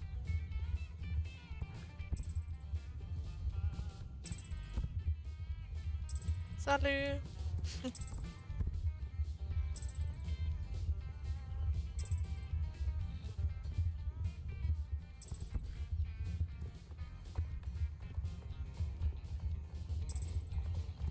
Naja, sprechen von.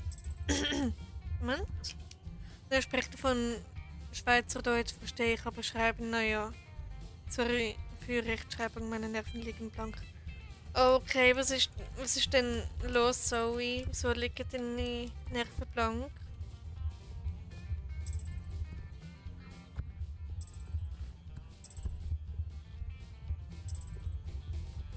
Ich musste mit meiner Freundin eine Präsentation weitermachen, habe eigentlich nur gelacht. Ups, das klingt amüsant.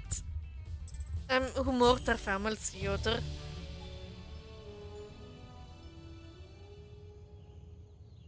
Okay, ab zum Jumpy-Platz. Ähm, genau.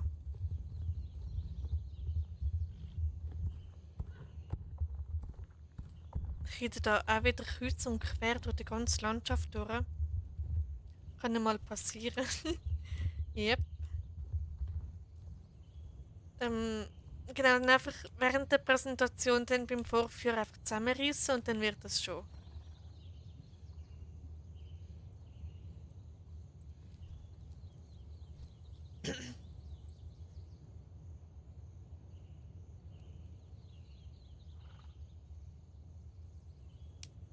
Okay, ich habe 6000 Schilling, dann kann ich das da holen.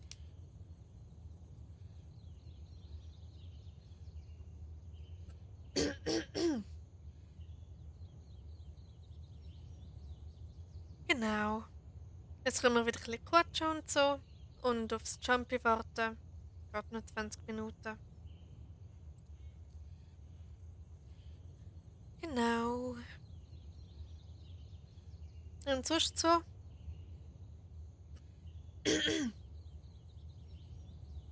Alter, 3 Stunden 40 Minuten wieder.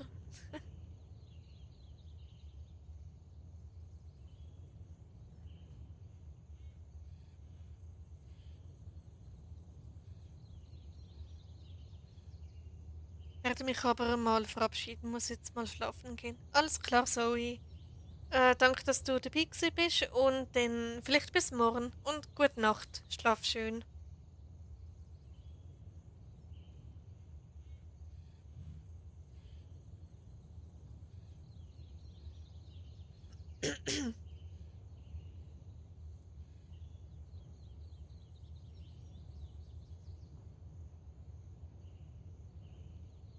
Düsseldorf. Mir wurde mal in der Schule eine Präsentation vorgetragen, bei der wurde nur gelacht. Oh, das ist sicher auch noch lustig, aber bestimmt auch nervig für den Lehrer. Oder die, die sich konzentrieren wollen. Weiterhin gute Besserung. Genau, Zoe. Gute Besserung. Düsseldorf, muss ich mir merken. Es gibt auch andere Sachen, nicht nur Düsseldorf, sondern Moment. ähm, okay, mir kommt das gerade spontan nicht in den Sinn, aber es gibt noch weitere davon. Der Lehrer war so genervt. Oh ja, das kann ich mir vorstellen. Ähm, wenn man die ganze Zeit bei einer Präsentation nur lachen muss, dann ciao mit auch, tschüdelü, sowas. Ja, kann man auch sagen. Jetzt aber wirklich ciao. Okay, tschüss Zoe. Schön, dass du da gewesen bist. Ciao Kakao, habe ich vergessen. Okay, ciao Kakao. Jetzt aber. Bis bald.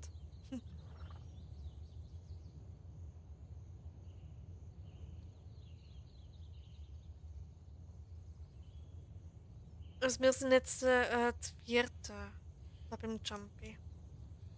Okay.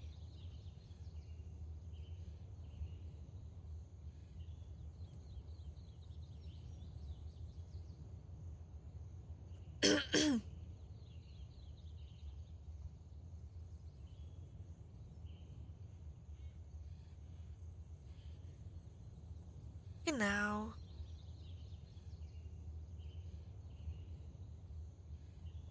Was kann man denn noch so erzählen? Auf welchem Server bist du gerade? Server 11, Icy Palace. Bin ich unterwegs. Stelle mir manchmal die Frage, wie die SSO-Story sich würde abspielen, wenn sie ab 18 plus wäre. Nicht komisch? Nein, bist du nicht. Ja. Ich bin sicher nicht die Einzige, die sich so Fragen stellt. Also ich stelle mir so Fragen nicht, aber wenn man will, dann wieso nicht? Aber so 18 plus SSO-Story könnte schon ziemlich happig werden, würde ich mal sagen.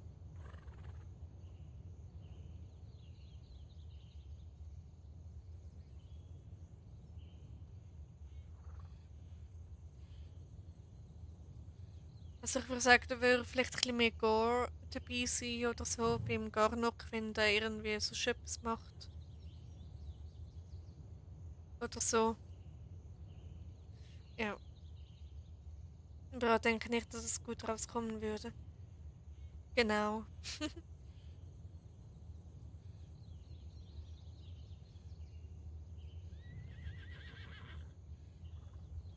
Ach, wir haben ja gerade nochmal zwei. Ah, der Geisterballon, da hole ich mir das Jahr auch, wenn es ihn noch gibt.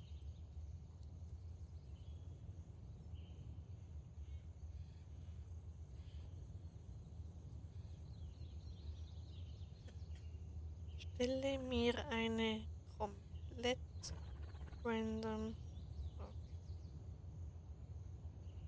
Sicher so ein bisschen mehr brutales Zeug, so ähnlich wie RDR, Red Dead Redemption.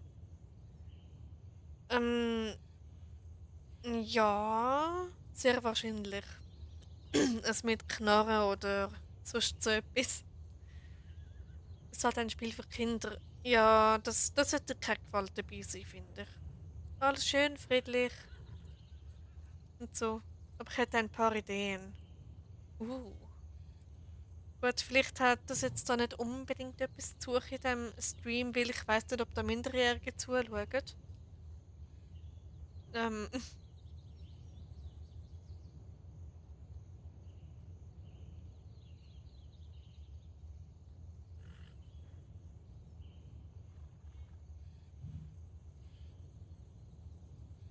alles gut, Raya.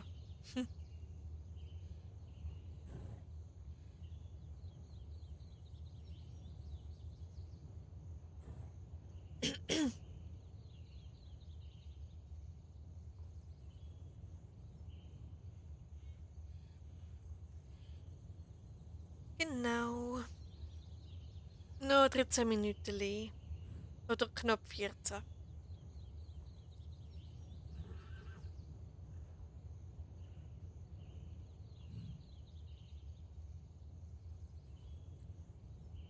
Oh mein Fire Strong Sister kenne ich. Der Name sagt mir voll etwas. Das fällt mir erst jetzt auf. Ich glaube, ich habe sie schon beim Fabi in einem Stream gesehen. Ich glaube schon mehrmals. Dass, dass da alle auf Server 11 sind.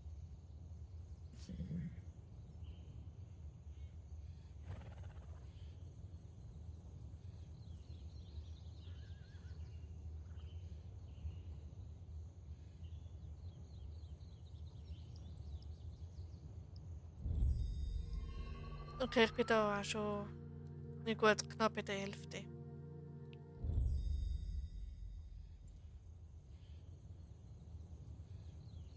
Für das Jumpy hole ich mir mein Racing Horse. Das lasse ich mir nicht versauen.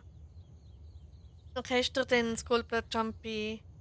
Bedeutet dir das etwas in dem Fall? Also, dass du da sogar das beste Ross für holst? Ich würde die Story noch mal zu brutal zeigen. Einfach vielleicht ein wenig anders geschrieben.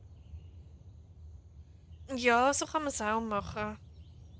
Also mir ist aufgefallen, dass es da sehr viel Fehlschläge von der Soul Rider gibt. Ähm, oder sagen wir Rückschläge. Dass immer wieder etwas passiert, was nicht gut ist und so. Und am Ende hat's überhaupt ein Happy End. Ich bin mir gar nicht mehr so sicher. Wahrscheinlich eher weniger. Also ich muss sagen, das Ende von der Hauptstory ist so lala. Also es hat mich jetzt nicht krass überzeugt.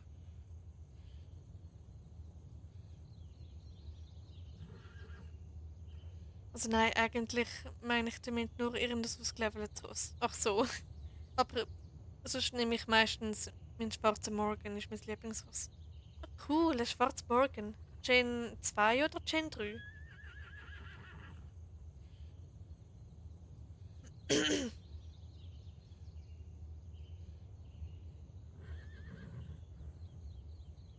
Aber ich bin einfach zu faul, um mein Ross jetzt zu wechseln. Und nur für das Jumping mache ich das jetzt auch nicht. Ja. Ich hätte es auch nur zum Spaß und nicht, weil ich irgendwie will gewinnen oder so. Nicht beide Gen 2 und Gen 3, aber fürs Jumping nehme ich jetzt Gen 2. Ist das nicht so, dass Morgan Gen 2 sogar zu den schnellsten Pferderassen gehört? Irgendwo unter den Top 3 sind oder so?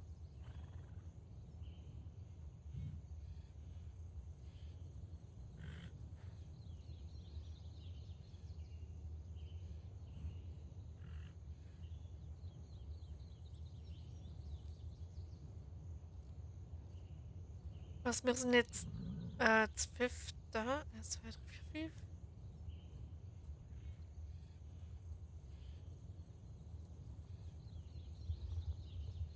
5. Vor kurzem habe ich die Story weitergespielt und als ich dann ein Rennen machen musste, wusste ich schon, dass irgendwas passieren wird. Oh, okay.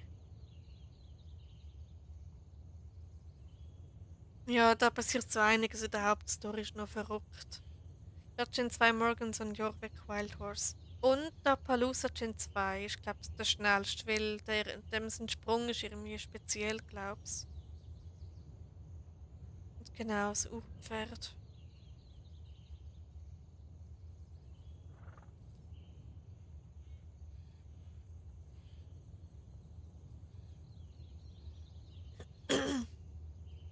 Ich habe allein heute Abend fast 2 Liter Wasser getrunken. Meine Wasserflasche ist bald leer. Die war vorher fast ganz aufgefüllt. Gewesen.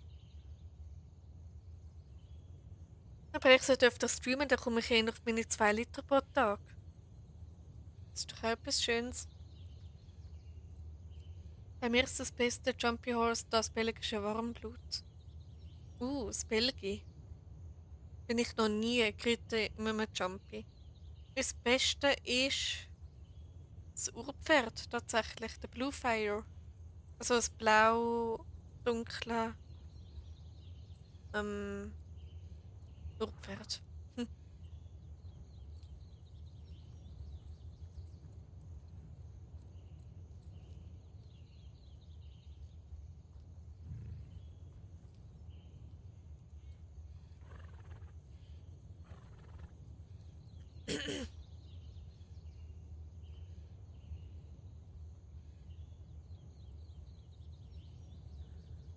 Ich muss mal nachschauen, also mit welchem Ross ich bis allererste Jumpy geritten bin. Ich glaube, ich habe die Aufnahmen sogar noch irgendwo.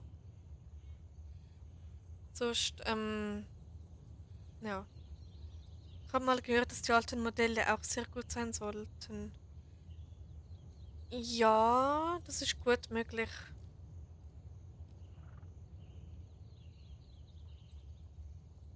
Vor allem wahrscheinlich, weil sie einen anderen Sprung haben wie Gen 3. Welches Level sind denn die so? Jetzt? Illusion. Oh, das ist cool für das Ross. Cooler Name. Das Deko mit Level 17, 23 On-Birth. Okay. Mystic Spot Level 18. Sollte Fjordpferd, was es nicht mehr zu kaufen gibt, soll auch gut sein. Ja. Das ist sicher auch gut.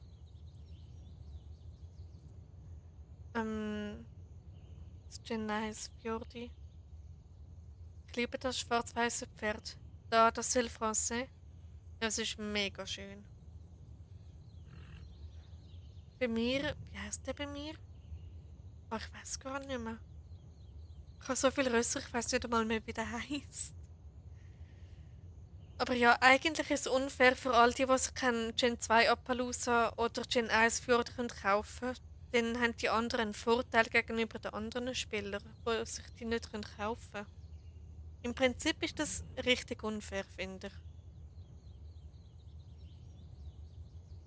Ich bin wieder mal die Einzige auf einem Curly. Ich glaube, Curly-Rösser sind nicht so beliebt. Also da in SSO meine ich. Und wenn wir es davon haben, da kommt gerade jemand mit einem Gen 1 oder Gen 2. Andalusier oder Friese. Ich glaube eher, das ist ein Friese. Bist du ein Fries? Pferd? Ja, das ist Sportpferd. Aber es geht nach Gen 1 aus sogar. Okay, wo kommen die alle jetzt her? Leute?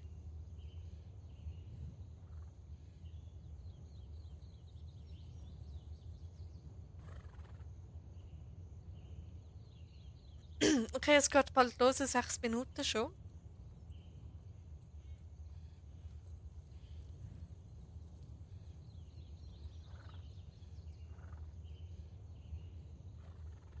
Ich bin einfach fast alle auf einem Haufen stehen. Oh je.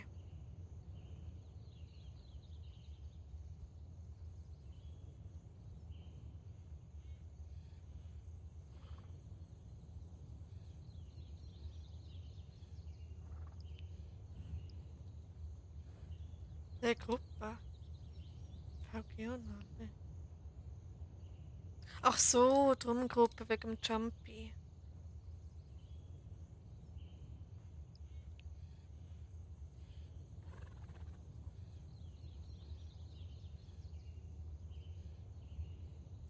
Oh, die Stelle ist so angenehm zum Teil.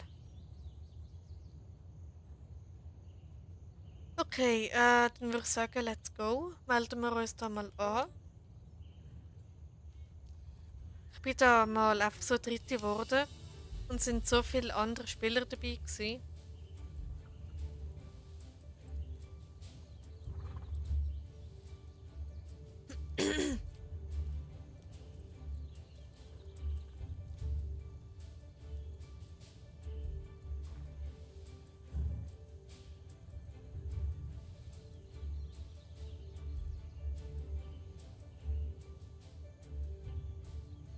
Chocolate Chip.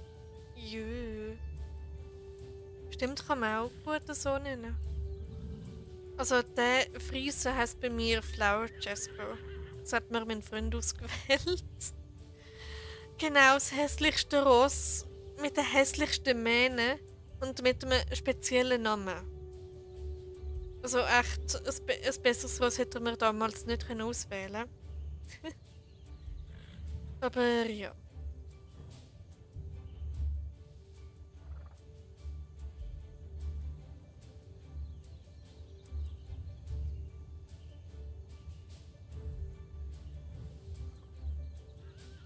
Und kommt jemand mit einem Shire.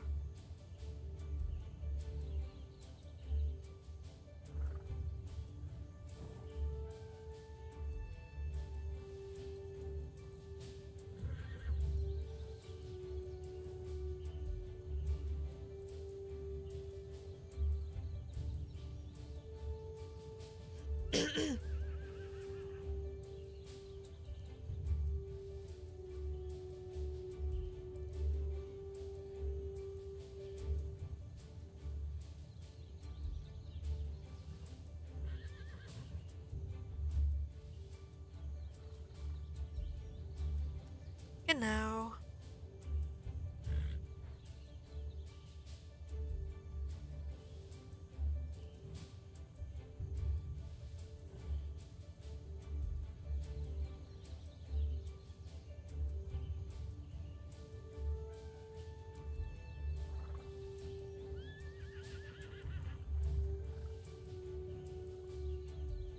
Es ist einfach bald 11:30. Ich bin wieder schon so lange, nicht mehr so lange wach gewesen. Doch gestern bin ich ziemlich lang wach geblieben. Ähm, ja.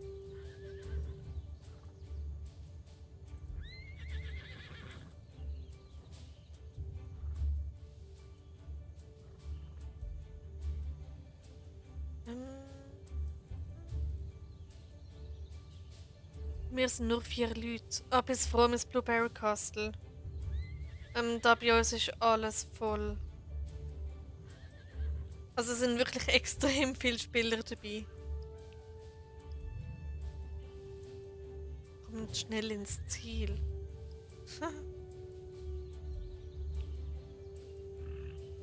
Ja, ich weiß gar nicht, wie viele es wir sind. 1, 2, 3, 4, 5, 6, 7, 8, 9, 10. Irgendwie das 10. oder das 11. Ich bin immer lange wach, besonders abends steigt bei mir die Kreativität sehr immer ein, ja. Immer so um Mitternacht herum ist Kreativität am stärksten. Das habe ich früher schnell gemerkt. Ich habe früher gerne mal so Vlogs aufgenommen und die dann immer so um Mitternacht zusammengeschnitten. Und das sind dann immer die besten geworden, irgendwie.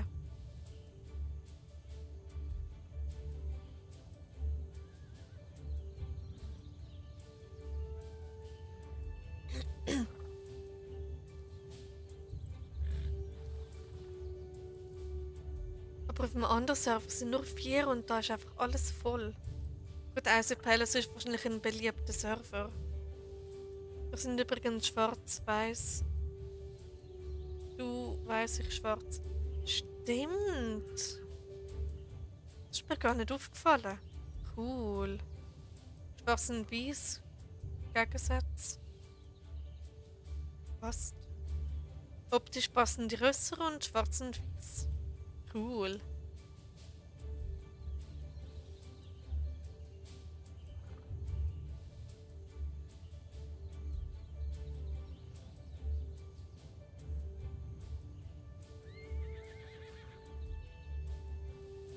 Okay, und boah, es geht schon los. Oh je. Ich bin überhaupt nicht gut in diesem Jump. Ich bin das letzte Mal, glaube ich, im Herbst geritten. Also vor einem Jahr oder so. Okay, Jumping-Gruppe 1 mit Level 25er.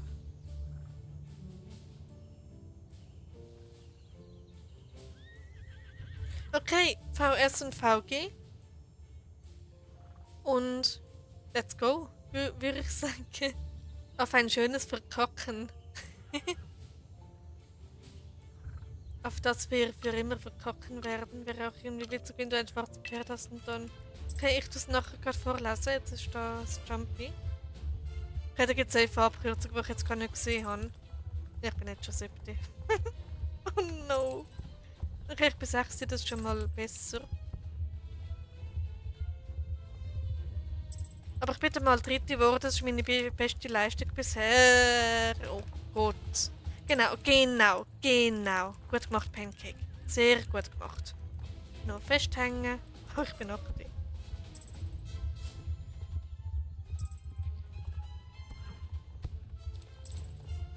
Wow, jetzt bin ich 9. Ich bin zweitletzte. Oh no.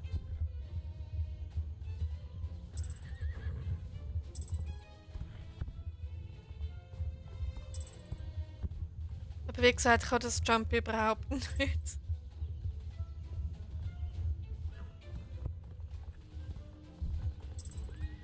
Okay, aus irgendeinem Grund bin ich jetzt plötzlich 6. geworden.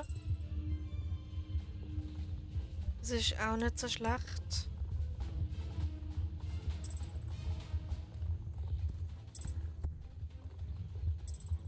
Na gut, die anderen sind alle schon da vorne, das schaffe ich nicht. Oder kann ich nicht aufholen?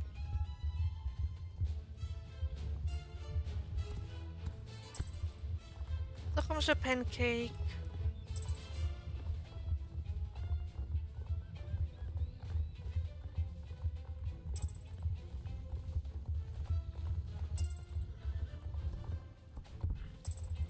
Upp. Und hip. Perfekt.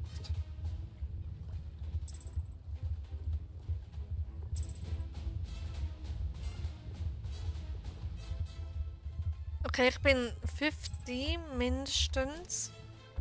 Ja, ich glaube, ich bin 50.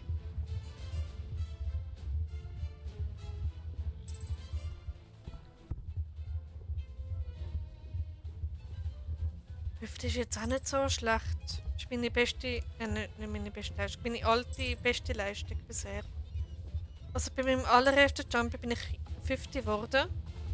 Und das finde ich jetzt gar nicht mal so schlecht. Ja, kommt der Bahn mit 50.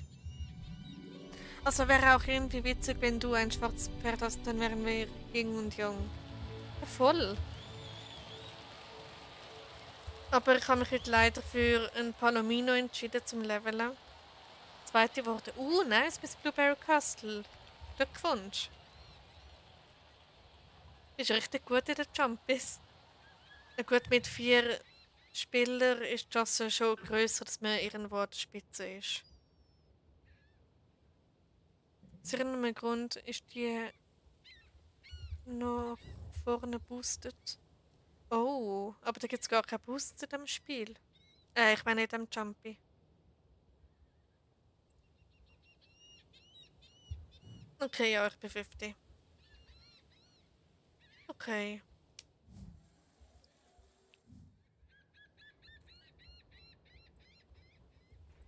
Danke euch auch. Ich muss im Jumpy noch Pflanzen holen. Yep, Prioritäten setzen natürlich, ganz wichtig. Ich habe auch fast wegen mir Flachs einen Sprung verkackt, also. 11. Platz. Aber immerhin nicht letzte, oder?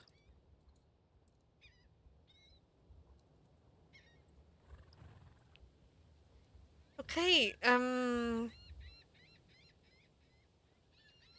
ja, das nächste Jumpy ist dann schon am Samstag. Welches ist das denn? Firgrove. Ui. Vielleicht hat sie den Abhang besser angekriegt. Dort beim Springen kann man sich manchmal noch kleine Booster holen. Ja, stimmt. Je nachdem, wie man die verwünscht, kann das durchaus wie ein Boost wirken. Also ready fürs Firgrove Jumpy? Sind ihr dabei? Aber ja, nur Jumpers läuft ja täglich. Fällt gerade nicht unter. Ja, das stimmt. Und es ist nur ein Spiel, also. Also Dreier ist dabei. Super. Und ja.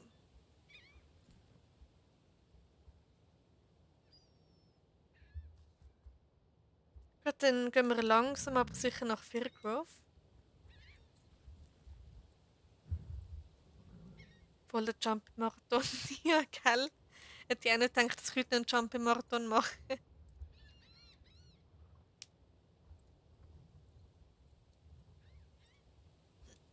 Aber ey, wieso nicht?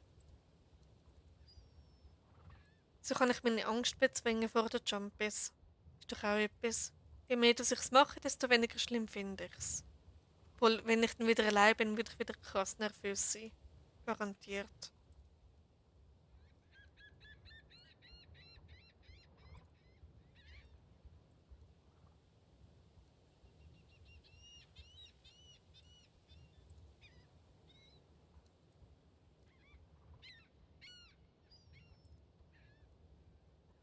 Was ist für dich ein Jumping-Marathon bei wie viel Jumping hat zum Beispiel? Ähm, wenn es ein Jumping-Marathon? Ich würde sagen, ab 3 Jumpies zählt es wahrscheinlich als Jumping-Marathon. Oh nein, jetzt weiss ich, was das Problem war. Ich habe vergessen, mein Ross zu verpflegen. Oh nein, mein Blueberry Castle. Genau.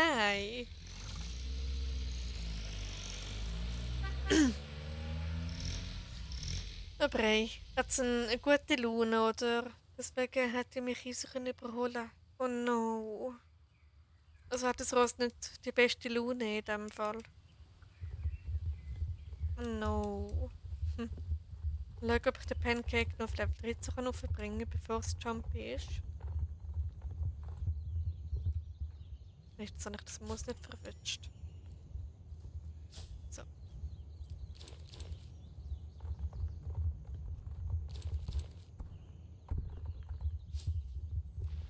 Okay, dann mache ich einmal das da noch.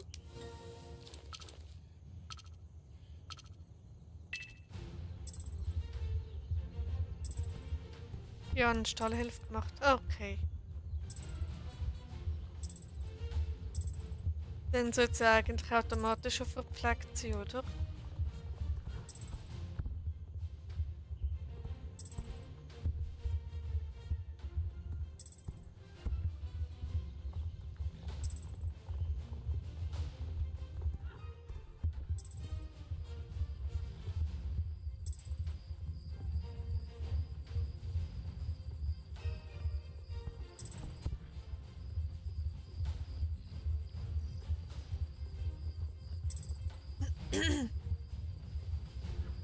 Ja, ja.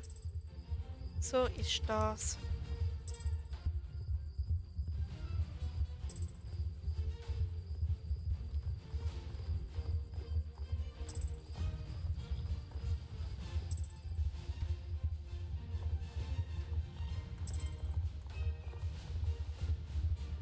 Ich hätte gerade so Lust auf meine Pizza, die ich heute gemacht habe.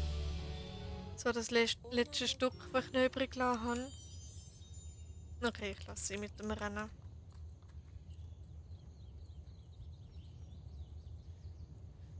Ja. Aber ich glaube, das Jumpy mache ich noch und nachher höre ich wahrscheinlich langsam auf. Wir sind doch schon wieder 4 Stunden, wo ich das streame.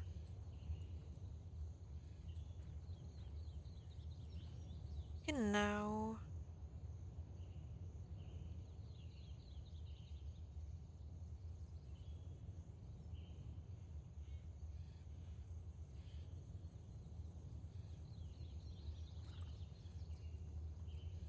Also dann gehe ich mal auf zum Jumpy-Platz.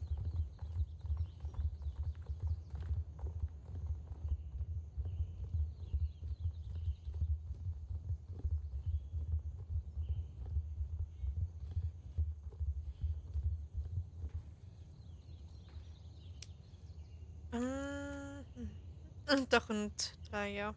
Nice. Birgrove, genau.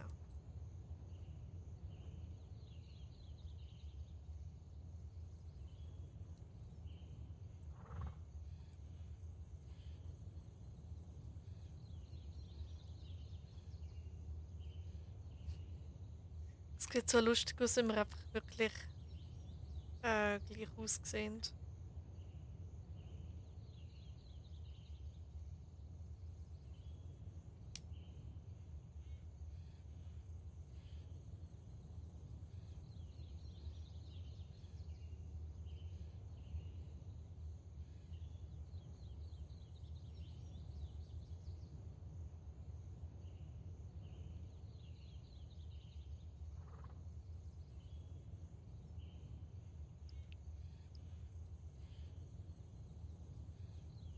Wolken, wie gesehen. Oh, ich habe es aus Versehen im Global-Chat gemacht. Entschuldigung. Was gibt's da so? Umarmen, nicken, hört nicht zu. Wie geht denn das? Okay.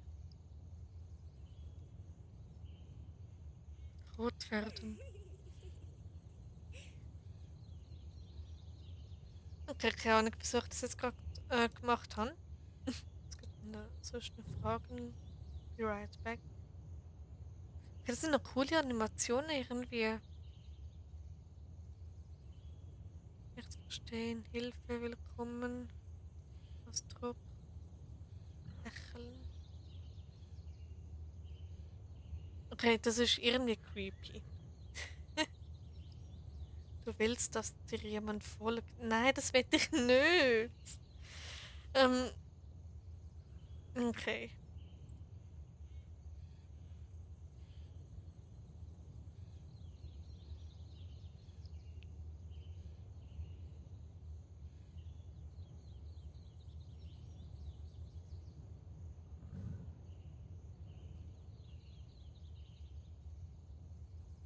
Jetzt ist gerade wirklich ziemlich ruhig. Gerade im Stream irgendwie.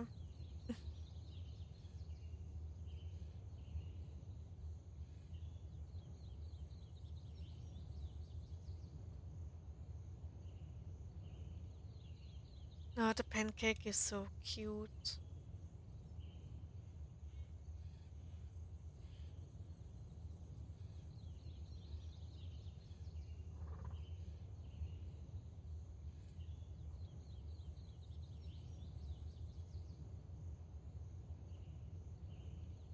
Okay, ich glaube, nach dem Jumpy höre ich dann wirklich langsam auf mit dem Streamen. Genau.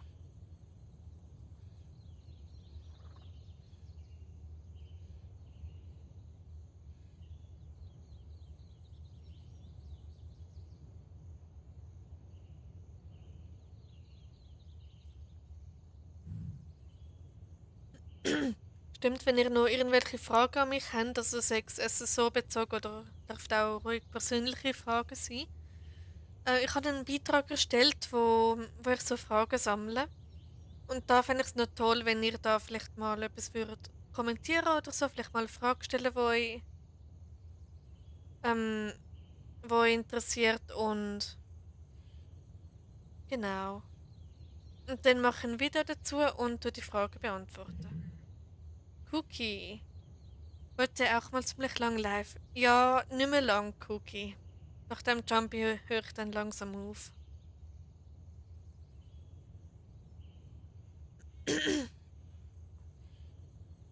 Wird mein zweitlängster Stream bis jetzt.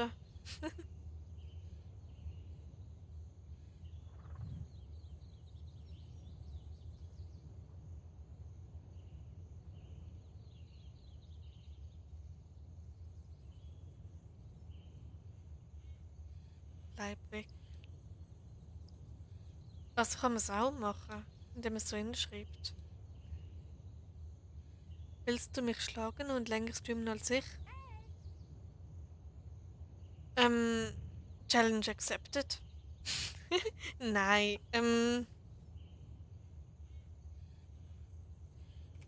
Winken Gottes. Ah ja, cool.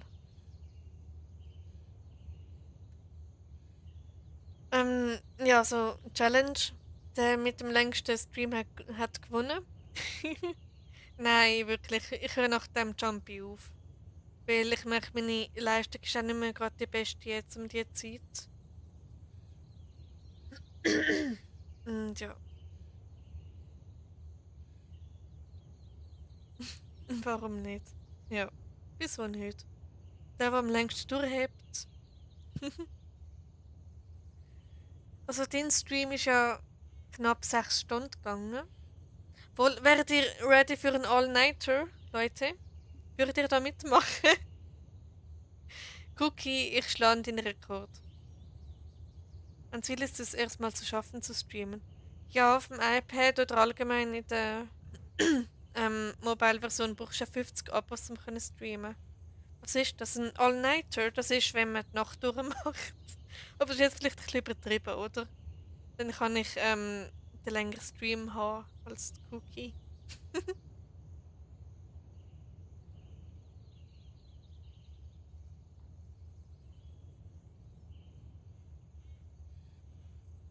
Ich glaube, du schaffst nicht, ich überlebe auch ohne Schlaf. Oha, Cookie. Warte nur ab, bis ich da mal komme. Ich bin ein Nachtwolf. Okay, das sind gerade zwei, die ohne Schlaf auskommen. Ja, ich habe so ein bisschen meine Probleme mit Müdigkeit in letzter Zeit, aber das hat leider auch einen Grund. Und ja. Aber ich könnte irgendwann schnell einen Energy-Drink holen und dann ist alles wieder Paletti. Aber ich würde nur einen holen, wenn ihr wirklich auch dabei sind, sonst wäre es ein bisschen doof.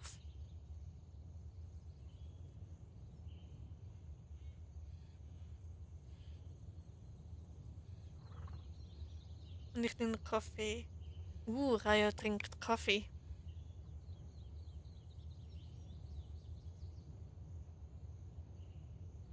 Dann können wir locker noch einen Jump-Marathon machen. Ich schlafe ja an Silvester eigentlich gar nicht und bin sonst auch immer bis 3 auf. Meinst du Silvester oder Silvester? Silvester wahrscheinlich. Ja, genau, Silvester, okay. Immer bis am 3. Was sagen denn deine Eltern dazu? Wissen die das?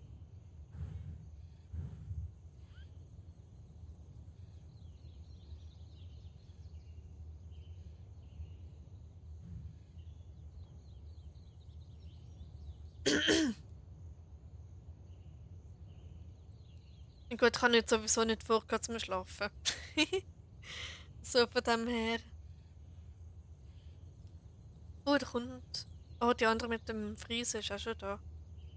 Ist mir gar nicht aufgefallen. Ich bin einmal so lange wach gewesen, bis es dann morgen geworden ist, und habe ich mich so genervt. Oh ja, wenn man so lange wach bleibt, bis es wieder hell wird. Und genau dann, wenn man weg schlafen fangen die Vögel an zu zwitschern. Dann kannst du erst recht nicht mehr schlafen. Das habe ich gehabt, das Jahr. Ich habe das für einmal die Nacht durchgemacht. Und dann, ja, dann bin ich irgendwie 2 oder 3 Stunden geschlafen, so vom 10 bis um 12 oder 8 bis 10 oder so. Und ja, es hat alles irgendwie ein bisschen durcheinander gebracht. Ja, die wissen das. Ich schaue ja auch nichts mehr. Ich höre nur noch Hörspiele, weil ich kann nicht einschlafen.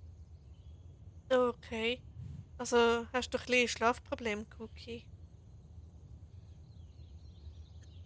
Dann merkt man einfach, was dein Körper durchgemacht hat. Ja, das stimmt. Ich kann am Tag nicht schlafen, wenn ich die Nacht durchmache. Habe ich Pech, weil dann kriege ich keinen Schlaf. Ja, das ist leider so. Aber ich brauche auch Hörspiel zum Einschlafen, weil ohne struggle ich auch mit Einschlafen. Also Hörspiel ist jetzt nicht, es ist einfach eine Serie, die ich nebenan einfach laufen lasse. Wo ich mich seit Jahren darauf trainiert habe, um bei diesen Stimmen aus der Serie müde zu werden.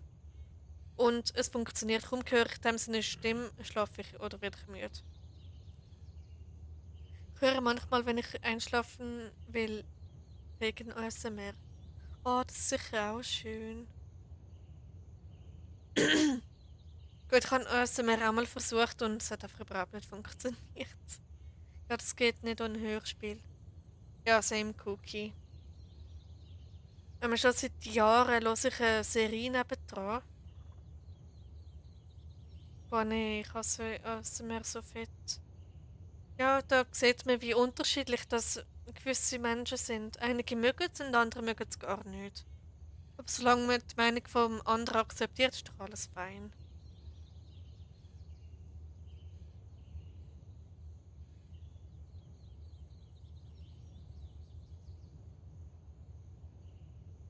Ich bin auch mal manchmal mein eigenes Hörspiel.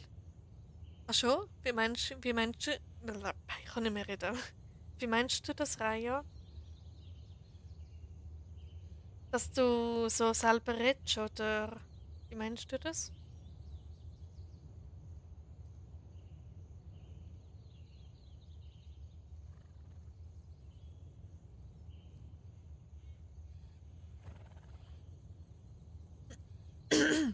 Also wenn ich ehrlich sein darf beim Thema Hörspiel, ähm, indem ich mir eine Gedankengeschichte erzähle. Oh mein Gott, du machst das auch? Okay, das ist jetzt ein bisschen krass. Wir haben so viele Gemeinsamkeiten. Cookie mit dem Hörspiel, Raya mit Geschichten in den Gedanken. Ähm, ja, ich auch Raya. Aber schon seit dem 2018 mache ich das. Also gar schon früher. Ich habe schon früher damit angefangen. Und so, durch das habe ich dann 3 Bücher geschrieben. Indem ich mir das immer in der Nacht vor dem Einschlafen ausgedacht habe und dann immer so, ich mache das jetzt noch.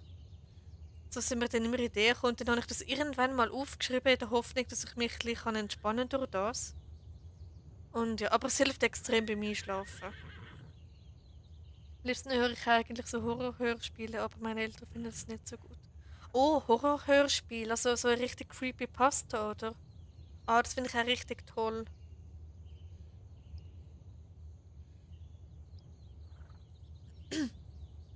Eben wie gesagt, die Geschichten, die ich mir damals ausdenke, habe ich angefangen aufzuschreiben und durch das sind jetzt einfach 3 Bücher entstanden, die jetzt in meinem Regal stehen. Also richtig Horror. Oh, wie toll. Das passt auch in die jetzige Jahreszeit.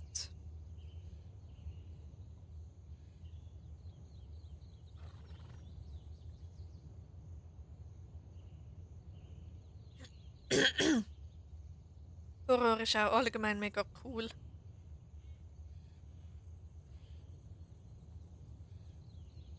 mal eine Frage. Schaut ihr SSO-Spoiler? Weil je nachdem sage ich jetzt etwas oder sage ich jetzt eben nichts. Ähm, aber ich werde jetzt keinen Spoiler raushauen, wenn ihr nicht gespoilert werden. Und ich denke mir oft einen Charakter in welche Verletzungsszenen vor. No way, Raya. Ich genauso. So richtig brutal zum Teil. Ähm, ich schon. Okay. Also Raya schaut Spoiler.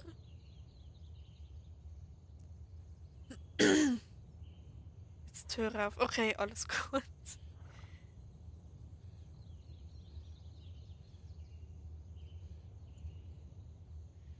Ja, darum ist so mein erstes Buch extrem brutal eigentlich. Weil jetzt, es kommen so viele brutale Szenen vor, das glaubt ihr gar nicht. Aber ich werde da nicht in die Details hineingehen.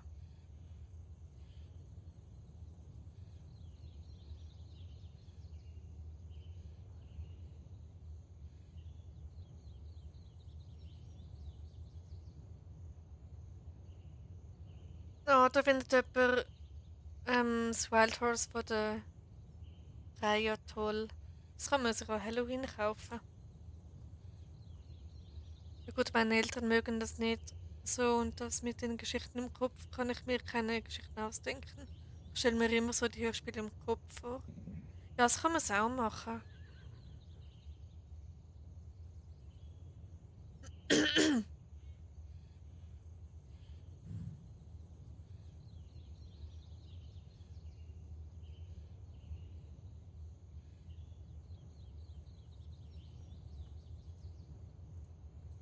Ich habe kein Buch ausgebracht, aber bei mir sind die Geschichten auch oft sehr brutal.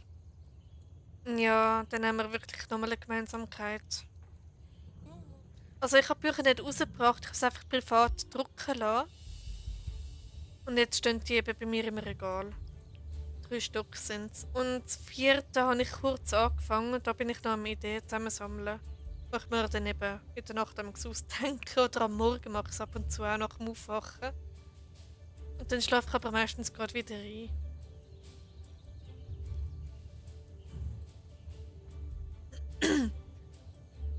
So wie das aussehen würde, wenn es ein sein würde.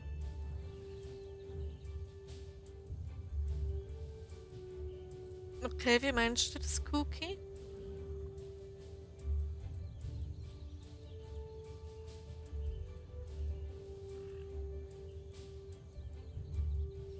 Ein Film.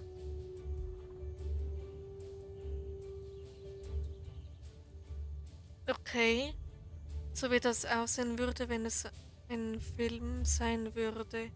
Meinst du so? Ich vergesse gerade die ganze Zeit Wörter. Kein Problem, Cookie. Bin nur ein bisschen kurz verwirrt gewesen. So wie es aussehen würde, wenn es ein Film sein würde. Okay, das klingt aber auch noch spannend.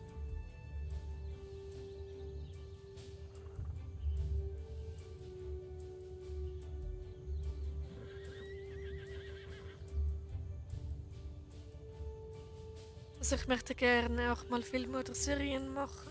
Ja, das wäre schon cool. Ich habe mir zum Beispiel bei meiner Geschichte, also bei meinem ersten Buch vorgestellt, wie der Anfang wäre, wenn es ein Film wäre. Das wäre noch richtig cool eigentlich. Wir können so zusammenschliessen, so eine Firma gründen, wo man Film herstellt oder macht. Dann einfach mal so random einen Film aufnehmen.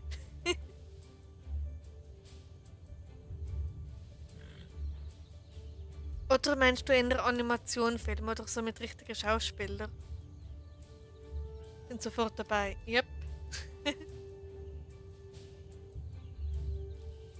Hab schon 3 Bücher und ein Drehbuch geschrieben, aber rausgebracht wurde wahrscheinlich nichts. Okay, dann du hast auch 3 Bücher. Dann ein ganzes Drehbuch. Cool. Animationsfilm. Ah, okay. Das wäre sicher auch cool. Wahrscheinlich. Okay.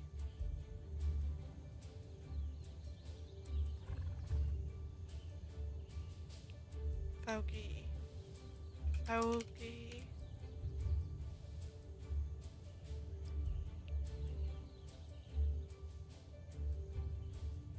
Genau, jetzt hast du richtig geschrieben, Cookie.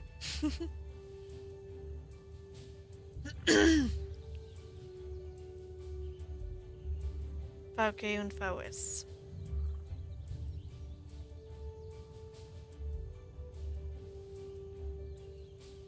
Okay, irgendwie sind einfach nur extrem viele Spieler unterwegs. Ja, endlich. Ich zeichne manchmal ein paar Animationen und könnte sie auch mal in einen Short packen und hochladen. Ja, das wäre eine Idee. Würde mich noch interessieren.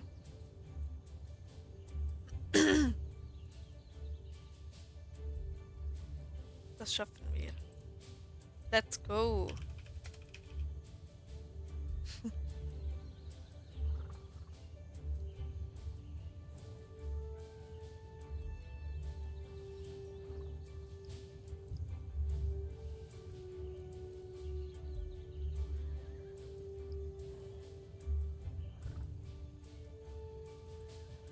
Ich kaufe mir meinen Club-Auftritt. Ich meine Outfit. Auftritt ist auch gut. Sich einen Auftritt kaufen.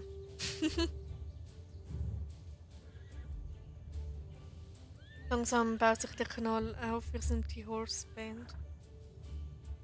Ah, cool. Also, welchen Kanal meinst du jetzt? Meinst du deinen? Also, da hast du, glaube ich, auch schon irgendwie 24 oder 25 Abonnenten. Also, es geht relativ schnell bei dir. Ah, meine? Okay. Ups. Ja, heute wieder irgendwie hat jemand abonniert. Heute haben, glaube ich, sogar 2 abonniert. Und ja, so langsam wird es etwas. Finde ich cool. Und so eine ganz kleine Community habe ich bereits. Finde ich auch mega toll. Eigentlich ist das mein Ziel gewesen, so eine kleine Community zu haben. Und das habe ich jetzt eigentlich schon. Also ich würde sagen, YouTube-Ziel ist erreicht bei mir. Mehr will ich nicht, aber wenn es mehr wird, umso schöner. Und genau. Also, let's go, Leute. Ich bin so schlecht in dem Jump. Ich bin da mal schon am Anfang komplett falsch geritten. Ich weiß nicht wieso.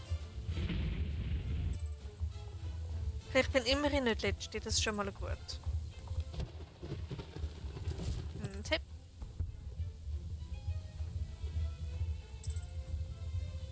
Okay, ich will gar nicht erst nachschauen, welchen Platz ich gerade bin. Ich bin wahrscheinlich zweite oder dritte aktuell. Aber das wird sich schnell ändern. Ups, da geht's. Huch, da, okay. Ja, aber ich bin jetzt schon überrollt worden von jemandem. Oh, nicht runterrutschen, bitte.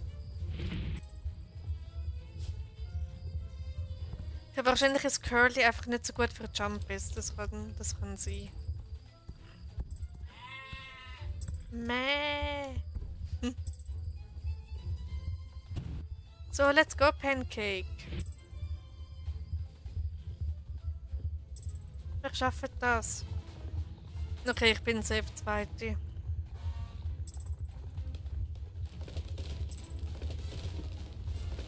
Ja, da war vorsichtig sein.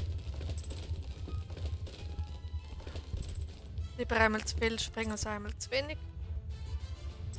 Ach komm schon. Ich bin... Okay, ich tippe auf zweite oder dritte. Ich bin relativ lange an der Spitze gewesen.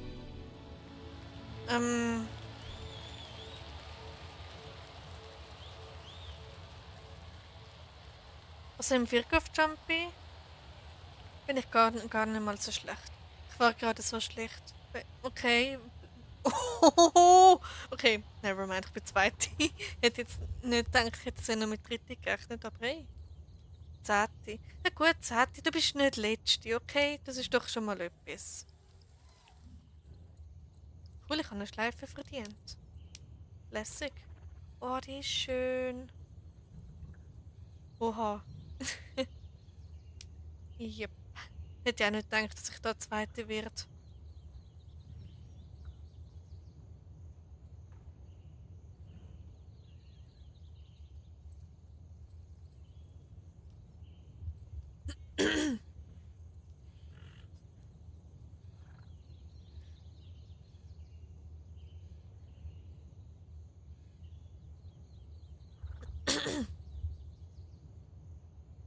sich bei dir das Heu anstatt.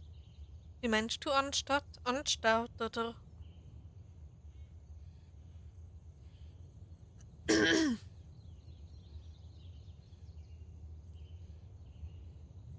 Anstaut. Ja, ich habe über 1000 Heu. Ich glaube, es ist über 1100. Moment, ich glaube, das kann ich da genauer nachschauen. Ups, ich kann nicht das wählen. Ich kann. Ja, ich habe 1286 Heu. ähm, genau. Was jetzt? Was könnte man denn noch Schönes machen?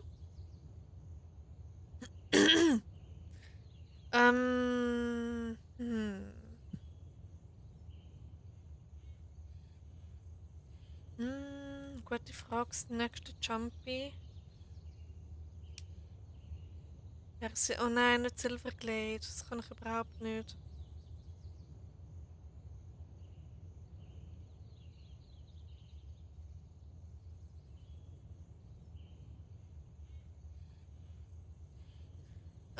Was jetzt? Gute Frage, nächste Frage.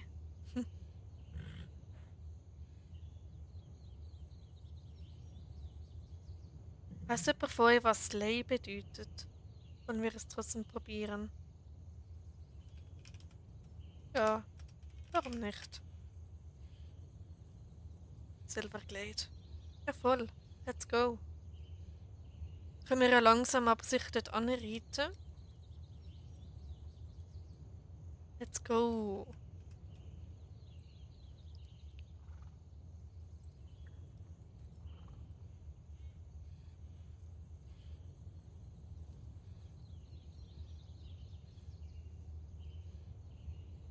Es sind doch noch 3 kleine Wölkchen da, die zuschauen.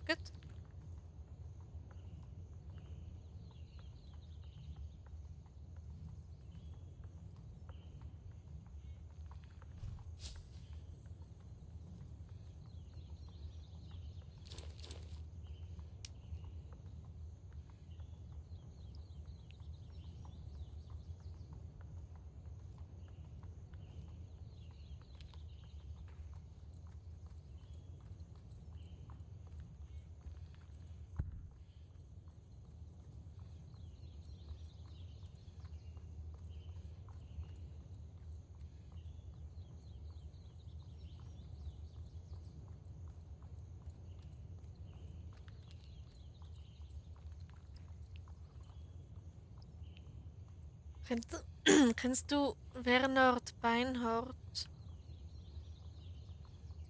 Nein, ich glaub's nicht. Ich gang langsam geschlafen. Alles klar, Miss Blueberry Castle. Schlaf gut, träum etwas Schönes. Und vielleicht bis morgen, weil morgen Abend streame ich dann auch wieder.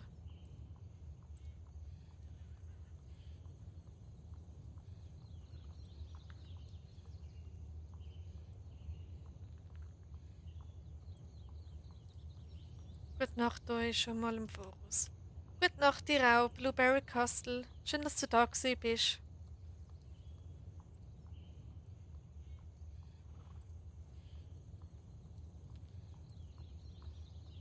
Na, das Kamele wieder neu sammeln. So.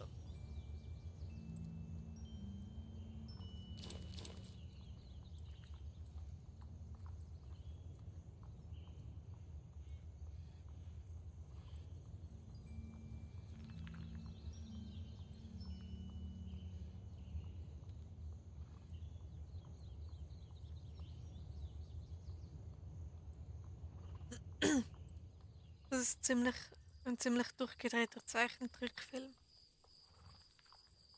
Moment, etwas sagt mir das. Werner Beinhardt, meinst du das? Oder ist das nochmal etwas anderes?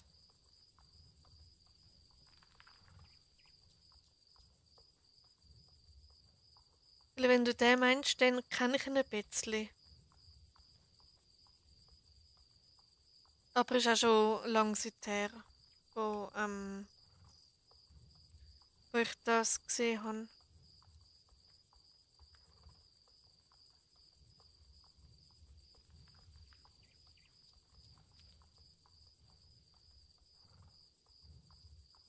Motorrad. Ja, Moment. Ich muss dann nachschauen, ob wirklich der damit gemeint ist. Ähm, Werner Beinhardt. Ähm, in einem Lehrling kann das sein.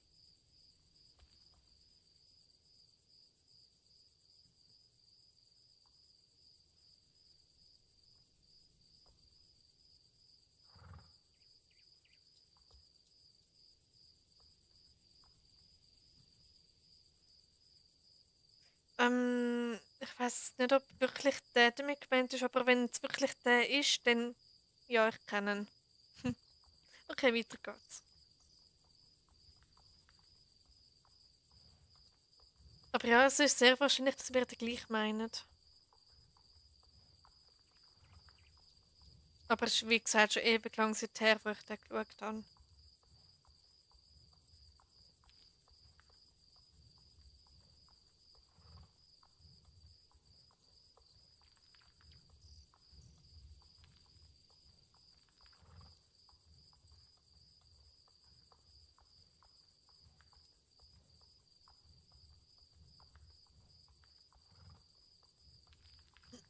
Okay.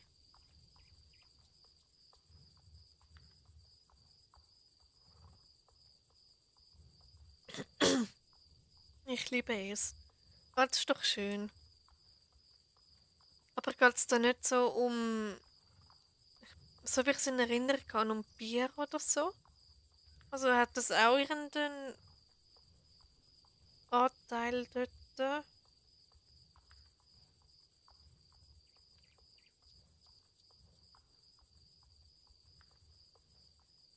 So durchgedrehter Müll. Okay. Dann gefällt dir so etwas allgemein in dem Fall.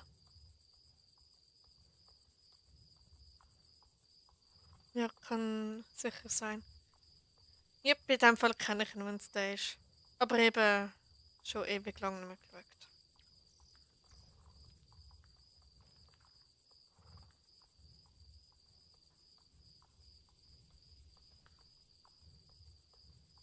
Ich weiß nur noch, dass er irgendwie, ich glaube, es war sogar ein Film davon. Es ist so alt. Ja, bestimmt. Hat es so einen Film gegeben hat, wo dann irgendwie, ich weiß nur noch den Satz, ich bin erlöst von so einer Frau. Und dann sind sie irgendwie, ich weiß nicht, den Gottesdienst oder so gewesen. Auf jeden Fall haben sie dann so Halleluja gesungen. Das weiß ich noch. Und dann, ich mache eine Flasche Bier auf, irgendwie so etwas. Das ist das Einzige, was ich noch weiß.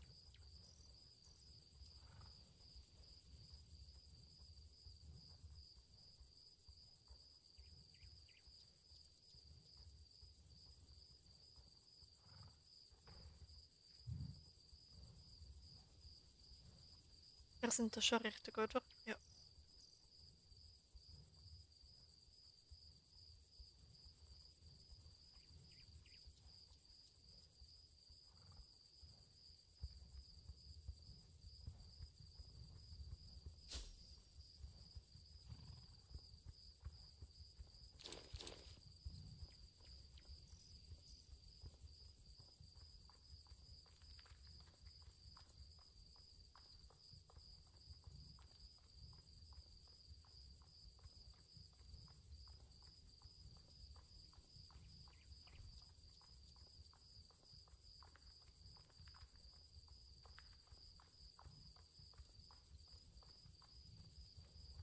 Ah, der Schnipper. Hallo. Hm.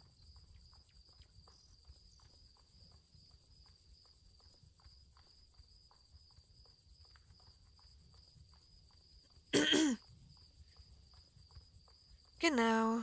Und sonst so. Wie oft habe ich das in diesem Stream schon gesagt? Das Grillen, das Färben ist so schön. Ja, es hat so eine Sommeratmosphäre, so richtig friedlich. Es ist mega schön.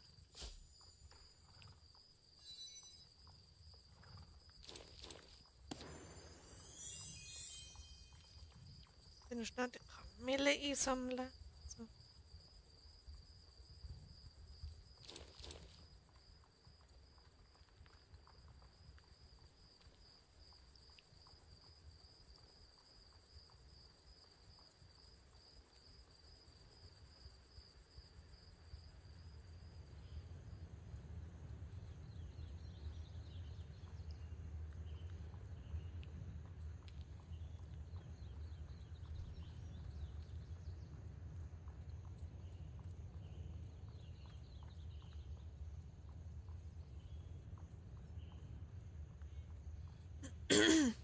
Okay, ich würde sagen, nach dem Silverglade Jump bist du dann wirklich fertig für heute. Weil morgen wird ich auch noch streamen und genau.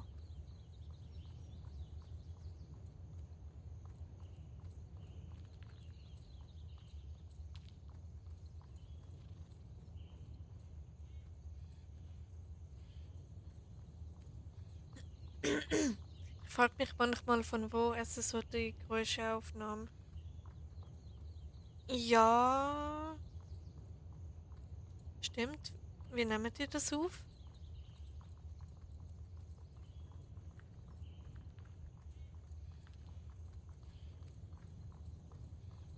Ich meine, es sind ja relativ viele Geräusche da unterwegs. Zum Beispiel irgendwelche Vögel oder zum Beispiel so das Rauschen, das da ist.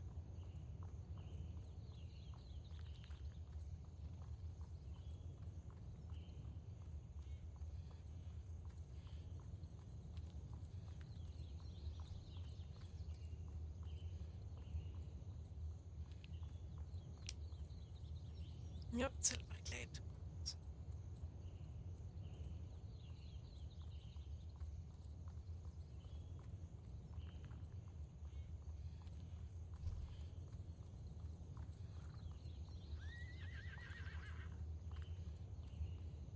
Das sind ja so tolle Tricks, wie man Geräusche aufnehmen kann, zum Beispiel beim Film Wall-E. Sieht man es. Okay, da habe ich nie drüber nachgedacht, wie die Geräusche aufgenommen haben.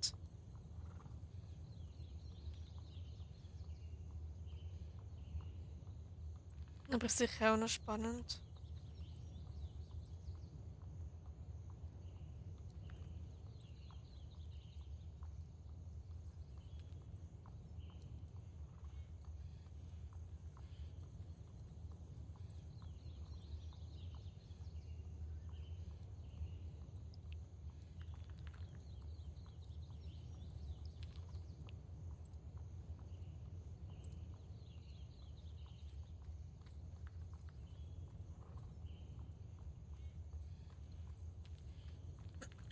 Okay, wo ist der Jumpyplatz schon wieder? Da glaub's.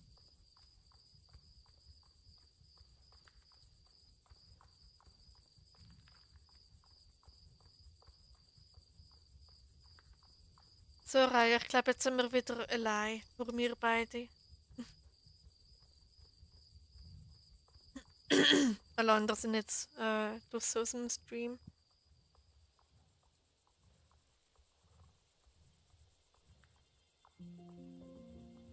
Oh, und jetzt kommt Silverglade-Musik.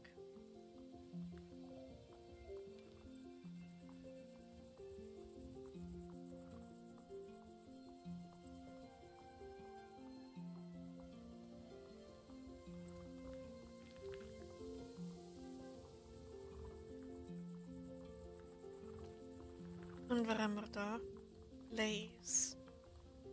Level 20. Okay.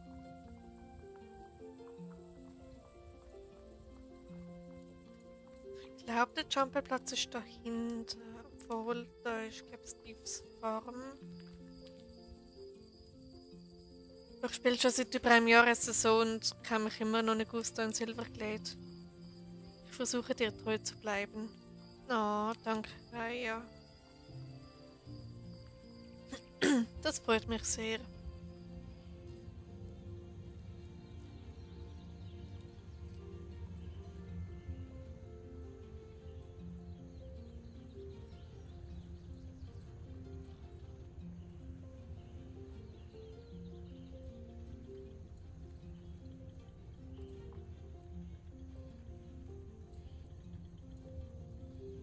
Okay, jetzt sind es doch wieder 3 kleine Wölkchen, die zuschauen.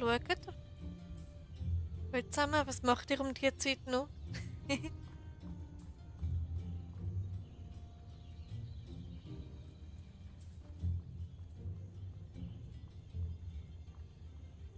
So, da vorne ist der Jumpyplatz.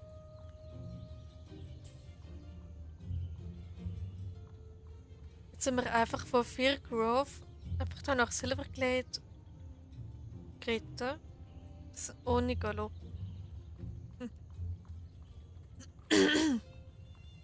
Als ich dich zum ersten Mal gesehen habe, dachte ich schon, was für ein Video ich da hochgeladen habe. Ich kenne das gar nicht. Weil wir gleich aussehen im Spiel.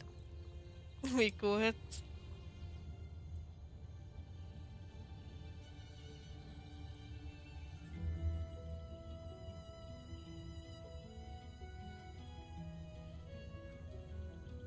Ist jemand da? Nein, wir sind die Ersten. Okay.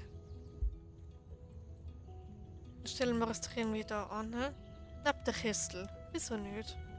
Vor der Kessel. Können wir uns vorstellen, dass da einfach Feuer drunter ist und wir jetzt schöne Suppe kochen. Ja, okay.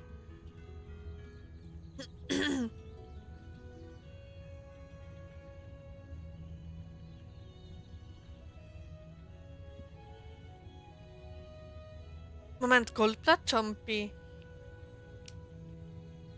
Oh mein Gott! Wieso ist denn jetzt schon wieder das Goldblatt Jumpy? Das war doch erst gerade gewesen.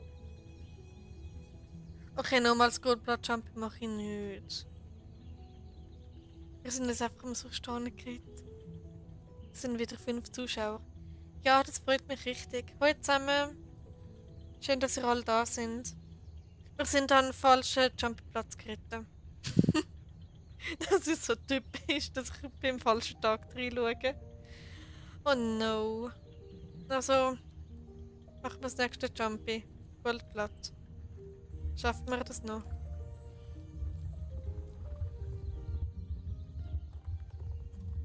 Also, Kürbisfarm wäre das.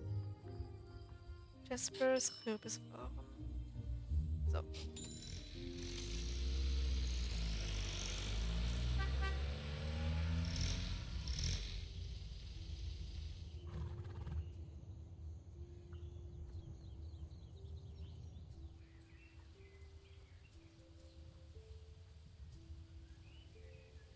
Okay, ich habe mich nämlich schon gewundert, wieso das noch niemand da ist. Dabei sind wir einfach die ganze Zeit beim falschen Jumpy-Platz gewesen, weil ich in den falschen Tag geschaut habe. Wo jetzt einfach schon wieder das Goldblatt Jumpy ist. Ups.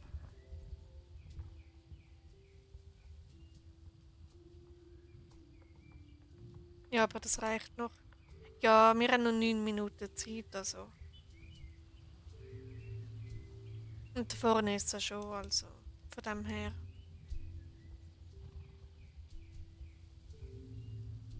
Also ist irgendjemand da? Sehr wahrscheinlich. Irgendjemand ist safe da. Oder auch nicht?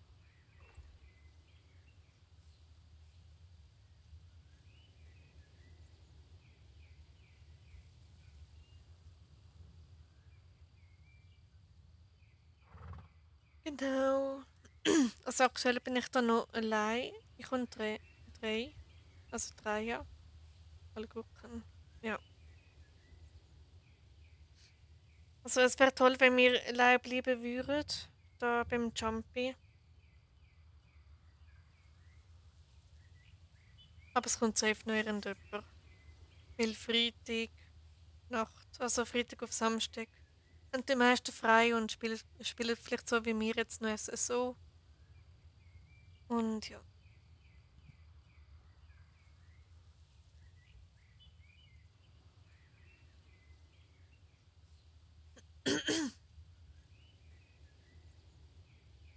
Aber ich stream sie bald 5 Stunden.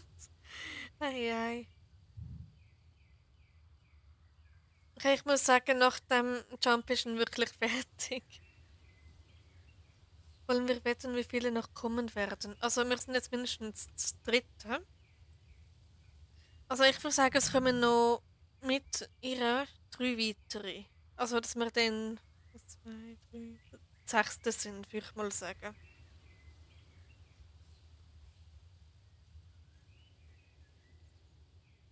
Ja, das stimme ich dir zu. Okay. Dann sagen wir beide, dass wir dann das sechste sein werden.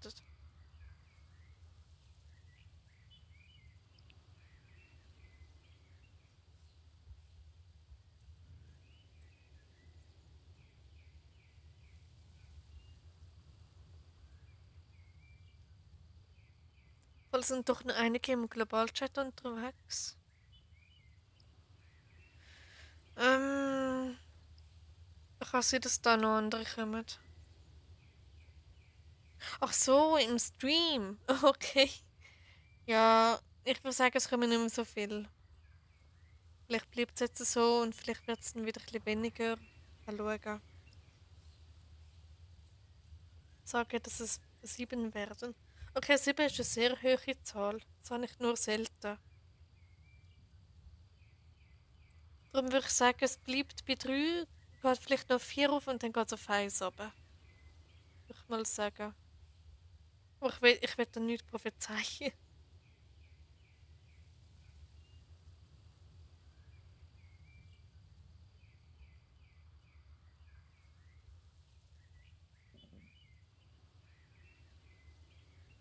Okay, dann können wir uns mal anmelden. Wieso kommen wir alle auf Halloween? Also klar, es ist bald, aber...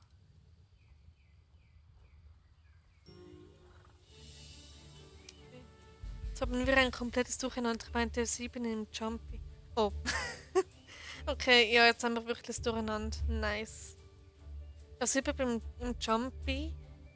Und ich tippe auf 6. Aber bis jetzt sind wir noch das dritte, aber da kommen wir safe noch.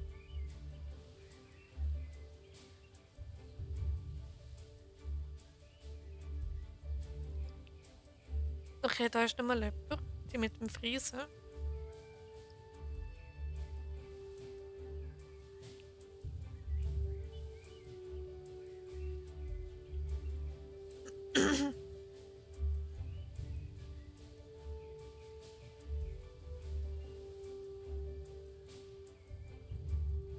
Obwohl jetzt... Nein, die geht nicht, die bleibt.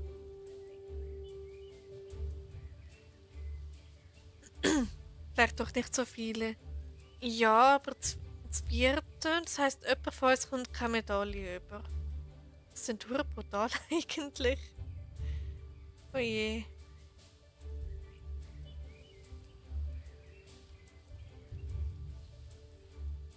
Kann man eigentlich da springen? Nein, kann man nicht, okay.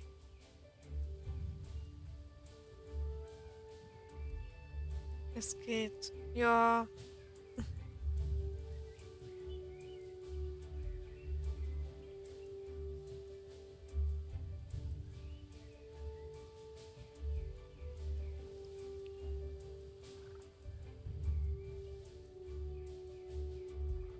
Ich liebe Halloween über alles. Wieso lieben plötzlich alle Halloween?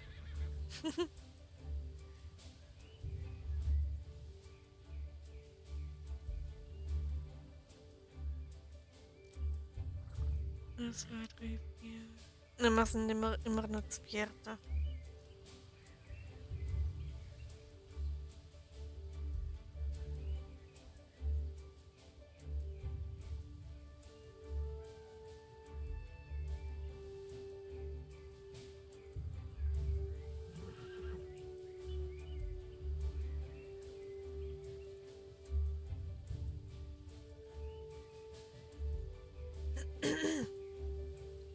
Okay, es geht bald los, noch 2 Minuten.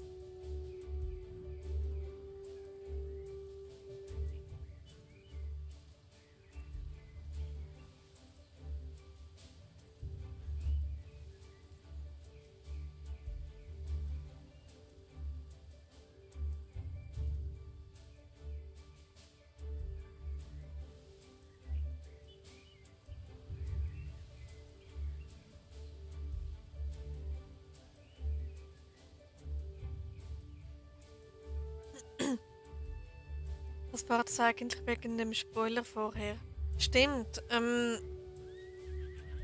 also du schaust Spoiler, richtig? Ich werde es da nicht aus Versehen mit Spoiler oder so, wenn das jemand nicht will. Einfach sagen. Also wer jetzt nicht weggespoilert werden, schnell weglassen. Weil es sind noch 2 andere dabei. Es gibt eine neue Halloween-Katze als Haustier. Und die sieht aus wie eine Marionette ein bisschen. Und erinnert mich sehr, sehr stark an meine Lieblingshorror-Filmreihe. Vielleicht kennt jemand von euch so. Ist ein bisschen ziemlich gore-lastig und so. Aber es geht fast so aus wie Puppe aus so. Und ich finde das so geil. Es ist so cool. Gut, jetzt könnt ihr wieder anhören. Der Spoiler ist vorbei.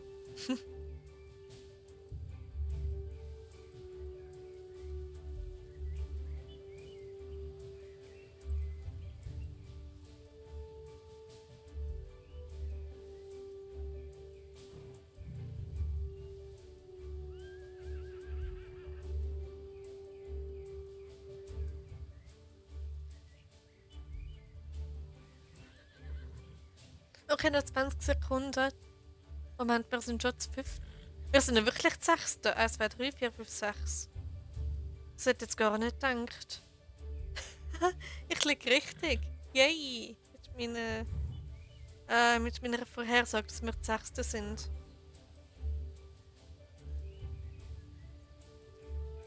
Okay, es gibt eh nur eine Jumpy-Gruppe.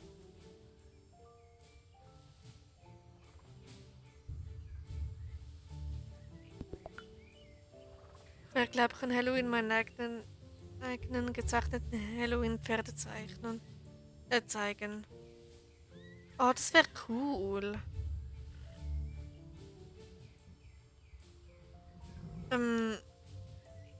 Sieht sicher noch mega toll aus, oder? Aber wenn wir wirklich die 6. sind, hätte ich nicht gedacht.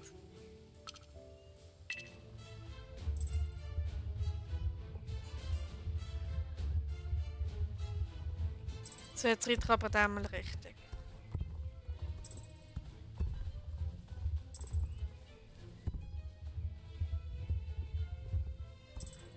Komm schon. Spring. Nicht so, nicht so, nicht so.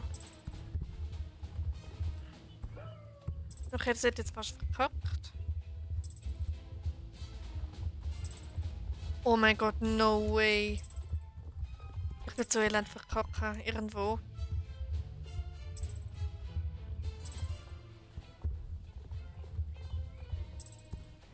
Komm schon, Pancake, wir schaffen das. Okay, nein, dort kann ich abkürzen, Mist. Ich habe eine Abkürzung verpasst. Okay, und wodurch jetzt da? Irgendwie da. Da entlang.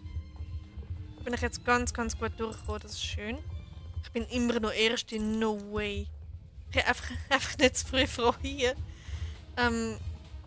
Ich komme da durch irgendwie.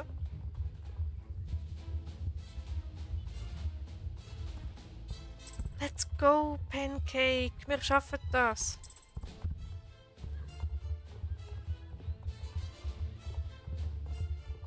Ich werde vorne aufpassen.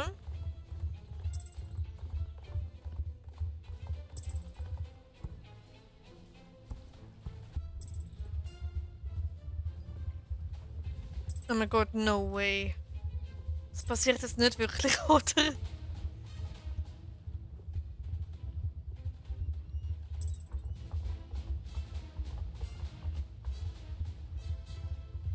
Das ist ein sehr, sehr seltenes Bild, das ich da gerade gesehen habe, dass ich Erste werde. Ich mache mir noch keine Hoffnung, wahrscheinlich ist es extrem knapp.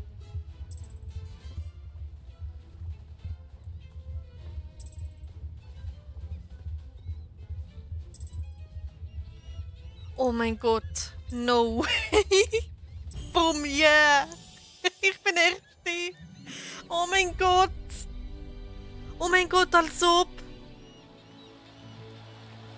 Ich bin tatsächlich erst geworden und das war richtig knapp. Huiuiui. Mit dem hätte ich jetzt gar nicht gerechnet. Danke, Raya. Boah, das freut mich jetzt gerade mega.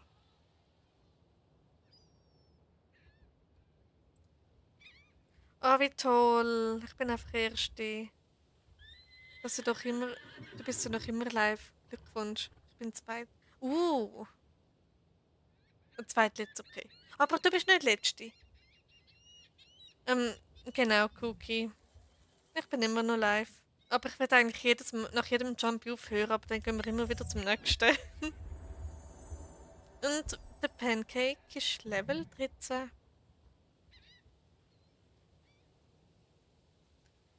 Okay, gebe jetzt zum ersten Platz. Danke, Cookie. Und danke für das wegen dem Levelaufstieg. Oh, ich habe mir da jetzt aber so etwas von verdient.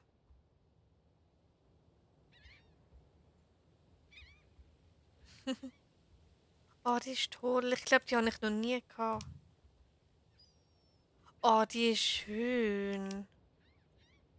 Die Schleife. Cool. Okay, das freut mich gerade ziemlich.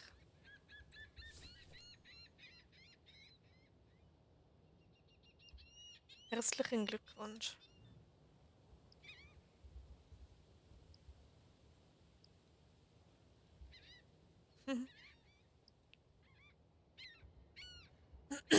Okay, dann würde ich sagen, mach jetzt auch nicht mehr allzu lang. Es sind doch schon 5 Stunden, wo ich jetzt live bin. Aber es macht es so süchtig, ich will da gar nicht aufhören. Aber ja.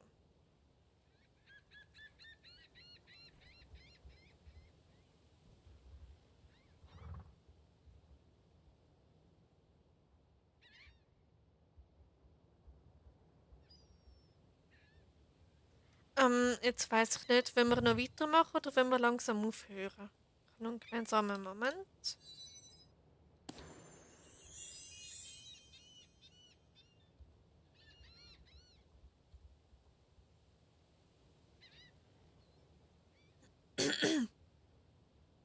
Es sind schon wieder 5 Zuschauer da. Und die Zeit noch. Entscheid du. Ja, mal schauen, welches Jump als nächstes ist. Samstag. Eis. Moorland. Hm. Nein, ich würde sagen, es ist spät zum noch einen Jump im Marathon. Also eigentlich schon, aber. Ah. Nein, ich tue ja morgen wieder streamen, also von dem her. Samstag um Eis. Na gut, ich hätte nicht gedacht, dass um die Zeit noch so viele Leute unterwegs sind auf YouTube. Und da den Stream schauen, das hätte ich gar nicht gedacht. Aber ja, ich würde sagen, ich höre jetzt auf. Meine Rippen tun schon weh vom Liegen. Nein, obwohl, fast hasst mich. Cookie, du mich nicht herausfordern, du mich nicht, herausfordern, gell? Ich kann ruhig die ganze Nacht durchstreamen.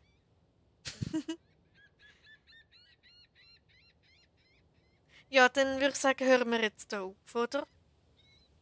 Weil, ja, obwohl 5 Zuschauer ist halt schon nice. Oder ja, vielleicht einfach anders liegen. Wäre vielleicht auch eine Möglichkeit.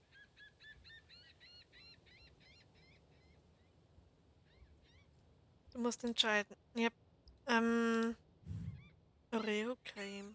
Was ist denn das? Kann, aber ich darf nicht. Oh nein, Cookie. Kann schon noch weitermachen. Okay, solange mindestens 3 noch dabei ist, dann.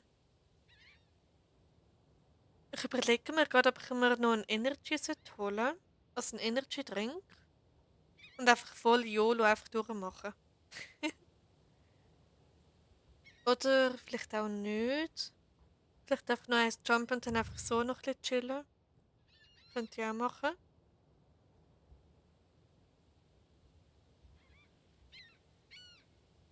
Und ja, da fliegt immer noch Konfetti rum. Ähm,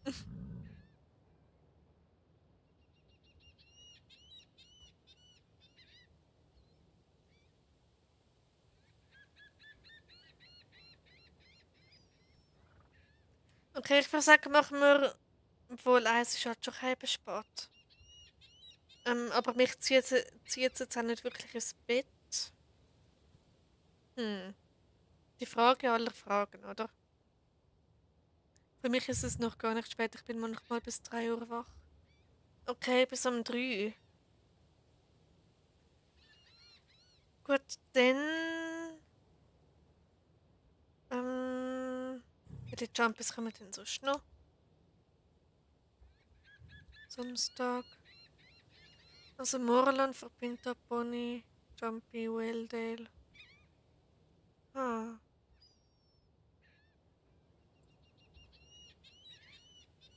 Rünnavor. Was heißt das? Hallo, Emmy.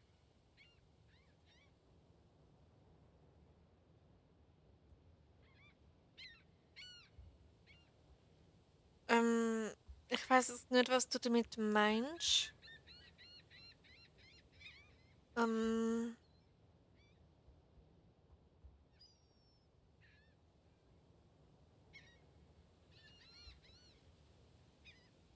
also Moorland, Verbinter, Pony, Baroness. Wenn wir es kurz Sportschritt machen und zusammen leveln. Ich habe nicht schon gelevelt, also ich habe keine offenen Rennen mehr. Oder nur noch, oder... Ähm, nein, ich würde sagen heute nicht mehr, ohne Discord. Ich habe eh nichts zu verlieren, mein Schlafrhythmus ist eh schon kaputt. Ja, aber den wieder in Ordnung zu bringen ist nicht so einfach. ähm, Guck, ich habe dich gesucht, konnte dich auf YouTube nicht finden. Ja, ich habe dich einmal gesucht, Cookie auf YouTube, und dann gibt mir so ein Cookie Stars Table und da kommen nur solche, die ihr so als Cookie nennt. Genau, Morland. Ich möchte eben das Wildel Jumpy nicht machen. Das ist eben das Problem.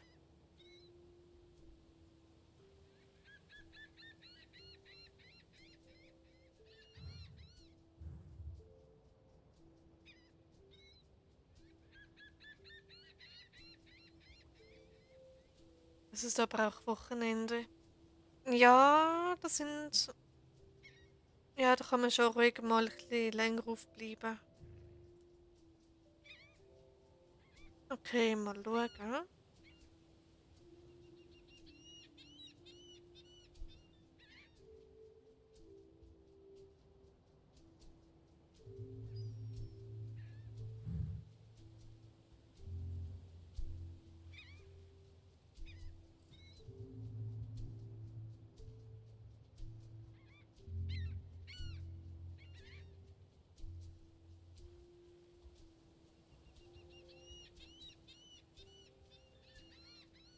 Okay,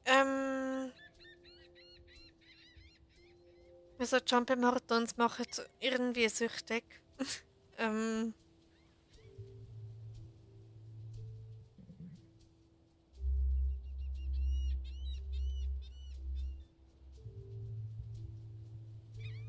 Geh kurz nach Moorland. Alles klar, Raya. Ähm,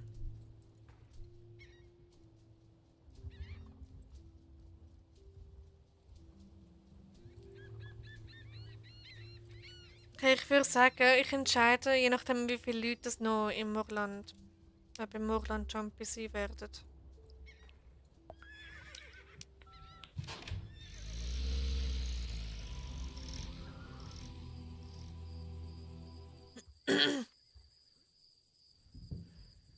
Okay,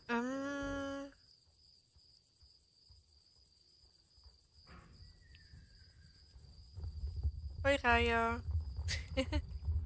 Dann sehen wir uns wieder. Soll ich so schnell mein Inventar ein bisschen aufräumen? Einmal Tiegel. Genau, das habe ich im Inventar behalten. Falls ich dann wieder mal levele. Dann habe ich das Ding schon. Was ist das? Nein, okay. Den Reisepulver. Dann der blaue Dino und das da. Und die Schleife kommt da. Einmal die und einmal die. Perfekt.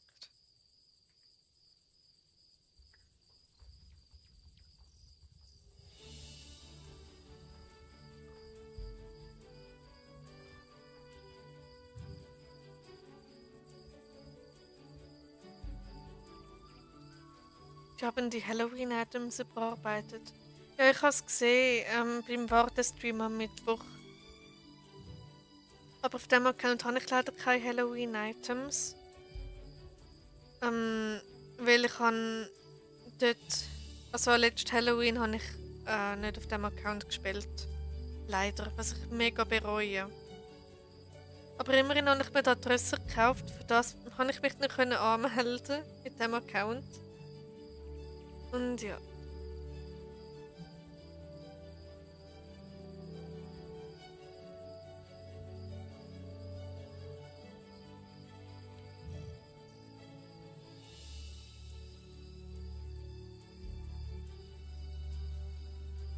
Ist das dein erster Account?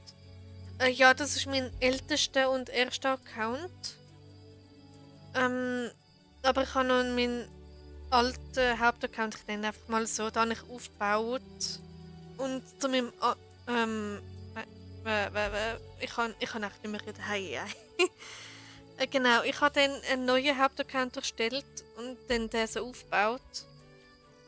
Und ja, dann war das eine Zeit lang mein Hauptaccount, aber das hat auch seine Gründe gehabt, wieso ich gewechselt habe und einen neuen aufgebaut habe. Jetzt bin ich wieder auf meinem alten zurück.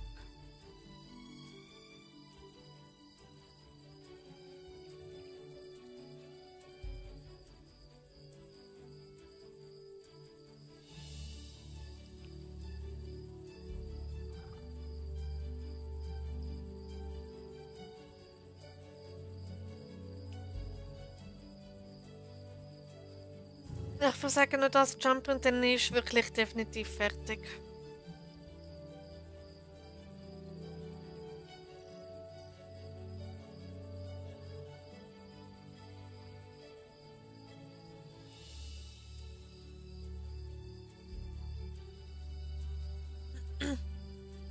Also den, mit dem du jetzt spielst, mit dem hast du angefangen. Genau, ja, so ist das.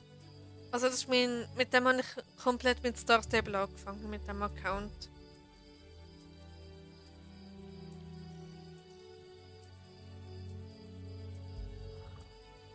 Und same. Okay, hast du auch einen zweiten Hauptaccount aufbauen? Das wäre wieder ein mega Zufall.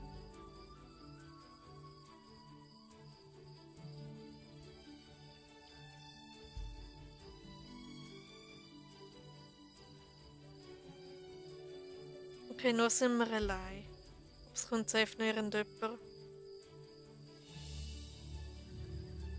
Und also, ich habe einfach mehrere Accounts. Okay, du willst gar nicht erst wissen, wie viele Accounts das ich habe. Nein,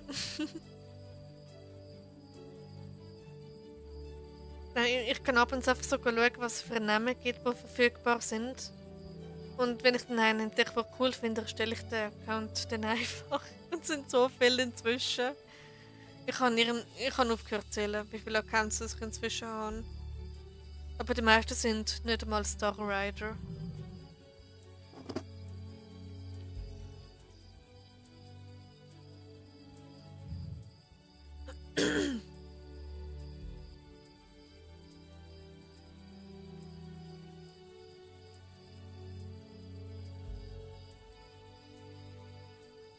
Ich werde alle Charaktere im Intro zeigen.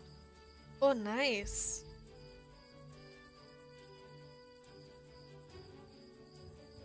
Wird es nicht ein bisschen aufwendig?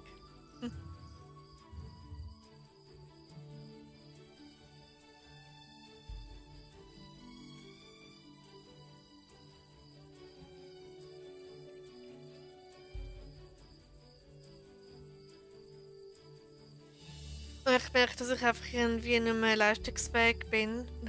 Also mein Hirn sagt einfach so, nope. Wen hast du noch nicht gesehen? Mein männlicher Account. Cool, hast du einen männlichen Account?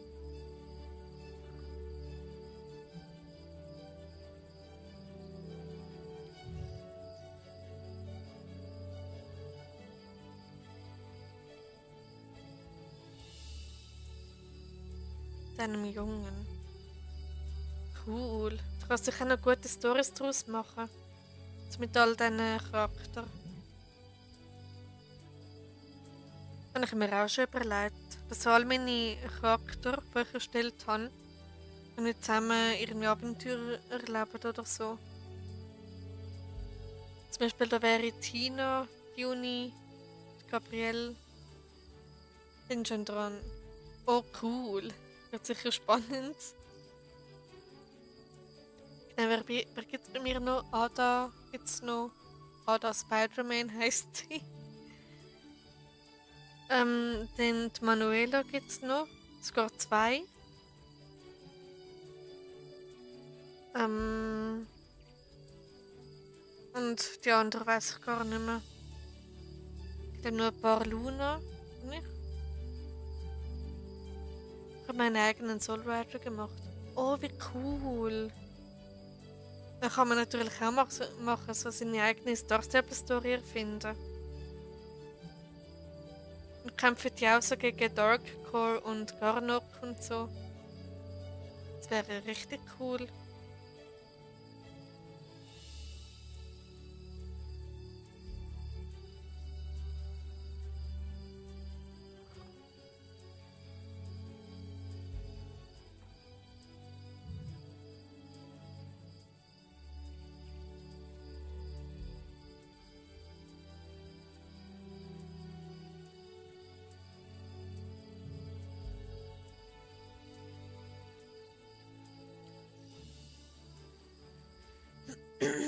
Aber dann so, dass die alten Soulrider noch da sind, das wären es plötzlich 8 Soulrider. Spannend.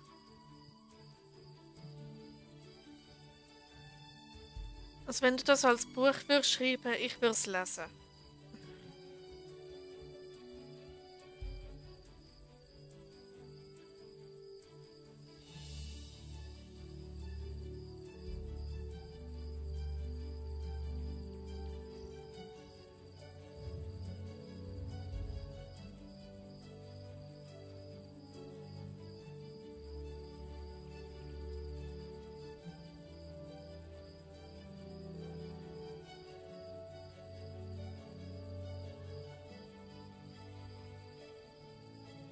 Naja.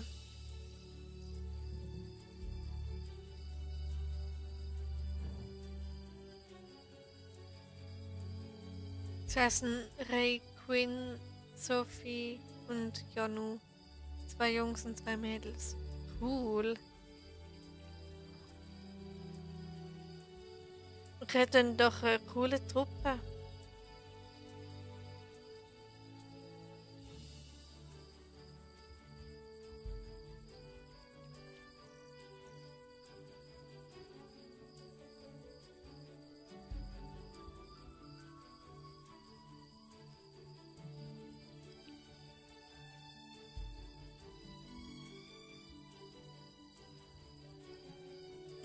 Und der Lehrer dann ist Hermann.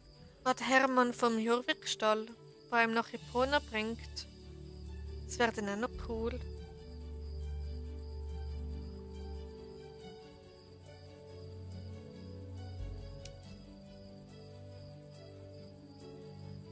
Ja, okay.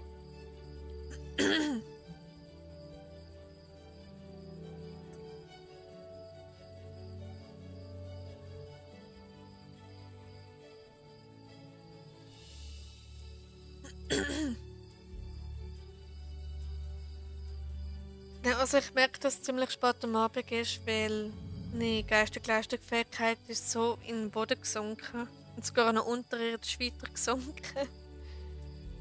Ich könnte ewig erzählen. Nur zuhören, ja.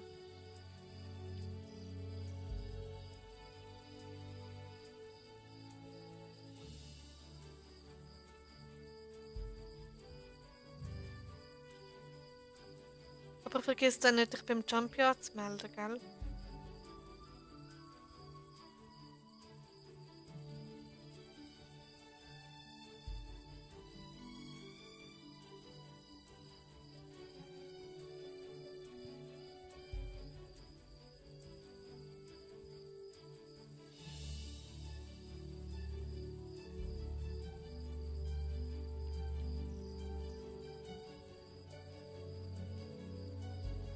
Mhm. Wir machen aber nach dem Morland Jump Schluss, wenn du dann schon so müde bist. Ja, habe ich auch gedacht. Nach dem Morland Jump ist fertig.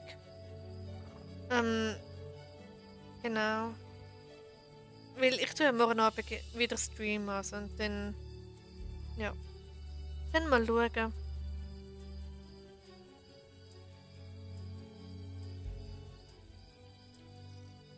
Also mein Schlafrhythmus dankt mir jetzt für den Stream.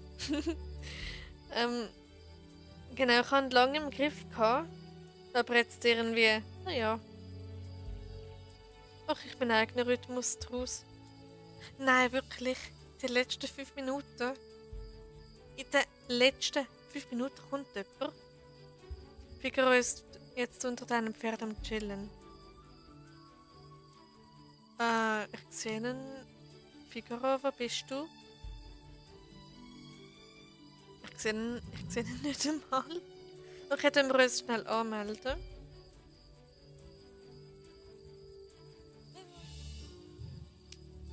Dann nur bei mir.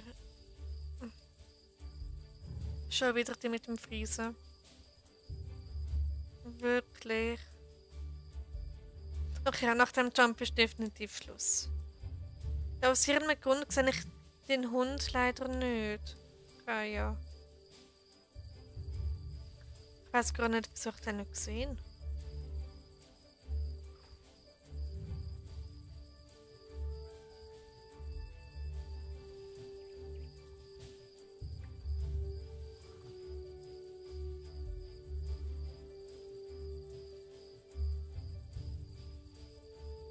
Okay, egal. Okay. Normale Wellness-Level sind hier 17 und 18, okay.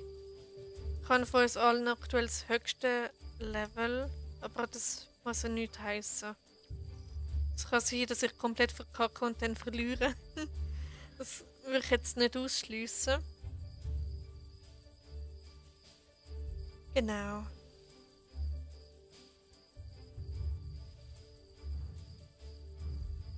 Ganz ruhig. Ja. Atemübung, 3 Sekunden einatmen. Du machst es schon. Oh, danke, Raya. Du bist mega nett. Ist das 4 Sekunden einatmen, 5 Sekunden den Atem heben und dann irgendwie wieder 4 Sekunden ausatmen? Oder irgendwie so etwas kann man das einfach nicht merken.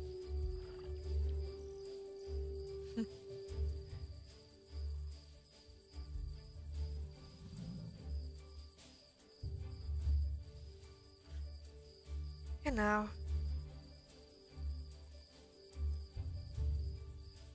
Aber ich merke schon, wie mein Bett so langsam nach mir ruft. So, Gabi, jetzt komm langsam. Schlafen, es ist spät. Irgendwie so etwas, weiß auch nicht. Genau. Ja, da kommt noch mal jemand. Welches Level bist denn du? 24, okay. Sind es wieder 4 Zuschauer? Ja, genau, 4 kleine Wölkchen schauen gerade zu. Ah, wie schön. Ich könnte gerne auch etwas in den Chat schreiben, wenn es nur ein kurzes Hallo oder so ist. Ich würde mich sehr freuen. Und schön, dass ihr da sind. Und uns bei dem Jumpy noch begleitet. Um die Zeit. Da kommt sie wieder. Ach, wir sind jetzt doch wieder einige.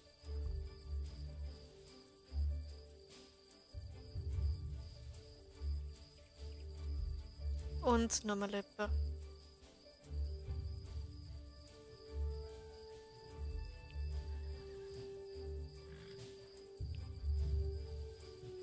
Okay, es geht nur 1,5 Minuten und dann geht es schon los.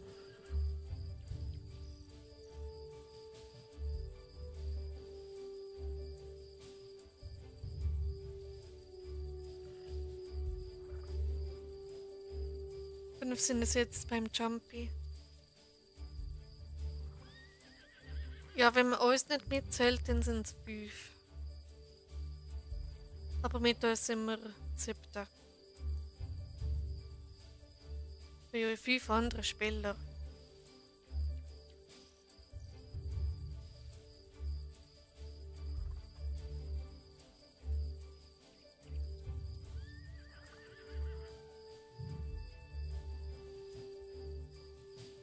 Okay, ich tippe auf Platz 4 bei mir. Oder schlechter als von den beiden. Stimmt, uns habe ich vergessen. Yep, dann sind wir 7. Okay, VG und VS.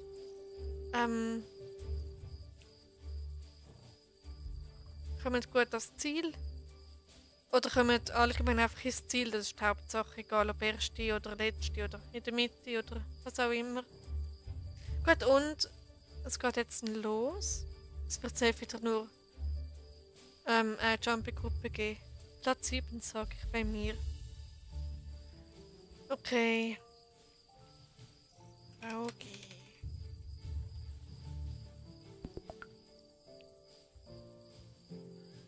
Aber wir müssen jetzt doch jemand mehr als beim Goldblatt Jumpy, wo ich einfach so Erste geworden bin. Okay. Also viel Spaß allen, die da mitmachen. Und es ist nur ein Spiel. Nehmt es nicht zu ernst. Nicht so wie ich. Okay, let's go, würde ich sagen.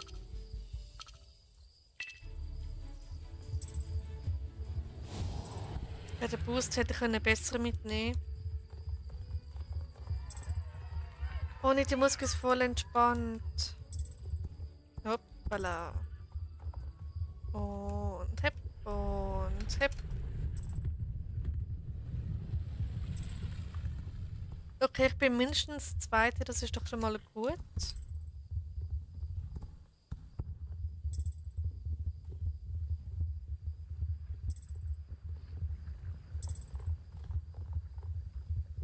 Ich bin so konzentriert. Es ist so schlimm. Spring! Oh, der Pancake wäre fast nicht gesprungen.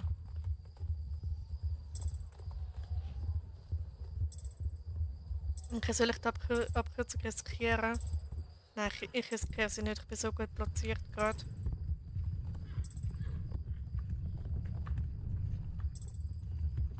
Nein, ich nehme sie nicht fertig. Ja super, das hat mir jetzt gerade noch gefehlt. Ja, nein, wirklich. Das hat gelegt, das war jetzt nicht so fair gewesen. Okay, da habe ich jetzt sehr gut mitgenommen. Ui! No way, ich bin schon wieder Erste. Nein, es hat jetzt gar nicht damit gerechnet. Okay, da bin ich jetzt wirklich sehr, sehr gut durchgekommen. Ich habe die beiden letzten Boosts super gut mitgenommen. Heieiei. Ja, nice. Ich bin schon wieder Erste. Wie ist denn das jetzt wieder passiert?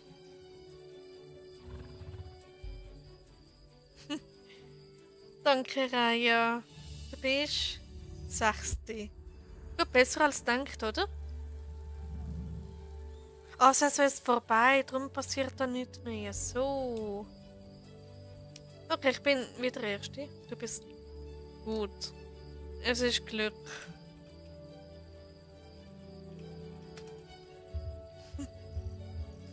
Es ist nicht wirklich können, es ist einfach Glück, würde ich sagen.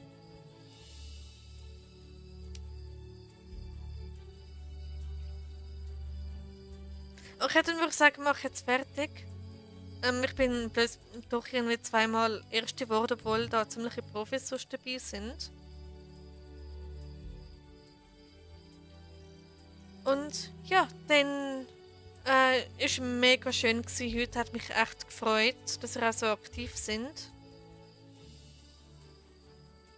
Und ja, dann gute Nacht an alle, die da noch schauen. Oder falls es jemand anschaut oder so. Kann auch sein. Darf ich in deinen Stream beim nächsten Mal wieder aufnehmen und sie zusammenstellen? Klar! Immer, ja. Nur zu.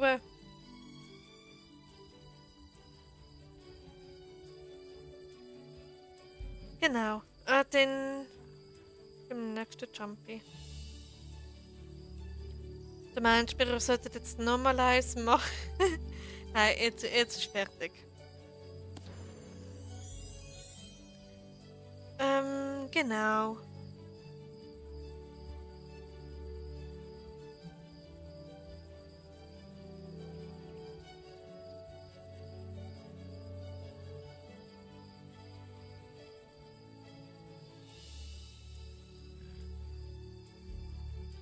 Also vor beim Jumpy hat sich so angefühlt, als ob ich fast eingeschlafen wäre, irgendwie. So gute Nachtschlaf und darum was Schönes. Du auch, Raya. Und alle anderen, die zuschauen, natürlich auch. Und ja, dann würde ich sagen, es war toll gewesen. Und morgen Abend streame ich auch nochmal. Also wer Lust hat, kann gerne nochmal vorbeischauen. Und wenn nicht, auch nicht so schlimm. Und ja, dann sehen wir uns im nächsten Stream, im nächsten Video oder was auch immer. Und gute Nacht. Tschüss zusammen.